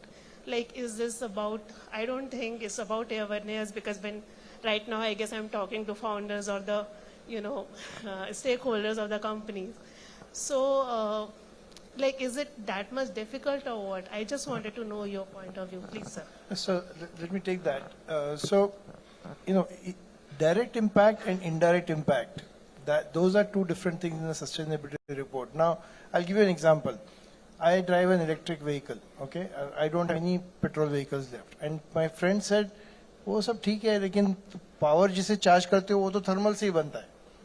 Right? So your question is kind of like that. I may think that I'm doing the right thing by driving an EV and not burning fuel, but the fuel is being burned, coal is being burned somewhere to charge that vehicle. Similarly, your point is that for these GPUs they suck power and they take water, etc. There's no doubt about that it's a very highly power intensive and water intensive thing when it comes to the data centers which use AI. However, every technology goes through a kind of a time cycle. And today already a lot of research is happening which can work without those expensive GPUs. NVIDIA today is riding high because of the GPUs, but already in China they've already built something. In India, by the way, some of you may not be aware, India is also building our own LLM models. IITs are working on that. And the whole idea is keeping in mind the whole environmental impact and so on is also being kept in mind. So it will take some time, but that we cannot stop this usage till then. We have to continue to grow, just like when the automobile was invented, how much pollution it was there, and today in the current even ICE engines, they pollute much less because that consciousness came and the engines kept getting developed. Similarly, the technology for AI also will keep developing to reduce the impact on ecology as much as possible. It will take some time. Just one more line. 30% of power in India is generated through green sources. 45, and that's something 45%. Yeah, 45%. So I think that's a plus with us when you talk about sustainability. Okay, guys. Fantastic discussion. Thank you very much, because we have. Thank you, sir. Go ahead.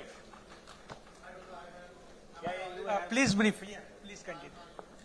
Yeah, you are audible.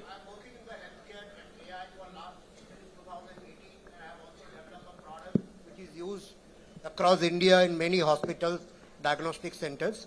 I have a question because right now I'm facing a lot of problem in terms of the regulatory requirement of the healthcare data. Okay, and now the DPDP Act in India is active, and I also run a AI in medicine program for the MBBS doctors.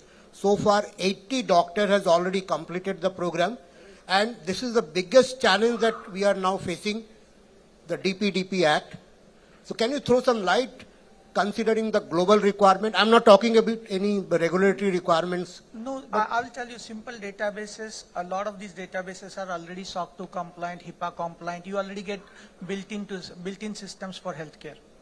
So if you can deal with HIPAA, all these. No, my products are all HIPAA and all those. Yeah, they all these but databases. today in Indian scenario, the DPDP Act, and if you caught, the company has to pay 250 crores.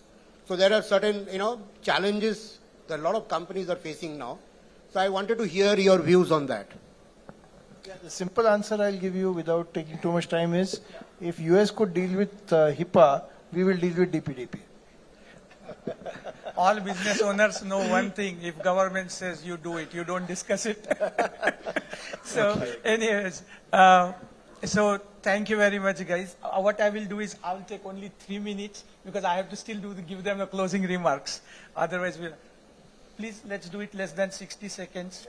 What do you think where AI and technology will go in next 3 to 5 years? Yeah, I think the sky is the limit. The thing is, we cannot even imagine the kinds of things that AI will get us into. Most of them will be positive. There may be some negative impacts. We have to be protective, and we have to have the right, DPDP is one example, but the right regulatory mechanism. If we can take care of that and the ethics part of it and the regulatory part of it, the sky is the limit, is my opinion. I think AI and technology in 3 to 5 years in healthcare will be something that doctors will not misusing, especially in diagnosis and treatment planning. And that will only add up to the efficiency of the doctor and the whole healthcare system per se. So I think in next 3 to 5 years, there's nothing that we will do without consulting the AI. My answer is 1, adoption speed, B, balance between technology and people, and C, change management. These 3 will decide the next bit.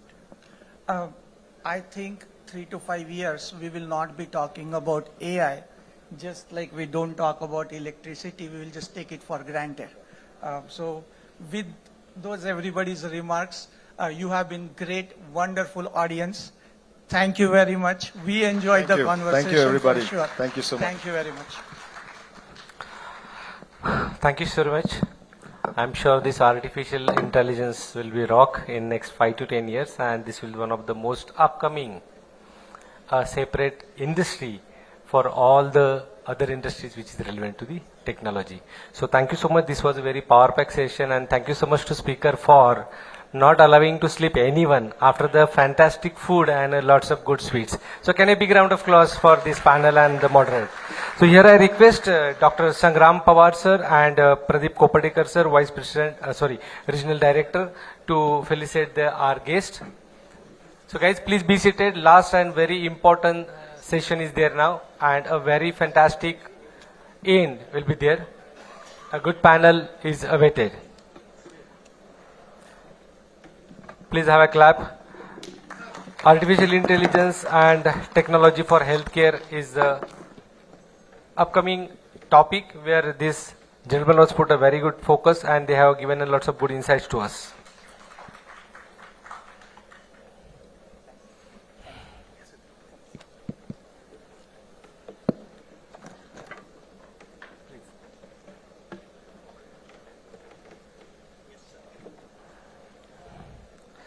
So being an entrepreneur, there are a few things which is related to our psychology and we need to understand. So I want to give you some quotes which will definitely help you in your life. Control your actions. Control your actions. Learn to react less. I think this is one of the most important factor which is required for any entrepreneur when he's dealing with lots of people with different mindsets. And if you understand this psychology to react less, you'll be more successful in your life as well as in your personal life as well. When you're honest, you lose people who don't deserve you. So those people are with you, be with them. Those who are good with you, be good them. Those who are helping to him, help them. But those people are leaving you. Don't be in a guilt. Move ahead. There is a big journey. Life is a big cycle and you need to reach to your destination. तो जब हमें हमारी मंजिल तक पहुंचना होता है तो लोग मिलते रहेंगे, लोग बिछड़ते रहेंगे, कारवा बनता रहेगा, कारवा बिछड़ता रहेगा. जब तक आपको आपकी मंजिल का सपना साफ दिखाई दे रहा हो, दुनिया की ताकत आपको रोक नहीं सकती. So be firm on your decisions. So thank you so much. And now we are moving to the fifth session of the day, which is a very, very important. The topic is capacity building for artificial intelligence in IT and healthcare GCC. So can I have a big round of applause for this panel and the moderator?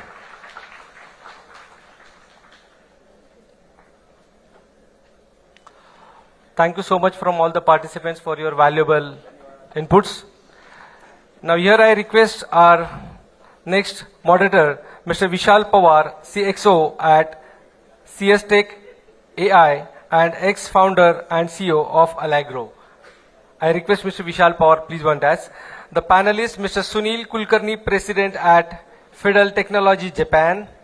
Then I request Dr. Vinod Badwaik, CHR and Director, People and Culture, Sakal Media Group and AP. Then I request Mr. Deepak Bhatia, CEO, to be on dais. So the topic of this session is capacity building for artificial intelligence in IT and healthcare GCC. So ladies and gentlemen, this is a power pack session and lots of valuable inputs. Again, I think there is no need to tell you. Please be ready with your that pad. I'm sure you're not using for the designs. Otherwise, at the end of the session, we'll found lots of good paper with the lots of rangolis and mehendis and lots of pictures.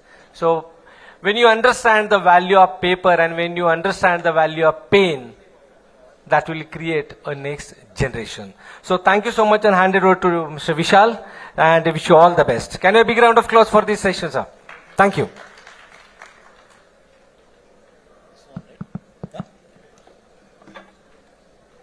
Good afternoon. I said good afternoon. Okay, let me be a bit closer. I think this is the last session and that's where when we were invited, we connected yesterday and thought of trying to bring in a little bit different perspective to what we have been discussing throughout the day. And that is the primary reason that when we talk a lot about GCCs, we will bring on a different perspective which will help you think in a different way. Before I start, let me introduce myself. I'm Vishal Pawar. I've been working in the ITES space for the last 25 plus years. And in this last 25 plus years, I have myself championed, set up, managed, grown, scaled up, exited multiple GCCs or ODCs. And this has been in different sectors. Some of them have evolved into BOTs, some of them have evolved into joint ventures, some of them have evolved into adding in different skill sets globally. Now, this has been my experience in the last 25 years, which I thought would be insightful when I bring in and try to share with this audience. Before I do that, I would really like to comment upon MEDC for creating this platform where MEDC is getting not only experience, insights, knowledge, but also the people who have been there, done that in the forum. And I don't want to say that everybody who comes over here are the best of the best of the best, but I must say that they have got the best of the best of the best experiences from which we can learn what to do. But the most important thing which I would request everyone is to learn what not to do because we have spent and gone through that journey. Having said that, in the last 25 plus years, what I've seen is how the paradigm is shifting. We earlier used to talk about GCCs, and we still are talking about it, and that's where I said we will have a bit of a paradigm shift and discussion, as global capacity centers, right? Then slowly, or even at that point in time, people used to talk about, I need 100 people, 500 people, 1,000 people, and that's where the discussion was, what is the capacity of a GCC? Slowly then it started pivoting and evolving into what is the capability that you're bringing onto the table. And pardon my little bit of digression, I and Sunil were just discussing before the forum, and we were having a discussion about Maruti. And you would have all seen the ads of Maruti Victorious, right? Maruti pivoted from being a regular volume car, and they started branding themselves as saying that kitna deti hai, right? That is what happened for GCCs also, when they started talking about capabilities and saying, what is the capability that you're bringing on the table? Now you look at Maruti Victorious, which is launched, they're adding technology, they're adding features, they're talking about new tech coming in the vehicle. And this is where what we want to bring on to a table, and I took the privilege and liberty to put it across that, why can't we look at GCCs as GTCs, which is Global Technology Centers? Why can't we develop our own tech? Because we have talent, we have the ecosystem, we have the clients who are paying us for doing this, and why can't we then develop or pivot ourselves from just being capacity and capability centers to tech centers for the global world or global clients, right? Thanks a lot. So I know this is a bit, and that's what I said, I took the liberty to challenge the GCC to GTC, and pardon me for that. We had a lot of debate earlier also, and the panel members have very interesting stuff to discuss. So though this is the last forum or last session during the day, I would request, please stop if you feel any point that you would like us to elaborate on, and then we will be more than happy to share. I would now request the panel members to give a bit of their background, and then we'll move on to some questions. Hi, can you hear me? Yeah. So I'm Deepak Bhatia, and after 30 plus years of journey in corporate big worlds like Siemens, GE, IBM, Infosys, I have decided to start my own consulting organization around 3 years back. During that journey, it has been very adventurous, started various businesses from zero to, say, $100 million, $200 million kind of organizations, around 20,000 people, etc. What relevant to this discussion is my journey in Infosys, where we started realizing that only the per hour billing, etc., is going to take you up to somewhere. We have to do something different, and that's where the platform or the product division was made, and then it got formed into a different company. And products like Finacle or Airtel Money came out of that. Moderate success, but I have that experience of what are the challenges of realizing the dream of GCC to GTC. As on today, that in India, there's no single registered GTC per se, but there is a lot of talent. And we will discuss more during the conversation. But the journey is challenging. It requires a mindset change by all of us. And it requires the mindset to invest, which is very difficult in the Indian frugal mindset. So we'll come to that. And at the same time, GCC is not a bad word. It has brought India to where we are in this state. So while preserving our GCCs, can a part of it become GTCs is what I think we should talk about. There is no harm. GCC or the ITES or whatever has given us the success over the last 30, 35 years. We have to go to the next level of journey. Good evening, everybody. My name is Vinod Pidvaik. I am representing AP Global A Sakal Media Group as a group director and CHRO. Experience spans around 27 years in manufacturing, in automobile, in service, and also media industries, different industries. life science, Indian multinationals. Incidentally, I actually started working, specifically establishing GCC. That time it was, we used to call as a GICs. It started with share services, global share services. And we have to take two angles into that. In global organizations having their share services in India. And then slowly, you change the name because there are different trends coming. Started with finance, HR, and then came as a in-house centers, GICs. And then now today we are talking about GCCs, capability centers. So it's not new. There are many manufacturing organizations. They already have their centers in India. Like we established this for initially financial things, servicing all the financial transitions from India for the global organizations, captive in-house, I would like to say in terms. And that's how the element and the perception we have to look into, that what exactly it means as a GTC. Frankly speaking, it started in India itself. We like or don't like, it's on a cost competitiveness. That is the reason. And then because of the Trumps and all these things, there are opportunities coming. But if I ask you the honest question that how many innovations happen in India? Like in China, they have the substitute for everything. They have substitute for in technology itself, like WhatsApp, they have their own social media platforms and literally for everything. What is there in India? And there are a lot of discussion happen most of the times. It is in a technological space. But what about manufacturing?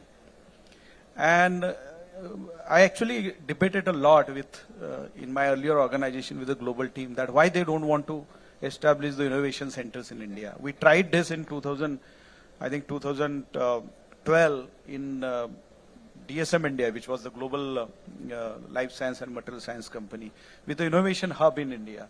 But somehow it could not work. We had to right size that within 3 years. And it is unfortunate that we hired that time that Bhatnagar Awadi to head that innovation hub. Those are the challenges and certain things because of the IPs, because of their the mindset of the global organizations and global people towards the India. It's like a jugaad. Still, we take a pride of jugaad, but really we need to think about that. What the precision we are bringing in any technologies, and that are the bigger challenges what we see. We will discuss further on what exactly it means, but I will pass on. No, I know before we got to Sunil, but this is a very important point that you brought in. And you gave that example, right? That you got the right team in, but then that initiative did not fructify. If you reflect back and if you can share that why it did not happen, that will be important for the team to know that you had the right concept, you had the right team, you invested in it, but what was missing? And whether if you look at it in today's context, when the times have changed, where the global pressures are coming in, do you think that the reasons for that why would change? And if those are corrected, companies who are sitting over here can still focus more on the tech play as against the capacity play? I think persistence is important because you, in certain areas, you don't get result immediately. You need to give the time for incubation, for conceiving the ideas. The project pipeline is there, but then there are not certain right project. One is about the confidence on the team, because what are those right project, and are those right project are aligned with the global things? That is a bigger challenge. And headquarter, most of the times, it goes in a obedience sort of things. We need to move to the ownership and accountability culture rather than obedience point of view. They may have their product, but what are the relevant product in India? And that market things was missing. Second is persistent, because you have to give enough time for those initiatives. If you want to some innovation or some product development, and specifically in manufacturing, I will give the example that one of the organization was into replacing the metal in automobile industry. It means that whatsoever high-end metal will give the similar properties if you use that plastic. It is a polyamide sort of things. So that product, so our sales guys used to go there and convince the customer. And there is not one customer in customer organization. There are multiple peoples. For example, if BMW want to launch a new product, maybe by 2029, their work start right now. Now, what are the product goes into that? There are some metal, there are auto component product. So there are certain areas where that product specifically has to, come in the market, decide what is the value chain, who are the right customers in the value chain, because it's a big value chain. It starts from supplier to end OEMs and processors and tier 1, tier 2, and then finally OEMs like that. So in that case, if automobile company want to develop that particular metal product into the plastic, cost is high, but efficiency is more. Pehle wo mile, kitna mile is, you gave the example. That is because of you make the vehicle little bit light, and that's how your consumption goes up. Now this takes time. It's not one. If you think that any company launch the product, they are doing that product, or they are developing the product within a year, it's not the case. It takes almost 4 years, 5 years, 6 years, sometimes 7 years. Though we are saying, and specifically in manufacturing setup, in one of the organization, we are using the same product, which were 110 years old, but still there are evolution happens and all these things. So that monopoly is... I got your point, because what Deepak was saying was the mindset thing. You're talking about having persistence and not to look at short term, but a long run game, right? I'm tempted to add here. Please. So, very validly put by him, that persistence. And what is persistence means? That ability to continue to invest, not looking at every quarter, looking at possibly 5 year, 10 year down the line. In India, unfortunately today, our innovation or research and development funding is possibly, and I don't exact number, but possibly 1/100th of what China is spending or US is spending. So we need to shift that mindset, and there are companies who are doing it. In Infosys, I was given 500 crores to develop one project. So there are things which are changing, but it requires much more. Sunil. Namaskar. My name is Sunil Kulkarni. I represent a company called Fidel Softtech Limited. We are an NSE SME listed firm. A small plug, if you invest, please do consider us.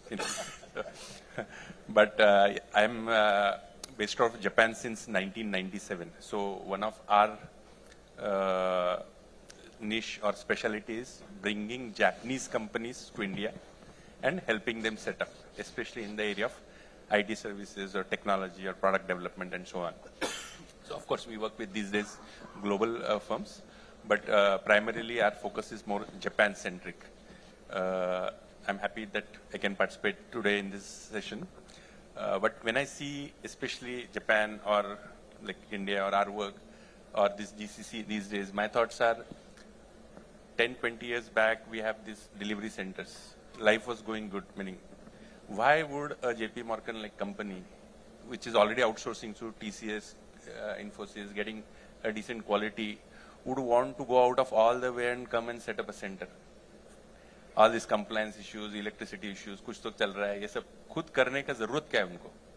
Because I think you can get all this cost arbitrage or whatever efficiency to a certain extent, and they also wanted to get more out of that. But after a certain level, of course, it's always a vendor-client relationship, and then you think that, boss, instead, can I set up my own center? And then whatever I'm doing today in US or in Japan, can I have that same kind of attitude or ownership or value coming out of this center, which is now in India? And then that's what we are calling as a Global Capability Center, GCC or whatever. Somebody says it's our subsidiary or group company or whatever. But key is today a company like say Amdocs, for example. When we look at Amdocs or what I've heard, they have similar pay structure across the world for a certain role or a certain this thing, whether you are in India or in Israel or in US, which means they expect that person to deliver similar value or similar productivity or attitude or long-term ideas, contributing to the growth of that company, sitting in India. It's not just कि इधर है बोल के आपका cost savings है and so on. So I think if we approach from that perspective, and of course Japan sees that from that perspective in India, not just from the cost, I think there are a lot of potential in that.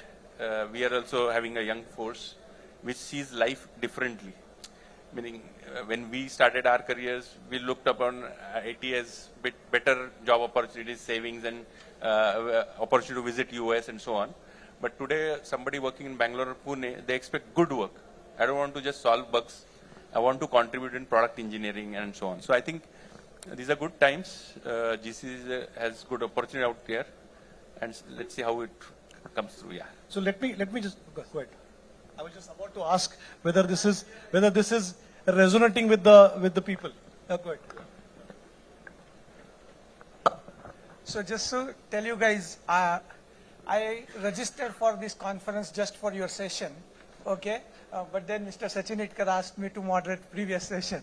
So I registered 2 days ago, and that's why I have a burning question. Since you brought it up, I'm looking at from GCC investment perspective, okay? So I have a common sense questions which a lot of these guys might have, and that's why I came here. Fine, we can build all of this here. I want to know target market, how do I find these guys? Because GCC is a new concept. Where to find these guys as in? The guys who want to set up GCC here, because everything else is logistics model. Correct. No, so you want to know how to find these companies who want to set up GCCs in India? Yes. Meaning, I think that's a regular say. Meaning, just to answer. So let me try and attempt to understand the question and try and answer. See, as we in India want, or India or any third world or developing country wants, it starts always with a cost arbitrage. The cost arbitrage is given. Without that, it won't happen. But one fine day, when in 1990s this started, our per capita income was less than $1,000, and now we are at $2,600, and it's going to projected to be $4,000. So the cost here will go up. So the work will come for cost arbitrage, but it will stay for your capability or quality of work we do.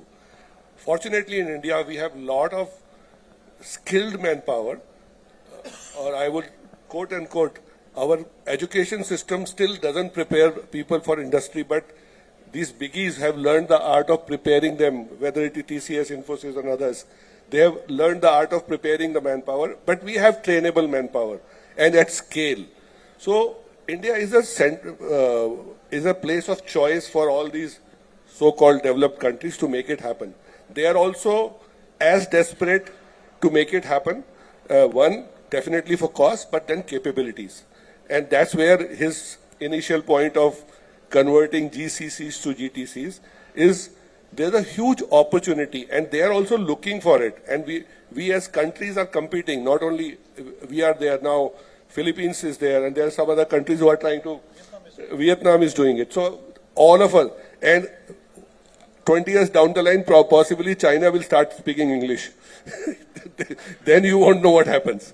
So the business is there to capture, and we have a head start. Now it's up to us.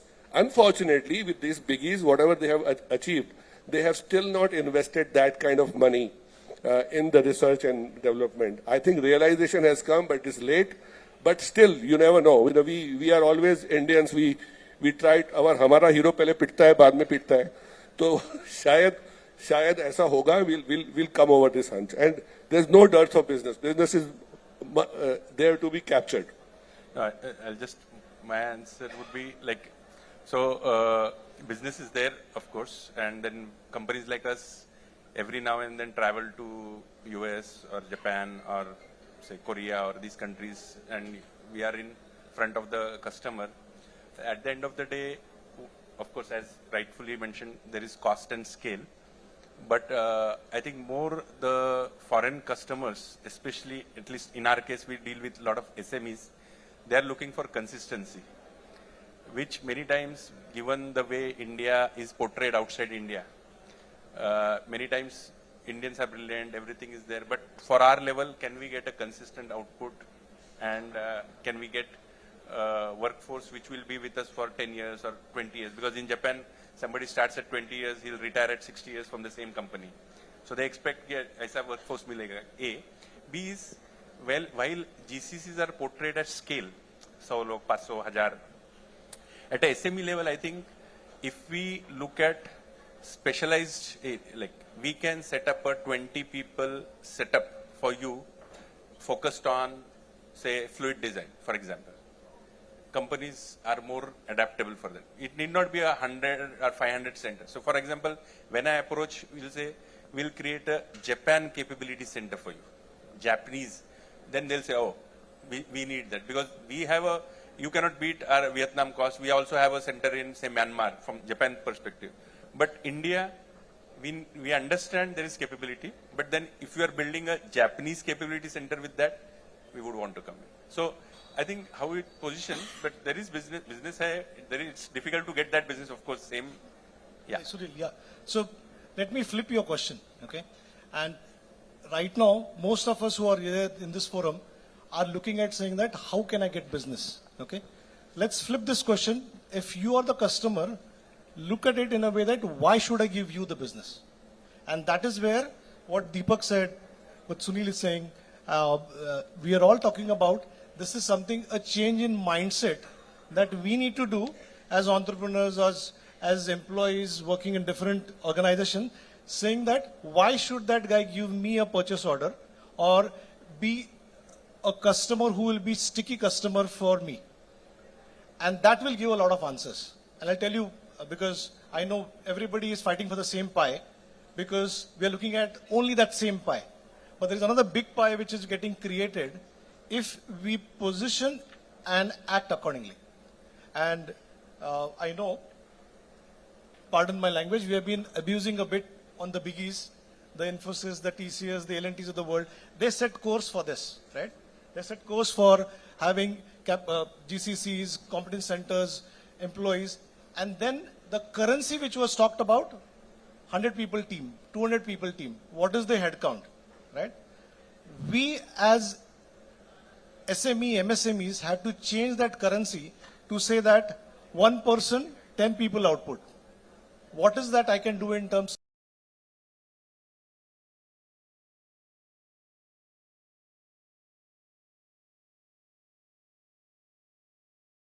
of that you do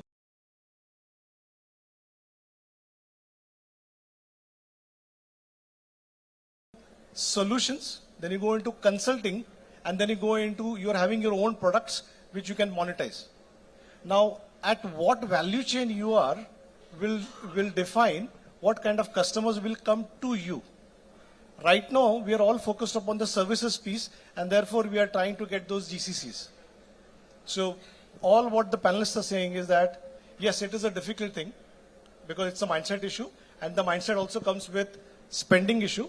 And that spending, that doesn't, it only doesn't mean that spending money, but it's management time. It's the focus of the promoters and the senior leaders for carrying out those initiatives. Right? Does it make sense? Yeah, it makes tremendous sense.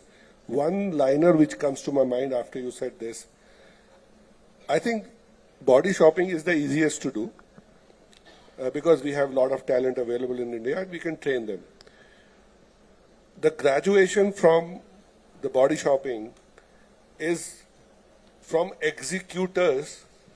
We are very good executors, and all these biggies have created us. We have executed.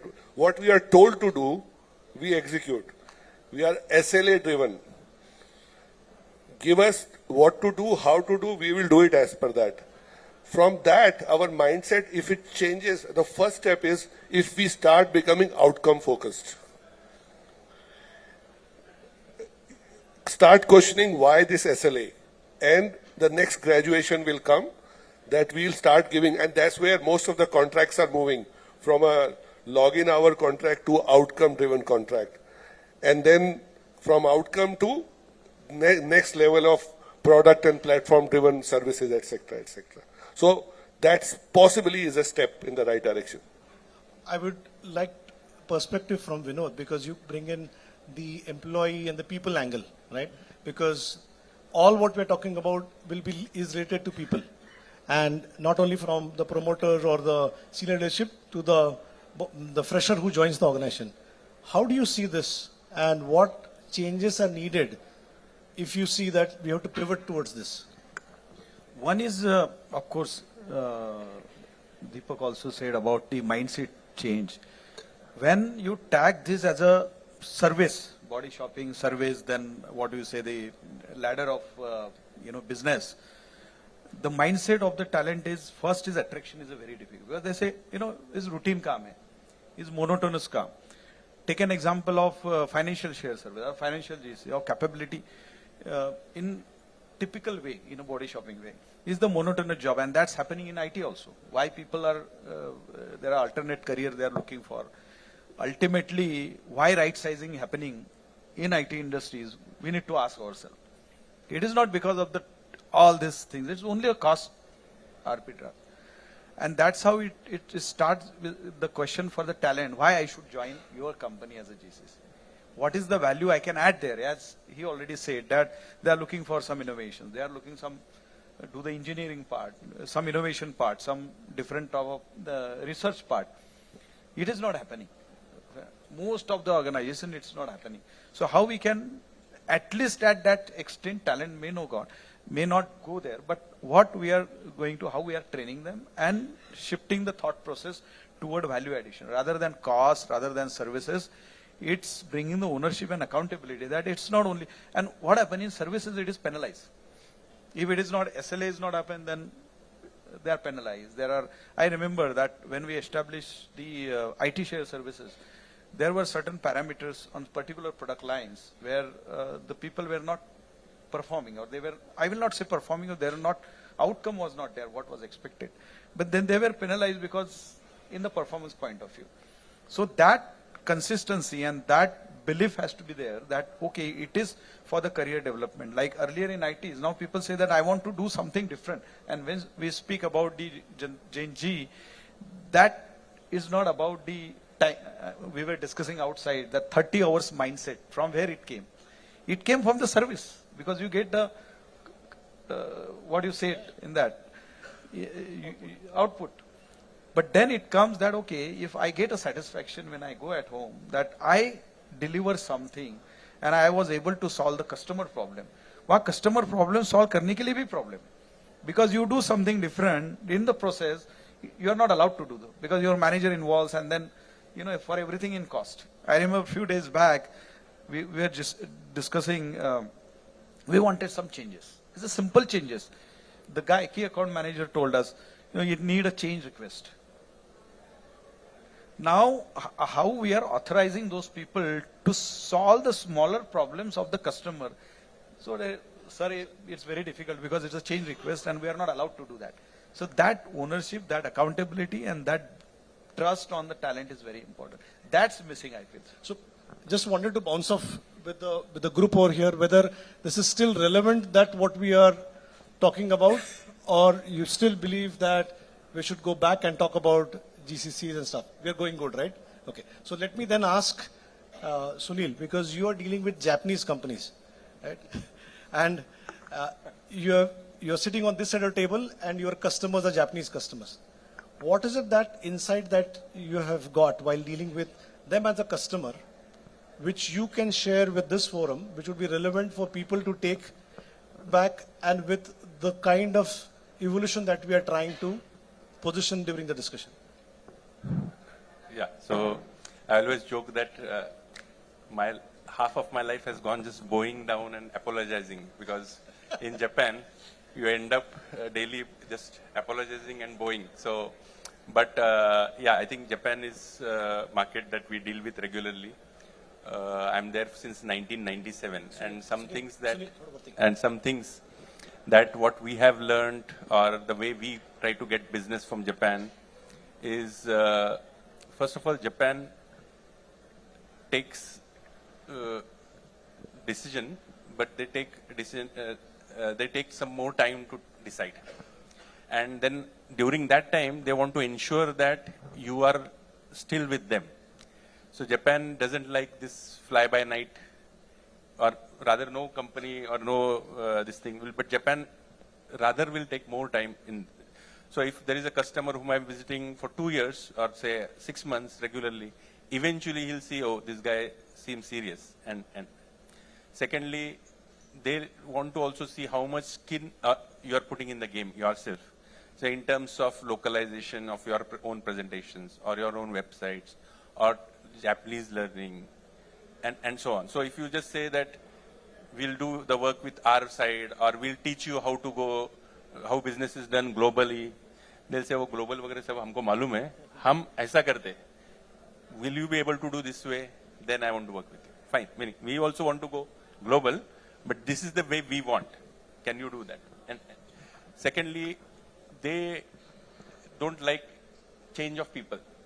So many times what happens is in last Friday's meeting, somebody comes, this Thursday meeting suddenly says, अरे वो निकल गया, अभी मैं project manager हूँ इससे. So they get shaky about this.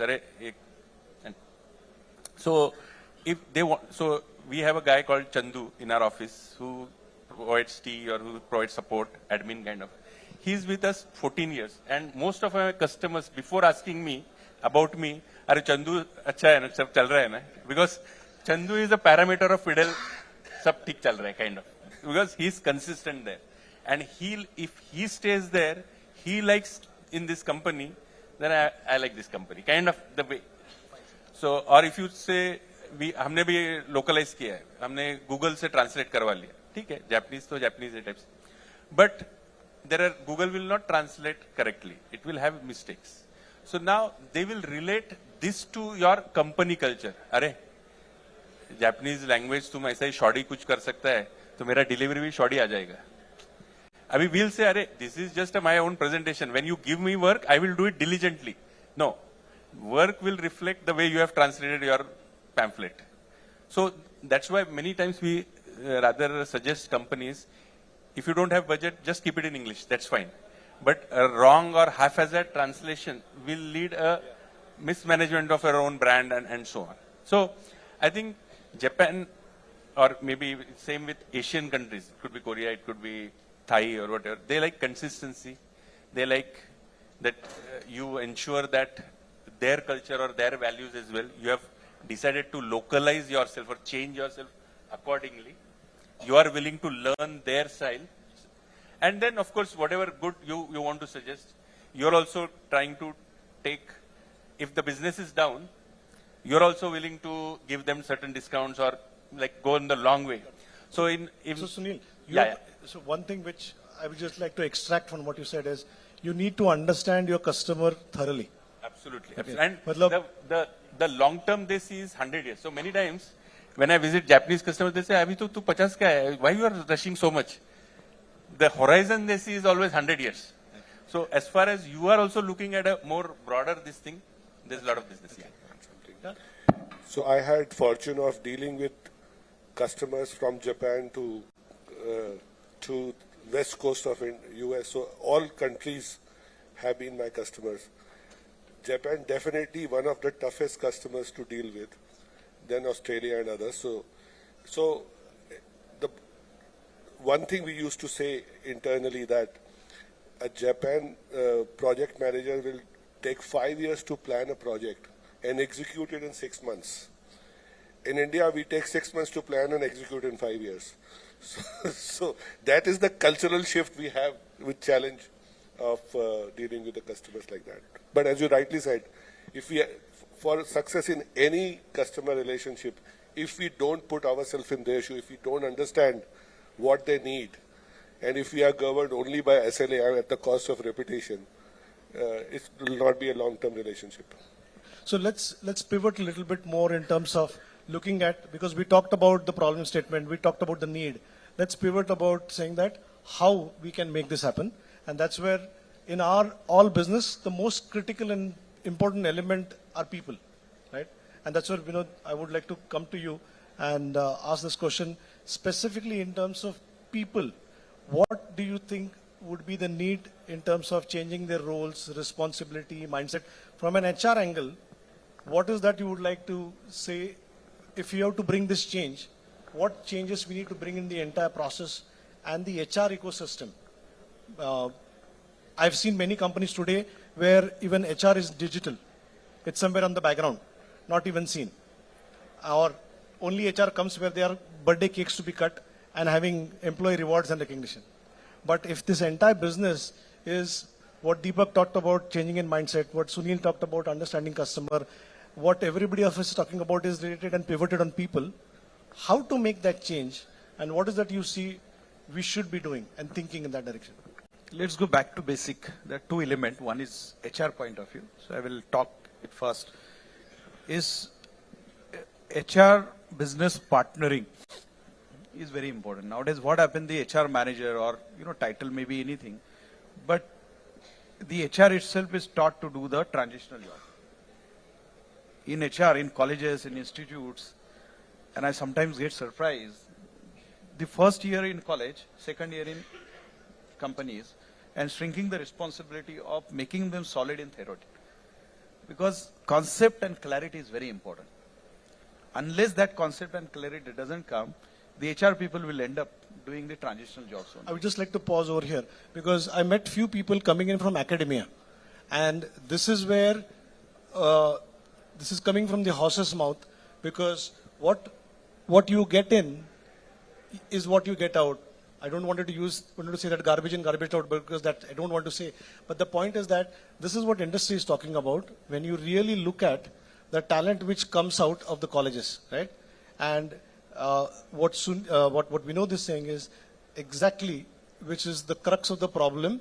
If we have to look at for a next 10 to 15 year time horizon, because what Sunil talked about, Japanese companies which are thinking over a 100-year time horizon and planning for it. What Deepak talked about is in terms of looking at a change in mindset. And that can only happen when we start from, I would say, the starting point where we get students right off the college, right? Sorry, I interrupted you, but this was very important because I bounced off with some people coming in from academia, and I thought it would be relevant for them to know about it. Go ahead. It's very relevant because at least engineering is better. At least they have to spend, they have a lot of work they have to do, engineering student. But in HR, as specifically management, MBAs in HR, finance and HR, it's pathetic. I'm using the word pathetic because first year in college, that is also not serious. Second year in industry. College themselves encourage them that to go intensive, we will manage. Now, imagine that with half-cook person, what the value he will add? It is just their industries are using them as a clerk. Download the resumes, do this, all transitional jobs. And if you are creating the clerks and the jobs of transitions, there is no future to HR. Frankly speaking, recently we implemented the artificial intelligence HR. My 70% job, transitional HR job, is done by algorithm, done by that AI. So the person who was handling all these things is free.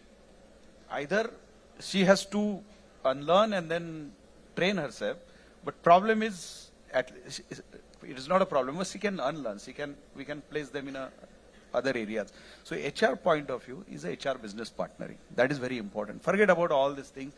Unless you don't understand the business and the concept and the alignment, then it will not work. So HR business partnering is very important in HR profession.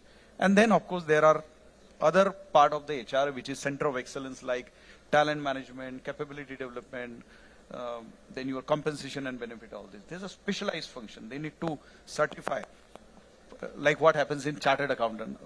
They are certified, and then finance it is sorted, but in HR it is not sorted, and that's the problem.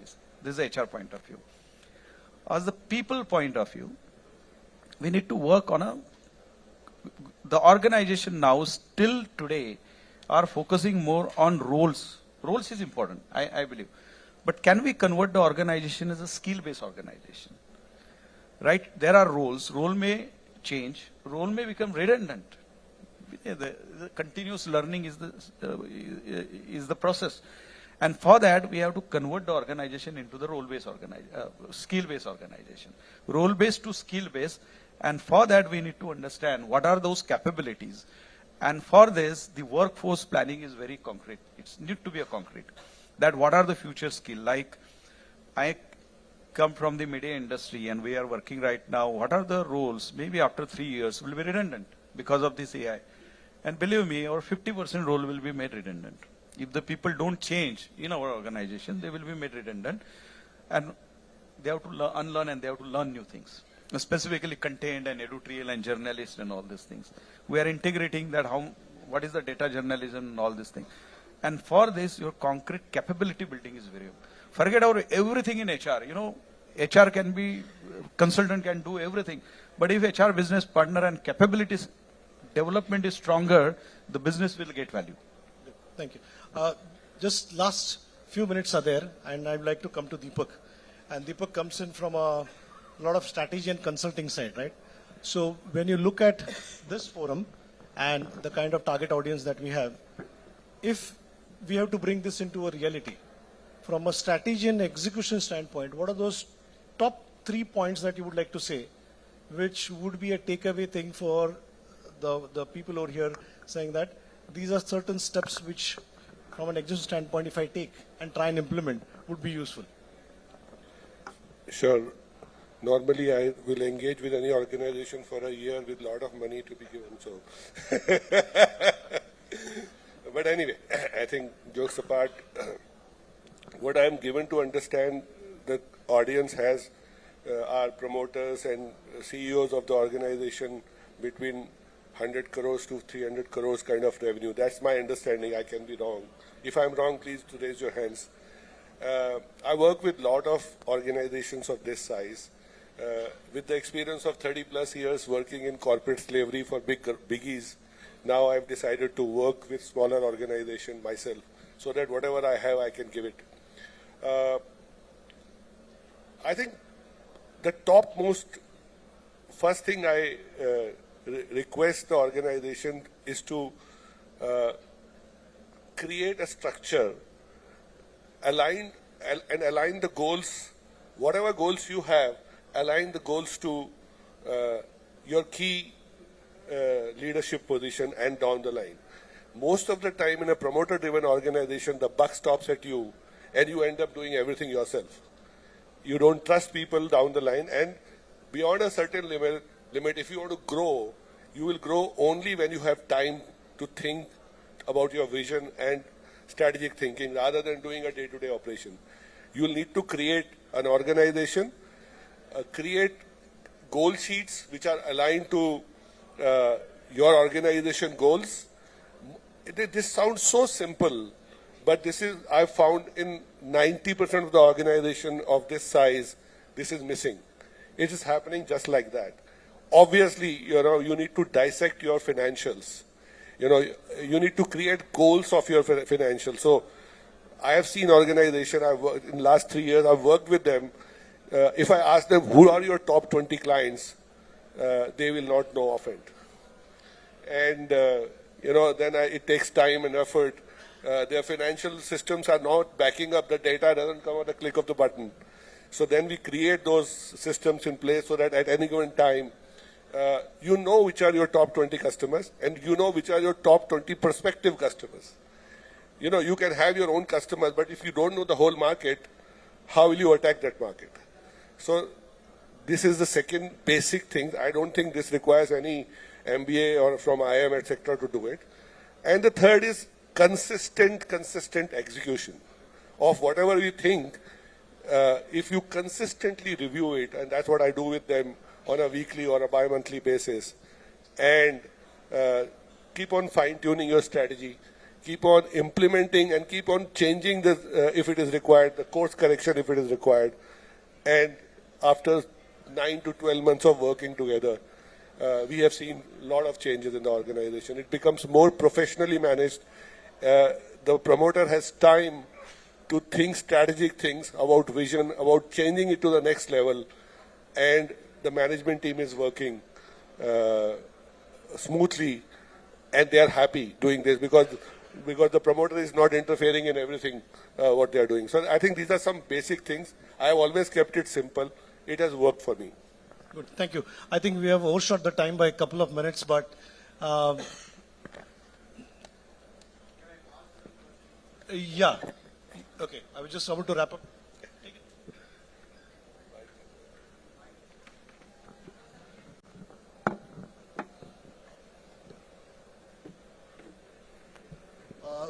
my question is that, can you throw some lights that what are the pillars which are very, very essential to build the capacity for a GCC? Training and development, people development, this is one pillar.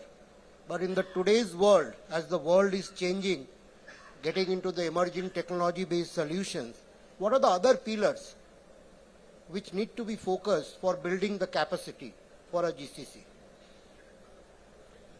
Let me just take it, and then I will ask the other panelists Sure, to add to it. Okay. Before we go to that, let's ask this question: why? And why means, why do we need a 100 people team? Why can't I do it in 10 people? Yes, I'm asking you that how do you need to focus on the other areas to build your capacity? People, giving them training, retraining, these are all good. But only people is not going to help to build the capacity for a GCC. Correct. So this is something which the panel has already answered, and let me articulate how it is answered. What Sunil mentioned about his insight about Japanese customers is, when you understand your customer, you will exactly know that in terms of what is that the customer expectations will be, and therefore what talent I need to build in. What Deepak talked about was in terms of what systems and processes need to be installed today for delivery of tomorrow. When I'm saying tomorrow, 6 months, a year down the line. What even Vinod talked about it was in terms of how we are building it, how we should build it over a period of a longer time, look at talent growing up. We are all looking at quick fix. Right now we look at, pardon again my casual language, we are looking at QSQT, quarter se quarter tak, right? We are looking at every quarter what I'm going to do. We are looking at how can I get more customers today. But the thing is that we may get customers today, but are they going to be there for us for the next 10, 15 years? And is my revenue per employee going to increase? And this is where I wanted to start with the point saying that why. When we ask that question to ourselves that why do I need 100 people, we will get a lot of answers coming in. Okay? And for that, we also need to understand why the customer will come to us. And sorry, go ahead. So I'll just add here, universities like PUC, Pimpri Chinchwad University or PCCOE, they have taken initiatives like training Japanese language to students, or creating, say, Korean-based competency center. So I think these other initiatives can also add or target certain specific niche markets, and again get good opportunity for these new students or build the help capacity. Because when we look at the Capgeminis, and they are crying that we are not getting bilingual candidates enough. And if you have already such trained members, then that could add. Yeah. So just wanted to add, sir, if I understand your question properly. Correct. I just kind of in the last question kind of answered that. It's people is definitely a very important part. Correct. Along with that, the process which I talked about, yes, the alignment of goals. If you don't align your goals, and most of the time we do appraisals for the heck of doing appraisals. If we don't put your goals properly and regularly measure it, and at least post the achievements, target versus achievement, once in a quarter and discuss it with them, that's how this would be a systemic change. And in the beginning, I talked about the mindset change. He just mentioned it. Why 100 people? That's the mindset to talk about outcome. We have grown in the industry saying, मेरे पास 5,000 लोग हैं. I also said I worked for 30,000 people were reporting into me. But that mindset has to change because customer want it change. They want to see outcomes. They just don't want additional number of people, and just billing will not happen because of that. So these are 3-4 pillars. If I understand you correctly, you need to work on all of them simultaneously. See, the companies are the GCC company. Currently, I'm engaged with a US-based GCC company, and while interacting with the leadership, with the CEOs and the CXOs, I have understood that not only the people, they're also talking about the infrastructure, technology infrastructure, adopting new technology, AI, and they are providing services to their client, But they are expecting that the people should use AI. People should, and if you want to use AI, you need to have to work on your infrastructure, enhance your computing infrastructure. So there are a lot of issues are there. So if I can identify, there are 7 pillars on which you need to work to build your capacity for a GCC. People is the most important factor. Without that, we cannot do anything. You have to enhance that. Yeah. So I know we are wrapping this up. I just want to close this session. I know this. I will answer during the validatory. Okay. I would just like to end this session. It was very nice. A lot of good exchange of thoughts and ideas. Hope we are able to add some value to the people who are attending the session. And what we wanted to give is the forum a bit of a nudge to say that why look at capacity, look at quality, look at technology and work towards it. That doesn't mean that we have been there, done that, and we are also in the same journey. But we are sensing this as a problem to it. And therefore, I remember when I was a trainee, I joined Mahindra. There was a lot of running around which I used to do because people used to tell me take a Xerox and do everything else stuff. So there was one boss, he came to me and he said that I used to always crib why am I doing all of this. And then he said, "Aapke note, apne board pe ek question likh dena. Whose problem is it?" The moment you look at that, you'll get answers to hundreds of questions that will come up. If we need to have GCCs as our customers, if we need to have a sustainable business for the future, if we need to increase revenue per employee, if we need to increase our profitability, if we need to be seen as people where customers come to us and we don't go to the customers, whose problem is it? It's our problem, right? And therefore, we need to change that mindset and bring in a little bit moving away from quarter to quarter to maybe a 3-year horizon or 5-year horizon. And then just take a step back and act on it. Maybe if this is one piece that this forum can give to the group, I think it is worthwhile the time invested by all of us for this session. Thank you. Thanks a lot. Thank you so much. Hearing to all of you, I feel that MEDC has collected all the gems from the different versatile market and put it together. Can we have a big round of applause for the MEDC for arranging such a fantastic session where each and every person was given a fantastic output which will help to each and every individual sitting in this premises. So here now time to felicitate our guest. So here I request Dr. Girish Desai sir, Executive Director, Pimpri Chinchwad University.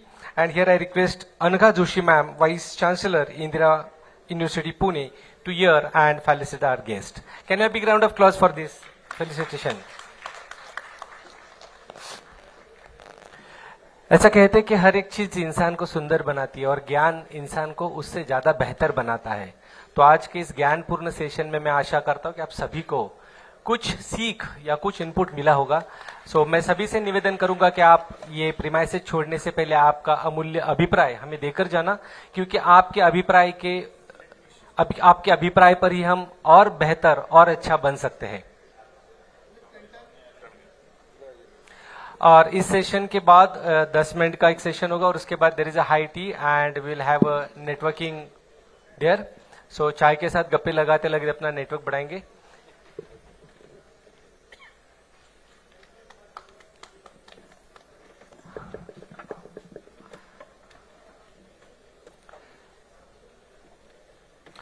And once again, I would like to give a note of thanks. Thank you so much, this panel. Have a fantastic discussion. And again, moderator, thank you so much, Vishalji. You have asked a very fantastic question which was help our people to open the lots of secret keys of these successful guys. And definitely the tips will help our people to explore.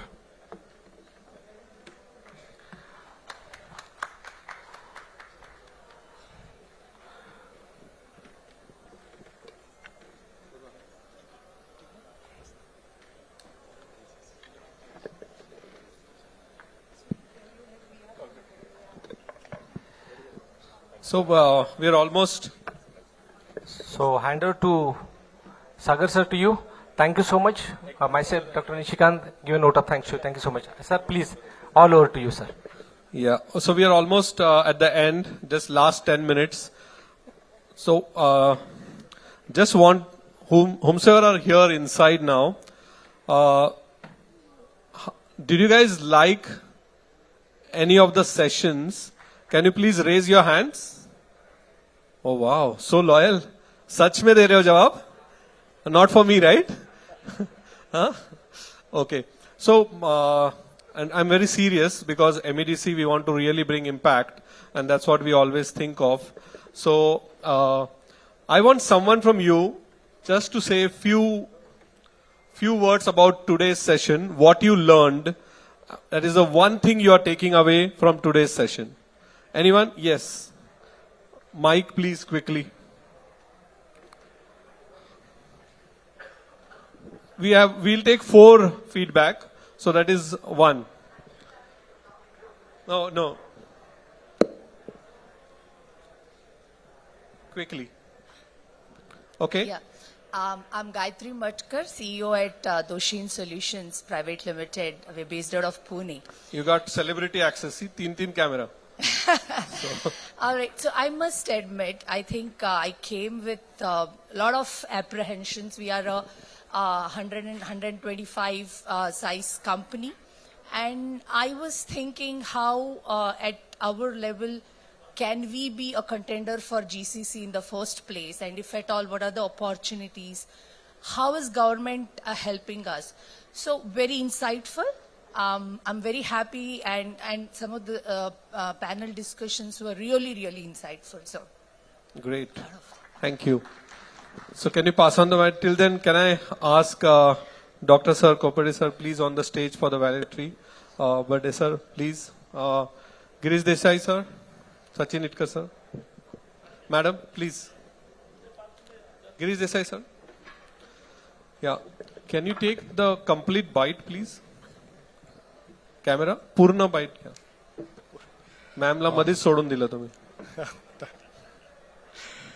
Thank you, sir. And indeed, wow, this you have written it? Notes? No, sir. I am actually referring the agenda. Okay. Indeed, this complete day is really very thoughtful, and there are lots of input we are also taking, being an academia. I am Dr. Pranav Charkha, representing Pimpri Chinchwad University as a Director Inter-Industry Relations. Witnessing all these sessions is really thought-provoking for us also, that how MEDC and government is working on creating this kind of an ecosystem which will ultimately be taken care by the graduates that we are giving to the market. Only question, or only, it's not a question, it's a platform that we would like to understand, and in future course also, that we are skilling our students. Like sir already mentioned that we are teaching them languages, foreign languages. So this platform, we have utilized it very convincingly and very thoughtfully designed program, agenda. I thank all the organizers for this also, and looking forward to have such fruitful interaction in coming time also. Thank you so much. Thank you. We have 41 universities across Pune and only 2 came here. So you both the universities, Indra and Girish Sir's university, thank you so much for joining. Thank you, sir. Some question from this, this side, yeah. Backbenchers, aage aa jao. Okay. Good evening all. My name is Balakrishnan Namdev Bhosle. I am the independent director working in IT sector. I am also served as a ex-director for Cosmos Cooperative Bank. Indeed, this is not a capacity building program, but it is a nation building, people building program. I say thanks to government of Maharashtra, the organizer committee who is doing this very impressively. The sessions are going really very well, very impressive, informative and encouraging for everybody. Thank you very much. What is the one thing you learned? Leap towards think big and make the attitude which will help or contribute to nation's growth. Very good. Very good. Thank you. Last 2. So we are new. We are just a couple of months old. We are a startup. And after about 20 years, when I ventured into this pharma consulting services, I was thinking, is there anything for us, for a small player like us? So today when I came, it was full. which means that there is a lot of opportunities even for young startups like us. So, and the government is helping in multiple ways. I think that further build up my confidence that as if you do things right, things are available, support is available as you scale and grow. The one thing that I'm going to take is that a lot of realities that I have seen in the industry, it is almost there on the forum. The trends that you talked about, the GCC, the things that, companies look forward to, it is not in the PowerPoints, but it is real, and the government is really looking very closely to it. So I think this ground realities has really helped to understand that, everybody is on the same page about this whole GCC opportunity. Thank you so much. Absolutely, you're right. MEDC, all of you who know, we also organize something called a GEC, Global Entrepreneur Conclave, where in Dubai there were 700 startups who had come and big companies. In Pune there were 1,200. And what we believe that the content is everything, right? The venue and all those things doesn't matter. So that's why all this content was very well curated. A lot of time was given on the content and the speakers. So thank you so much. Last two. Okay, ladies. And then you. No.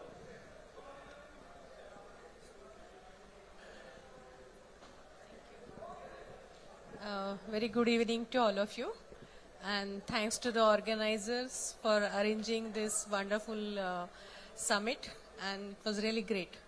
I am Shri Vagmare. I am from Institute of Management and Entrepreneurship Development, Bharati Vidyapith. I am heading incubation. Oh, the third one, there. sorry. Yeah, you have to add one more. So I am heading incubation cell there. So we have incubators at our place.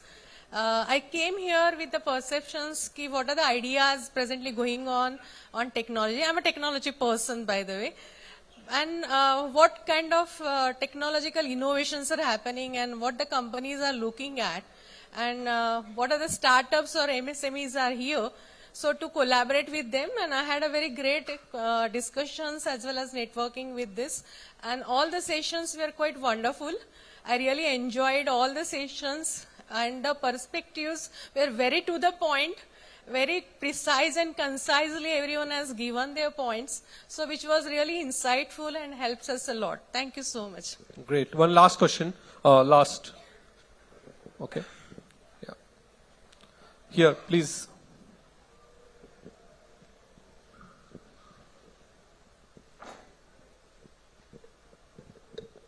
Hello everyone. Myself Mayank Thakkar. I am from KP Smart IT Solutions. First of all, it is a pleasure to be here and attend such a wonderful session. The sessions that were arranged from the morning was so useful. Like for me, who is going to start his career, it inspires me a lot. And this has been a great opportunity to connect with a lot of people who have huge experience across the globe.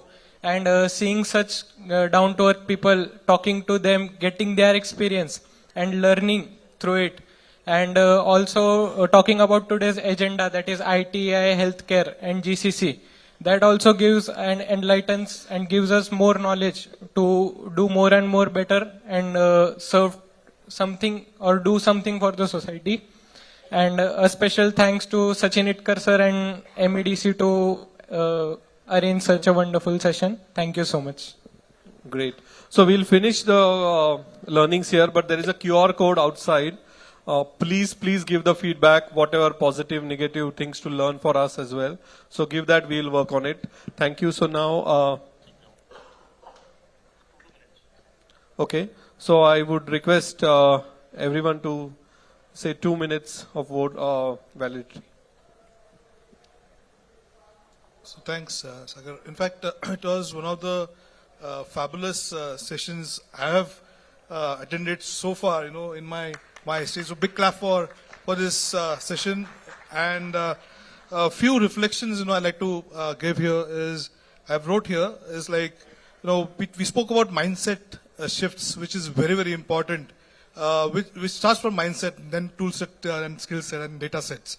Then we talk about capability building for MSMEs, how we can really focus on upskilling, build that capabilities, right capabilities for the GCCs, and leverage technologies wherever we can, right? So we had a huge debate on GCC to GTC, But until and unless we don't have that product mindset, we don't have solution mindset, is not going to work.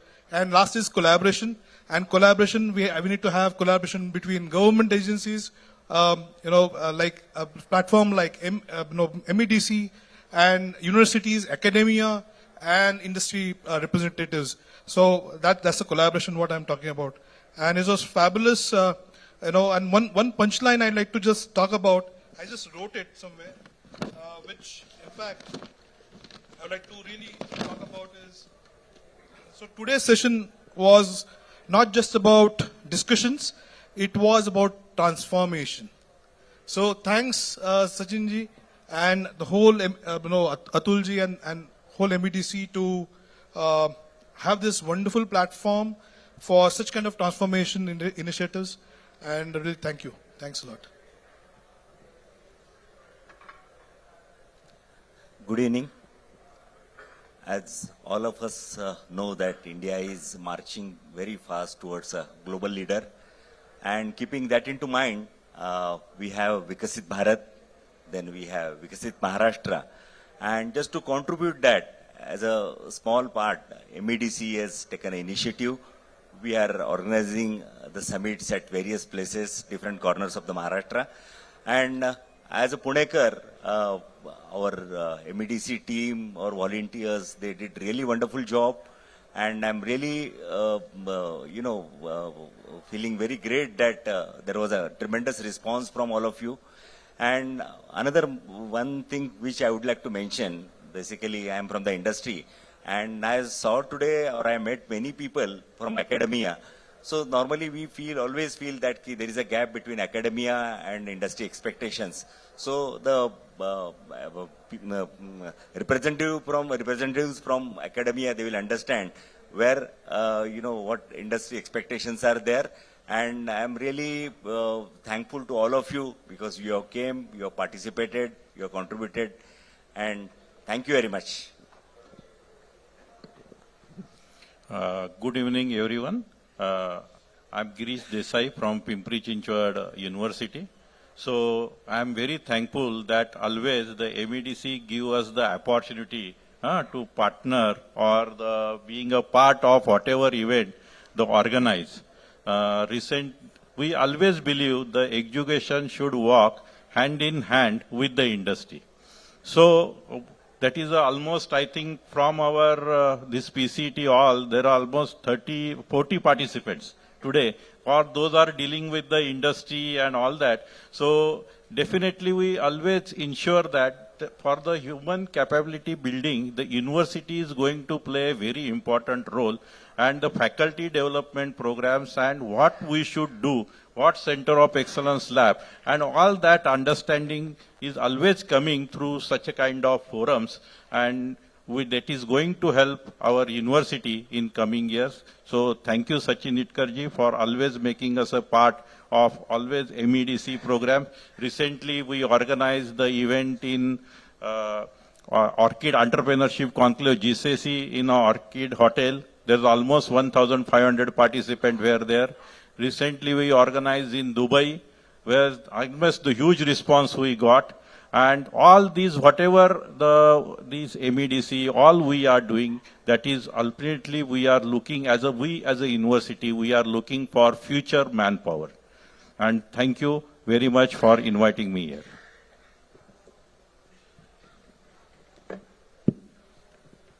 I'm Ashish Garde. I'm Vice President along with Sachin Itkar for MEDC. I'm here to actually appreciate, acknowledge the efforts of Sachin Itkar, Mr. Kopardikar and other MEDC team members. Hosting such program at short notice is extremely challenging, but hats off to Sachin and the entire team from Mumbai also, MEDC, they are here for executing this one-day capacity building conference in exceedingly well manner. Like today we had you think of any category of stakeholder who should be part of this conference, either in terms of speaker or in terms of audience, and you will find every set of the whole ecosystem is extremely well covered. Getting such speakers from across the globe is not an easy task. And like ensuring participation of various categories of stakeholders within the city, within this region, and Sachin Itkar with his connects in various sectors has led this conference brilliantly. So hats off to Sachin and the entire team behind this program. I am sure he has set a benchmark for MEDC's capacity building workshops which are happening in various parts of Maharashtra. One such workshop has recently conducted in Mumbai. Future workshops are lined up at Kolhapur, Nashik, Chhatrapati Sambhajinagar, Nagpur, and I am sure the other centers where such workshops are being held would also get inspiration from this particular workshop. Thank you once again. Thank you, Mr. Sachin Itkar and other the chairman of the MEDC for inviting us for MEDC MSME Capacity Building Summit. This summit actually connected the dots of the complete ecosystem, that is what government is doing, where the GCC companies are there, what are their expectations in terms of the capacity building for may it be technology, may it be people involved, the quality parameters with which they have to march ahead very well. So it was a very insightful conference for academia also to attend, and it gave us a clear understanding of what inputs we should be giving to our students in terms of skill development, in terms of somebody said that there should be very much clarity in the basic understanding, theoretical understanding, and then the experiential learning will come. I think Mr. Vinod said this, and yes, it is very well taken. As well as how we should enhance and inspire our faculty to learn more and be aligned with this cause of capacity building. So on this forum, I will request the MSME people to even start with some internship programs for faculty as well, so that they are more equipped to give it to the students in a better way. Thank you. Thank you, everyone. So I will end this with some thank you note, because organizing a summit, you come here at 9 o'clock, you meet people, you have good networking opportunity, you get everything, you see that yes, it is well organized. But behind that, almost 2 months, 3 months, many people, they put their best efforts, and then, such kind of an event we are able to, conceive, and then we get the best out of it. So I would like to thank 3-4, just as a token of appreciation on behalf of everyone. So we will felicitate few persons here. But before that, I want to appeal to all of you that just attending a summit, talking to people is good. That is good for, because networking is the best way of to grow our business. But as an entrepreneur, what we want as an MEDC, we have, in the morning, this conclave was, chaired by MIDC Joint CEO, Mr. Sorry, I just forgot his name. Rathod. Vijay Rathod. He looks after MIDC projects, and he looks after Magnetic Maharashtra and all these initiatives, especially related to GCC, IT, healthcare, AI. Now he has given us his coordinates, and he wants you to contact MIDC. Many of the times what happens, we are not, there is a block that we always create a block between government and entrepreneurs. We always feel that government will not support, government will not do anything. But government has such best policies and schemes. In the morning we saw his presentation. And even for MSMEs, the kind of an tax benefits, the kind of an incentives which they are giving, I think we must take benefit of all these policies. There are agencies like MITRA, or this conclave is supported by MITRA. Now, Maharashtra Institute of Transformation, I want to place on record a big thank you to MITRA team for supporting this initiative, because MITRA has been formed specially to look after the new projects, attract investments in Maharashtra. We had a presence of Investment Commissioner Sushil Gaikwad. He also, shared his views and presentation with us. So you have to actively contact them, contact their office, get in touch with them, and get the best out of it.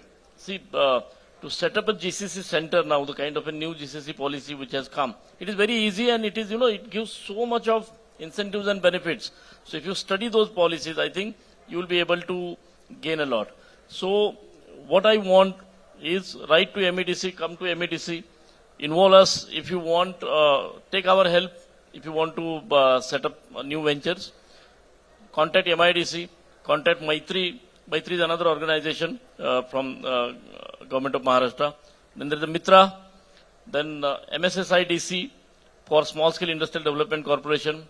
Then we have MSME Ministry. MSME offers excellent schemes.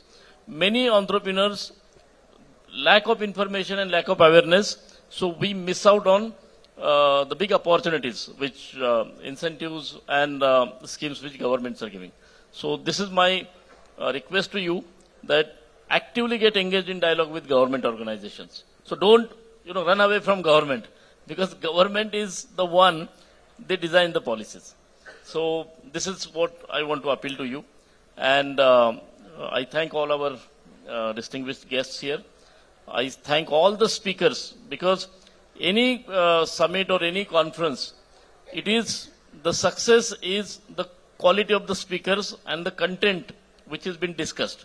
These are the two important things, and I think on this basis, I am very fortunate that today we got excellent speakers, we discussed excellent content, we discussed about something which is very new, something which is everyone liked, that something everyone has gained.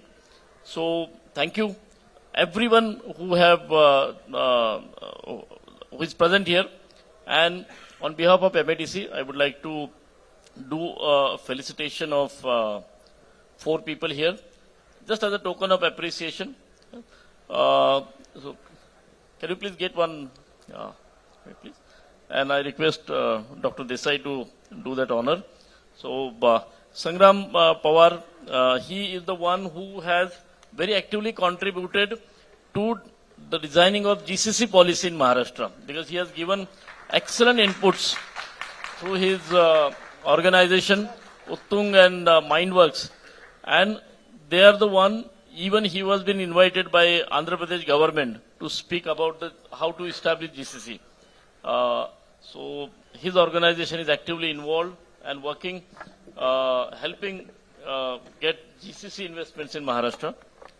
I would like to felicitate our MEDC back team, because we are sitting on the dais, so we get a lot of visibility. But actual work is done at the office, because they are the one who take registration, they contact everyone. The kind of a hard work which they do. So we should not forget their efforts. So on behalf of our MEDC team, I request Pallavi to come on the stage and accept the felicitation. So this is not for you, but for your team. So give her a big round of applause. You have seen her right from the morning, she's running around and making sure that everything happens on time. So Desai sir, please.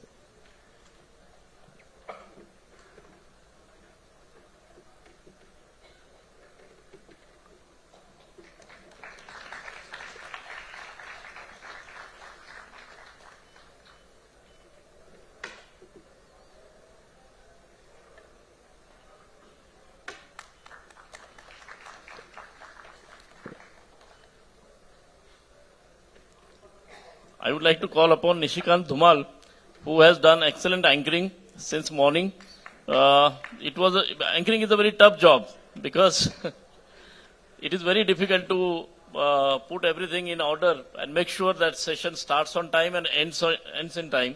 And I think at MEDC we are very particular that we start program on time and make sure that people go home on right time also. So thank you, Nishikant.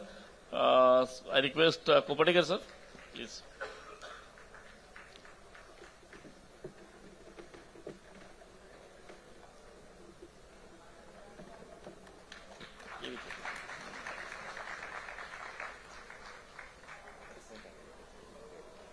And the last, not the least, important work which has been done by one young boy.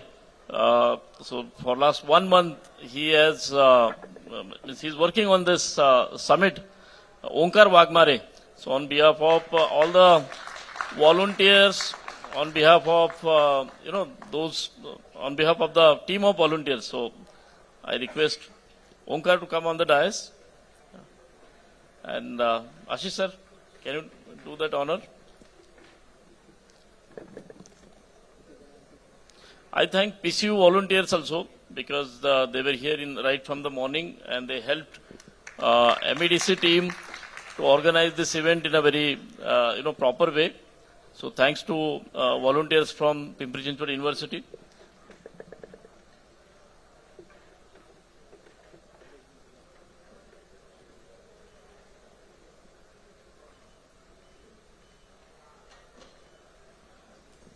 So thank you all. I thank all of you, those who are present here, right since 9 a.m. in the morning. So please enjoy the tea, coffee, meet people, network, and grow your business. Thank you very much. We'll meet soon again in the next such kind of a summit which will take place soon in Pune. Thank you.